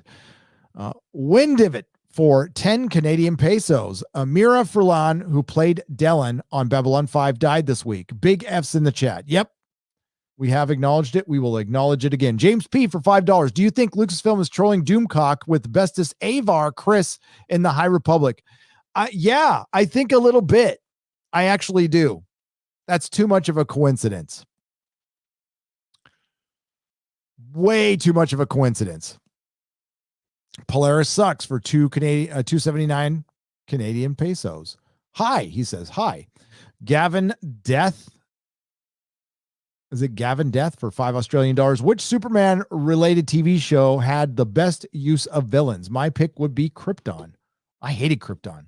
Fucking hated Krypton, dude. Oh, it was terrible. Best use of villains. Smallville. It was cheesy, but Smallville. Could not stand Krypton. Woo. Smallville just for Lex. The last one, Nerdrotic and Doomcock don't stop fighting, says Kapak395 for $5. Thank you. No, we don't. Not even close.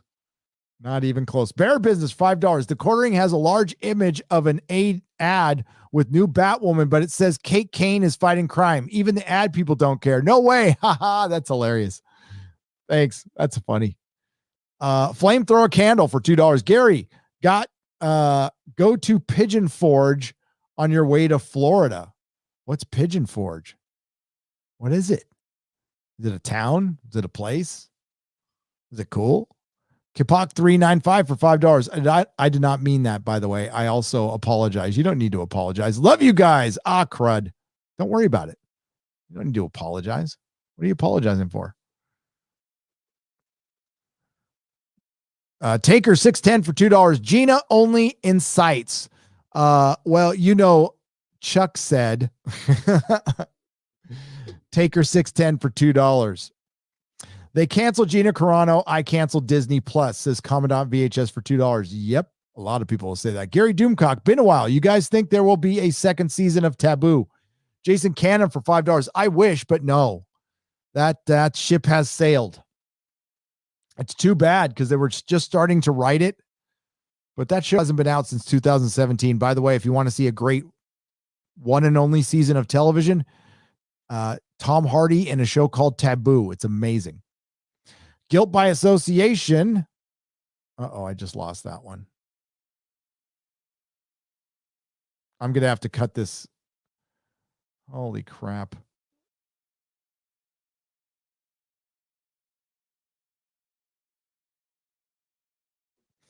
Hail, Gary. I joined your membership last week, and I discovered you through the Critical Drinker over the summer.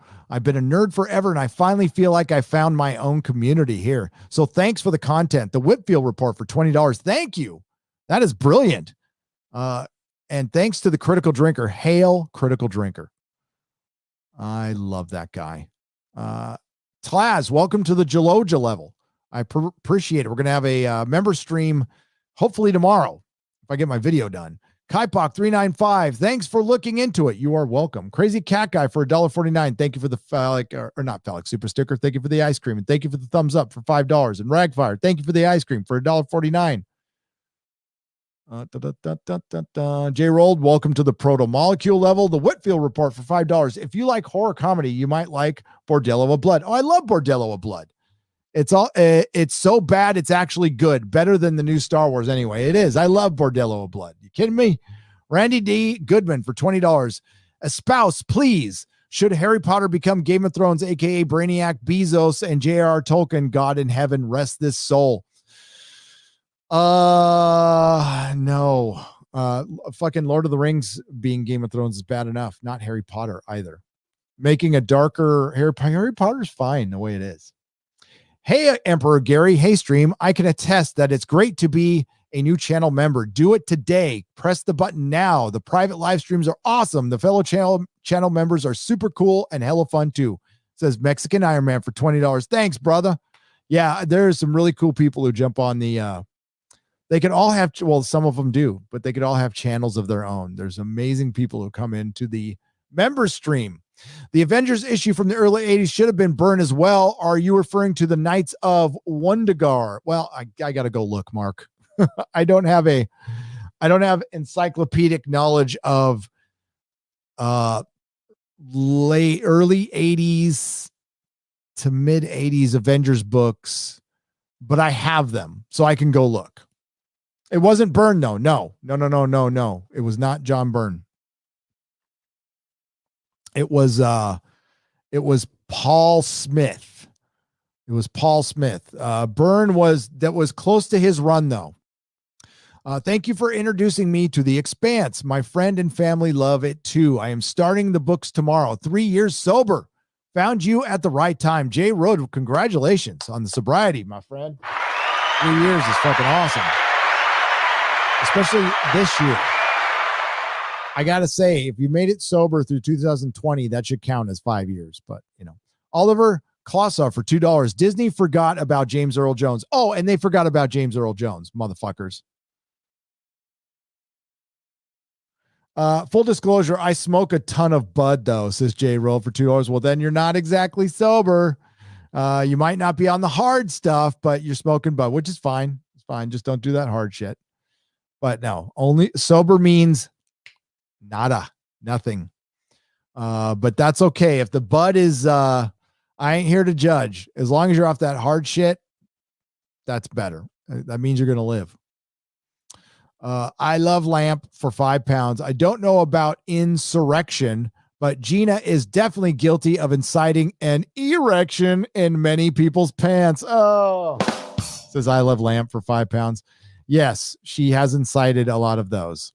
If Vision is resurrected, I expect the gray Vision we saw in Infinity War after he lost the Mind Stone to kind of stand in for the white Vision from that era. Yes, I can see that happening. Hentai Monster for $10. I have about 25,000 comics and half unread and sorted. Any tips on how to sort them efficiently? My job didn't allow me time to read, let alone sort. Yes. But I'd have to show you. I have a really fast way to sort comics. You need a huge space That's the thing. So you got to go in like a living room and pull out like the coffee table, and you need the whole floor. And then you just start piling books alphabetically. You don't care. Doesn't matter what the title is, but you go A through Z and you stack those piles of A, and then you tackle the A's and you alphabetize the A's and the B's and the C's, and you start throwing them in boxes, and you would not believe how fast that goes. I've turned it into a science, but I could sort 20 long boxes of comics in a couple of hours pretty easily. Yep. Practice. You just got to practice.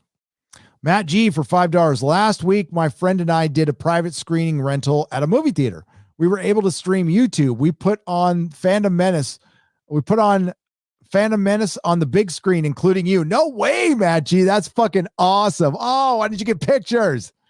That is so cool. I love that. That's brilliant, Matt G. Frank Carrion for $5. Han Solo is the hero of Star Wars. He's the only one that made real choices. Luke was too young and too stupid to know what he was doing. He's one of the heroes, Frank. Come on. That was a different type of hero. But yeah, Han was desecrated by fucking Jar Jar Abrams. Last Vandalier for $24.99. What's your take on the TV series Gotham? Goofy, but it was harmless. Goofy. Very goofy.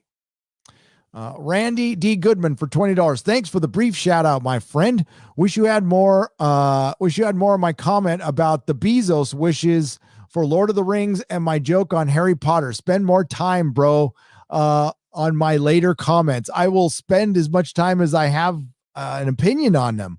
So I don't get the Harry Potter joke. I don't get it. So your comment on what Bezos wishes for Lord of the Rings. He wishes. So let's go back up there, Randy. Okay. Espouse, please. Should Harry Potter become Game of Thrones? No. AKA Brainiac Bezos and J.R.R. Tolkien. God in heaven, rest this soul. Absolute. Well, I think Harry Potter. Yeah, I don't get the joke there, but sorry. It might see, part of a joke, Randy, is delivery. So if you delivered that a certain way in a certain cadence, I might get it. But as far as Harry Potter becoming Game of Thrones, it wouldn't. But if it's supposed to be a joke about Lord of the Rings going Game of Thrones and how ridiculous it is that Lord of the Rings could be going Game of Thrones, I wish I was joking. I wish I was fucking joking. I'm not. Lord of the Rings is going Game of Thrones in story structure and in postmodernism. Now, it's not going to have like if Harry Potter went Game of Thrones, you'd have, be Ron and Harry and Hermione in a three-way. And I just don't want to ever see that. I don't ever want to fucking think about that. And Ron would die. And Hermione and Harry would hate each other. See, there'd be the threat of Voldemort, but it would focus on Hermione and Harry fucking hating each other. But as far as Brainiac and J.R.R. Brainiac Bezos, I don't get that part. I just don't. So, but hey, I gave it time. I tried. Titan, Tim Myers here. I don't know if you've noticed me on Friday Night Tights, commenting, lover of Ryan's dad, Gary. The name of my actual dad is Gary. So my favorite movie is Gladiator. What is yours? Says Titan for $10. You like movies about gladiators? You ever see a grown man naked? What is my favorite movie of all time? My favorite singular film? Well, the Lord of the Rings trilogy is the greatest thing ever made, but my favorite single movie of all time is Raiders of the Lost Ark. Raiders of the Lost Ark, and then Fight Club. Randy D. Goodman, thank you again. All good. It's ridiculous. Bezos wants to do with Lord of the Rings, and we're seeing it. It's a joke. Smile, laugh, bro. I always smile, Randy. Thank you. Thank you for the $20. I appreciate it. I appreciate your support. We're going to see the biggest marketing campaign of all time with Lord of the Rings, meaning we're going to see that shit everywhere. So I hope it's good. I hope it's not fucking elves sitting around a table betraying each other. I hope it's actually in the tone of Tolkien. We'll see. But they're going to be making up the dialogue from scratch. That's going to be tough, especially when you got Opie and fucking Richie Cunningham writing it. Alcohol almost killed me. Cannabis saved my life. This is my sobriety. I respect your statement, but something must be said for that. As far as alcohol is horrible, Jay rolled for $5. Alcohol is absolutely terrible. It's much worse for you than cannabis. If you had to pick your poison, I would definitely say smoke pot instead of drink. Because drinking, how did they put it? Every other drug on your system is like a scalpel to your brain. Alcohol is like a grenade. It retards you. It gives you wet brain. It's horrible, and it will kill you faster than anything. One of my friends died when he was 40 from alcohol poisoning. 40 from alcohol, just from drinking himself to death at 40. So yeah, it can do a lot of damage, and pot can't do that damage. But pot is not, it's not sobriety. It's not. You could say I'm off of alcohol, but the true word of sobriety is being utterly clean off of any mind-altering substance, period. But it's okay. It's not a judgment at all. If you are off the booze, stay off the booze because it sucks. Booze sucks. At least you can somewhat drive on pot, but I wouldn't recommend it. No, I've had plenty of these conversations with my sponsees. Can I just smoke pot? And the answer is no, not if you're an addict. Sucks to hear. I would love to roll a big fat one once in a while, but I can't. Because that'll lead me within a week. I'll be fucking balls deep in hookers and cocaine and dead the week after. So can't do it. All right, folks, I got to run. I know I missed some super chats. I will catch up on them on the flip side. I will try to, I'm going to try to make some of these up in live streams. So we're going to, I'm going to get I think there's only like 15 left. So tune in to the Nooner on Tuesday and I will answer your questions. Okay. And we'll start out the show with that. So tune in 12 p.m. Pacific time, the Nooner. I'm going to go and make videos now. I've got to rest the voice for about a half an hour, have a little tea, and I'm going to work for about 3 more hours. And hopefully it'll be out by 4 or 5. I'm pretty fucking slow at editing. And I'll see if I can resurrect the Star Wars video. But Jay rolled, don't stay off that booze, brother. That is huge, getting off the booze. That's absolutely massive, getting off that nasty, nasty shit. If you can enjoy it occasionally, by all means, have fun with your occasional brew or your glass of wine. We're just talking amongst ourselves, us addicts, who I have never been able to leave a beer. You can tell when somebody's an addict because they can't leave a half a beer. They have to drink it. They also I couldn't stand seeing somebody else leave half a beer. I would have to drink their beer too. But yeah, it's a whole different thing that we don't want to go down that rabbit hole right now. So we're going to end the show. Thank you very much. Thank you to the Modrotics, Eric K, who stays with us through the whole damn show. That's awesome. And Perry Chan. We got Nihilist Shadow out there. We got Just Another Red Shirt. We've got Jennifer Cisco. Was it just you, Eric? Poor guy. Thanks for hanging in there, Perry, by the way. Love you, bad. There's Nihilist Shadow. And Mark Lozette is probably out there somewhere. And according to Christy and all y'all, I appreciate you. Thank you to everyone who left a super chat. You help keep the lights on and support independent content when we are constantly under fire. And while Doomcock and I don't get that salty, it is concerning every day when we see more and more people getting silenced. like my good friend Josiah Rises, who has continued to be demonetized. They've removed channels. I don't care how salty they got. They didn't, Red Pill. God, I can't remember his name. Red Pill. That sucks. It was like 378. It was a guy who subscribed to me a long time ago. He got taken off. A lot of people are getting taken off and scrubbed, and they aren't that extreme. So it's only a matter of time. Dave Cullen, fucking Dave Cullen, the man who gave this channel a shout out and really got the momentum going on this channel, is fucking gone. Now, Computing Forever, his Computing Forever channel is gone, which sucks. So yeah, I thank you for your support. And again, the next live stream is the Nerdrotic Nooner at 12. And we're going to be shooting for 2 of those a week now. So it's going to be hard to keep track of, but on nights I host the Inquisition. The following week, the Nooner will be on Tuesday and Wednesday. On nights I do not host the Inquisition, it will be Monday and Wednesday at noon. Of course, we got Friday Night Tights, and I can't remember who our guest is this week. I think it's Robot Head. Pretty sure it's Robot Head, which I can't wait to talk to that fucking dude. That guy's awesome. We also have Eric July in the future and some exciting guests coming up. That's about it. BB&C next week. And I think I'm joining Jake D on Tuesday night. So if go look for his channel, he's got 250 subs and it's just Jake D. I'll be joining him on his channel to talk about The Expanse on Tuesday night. So keep an eye on my Twitter for that. Until next time, everyone, have a great day. And not all those who wander are lost.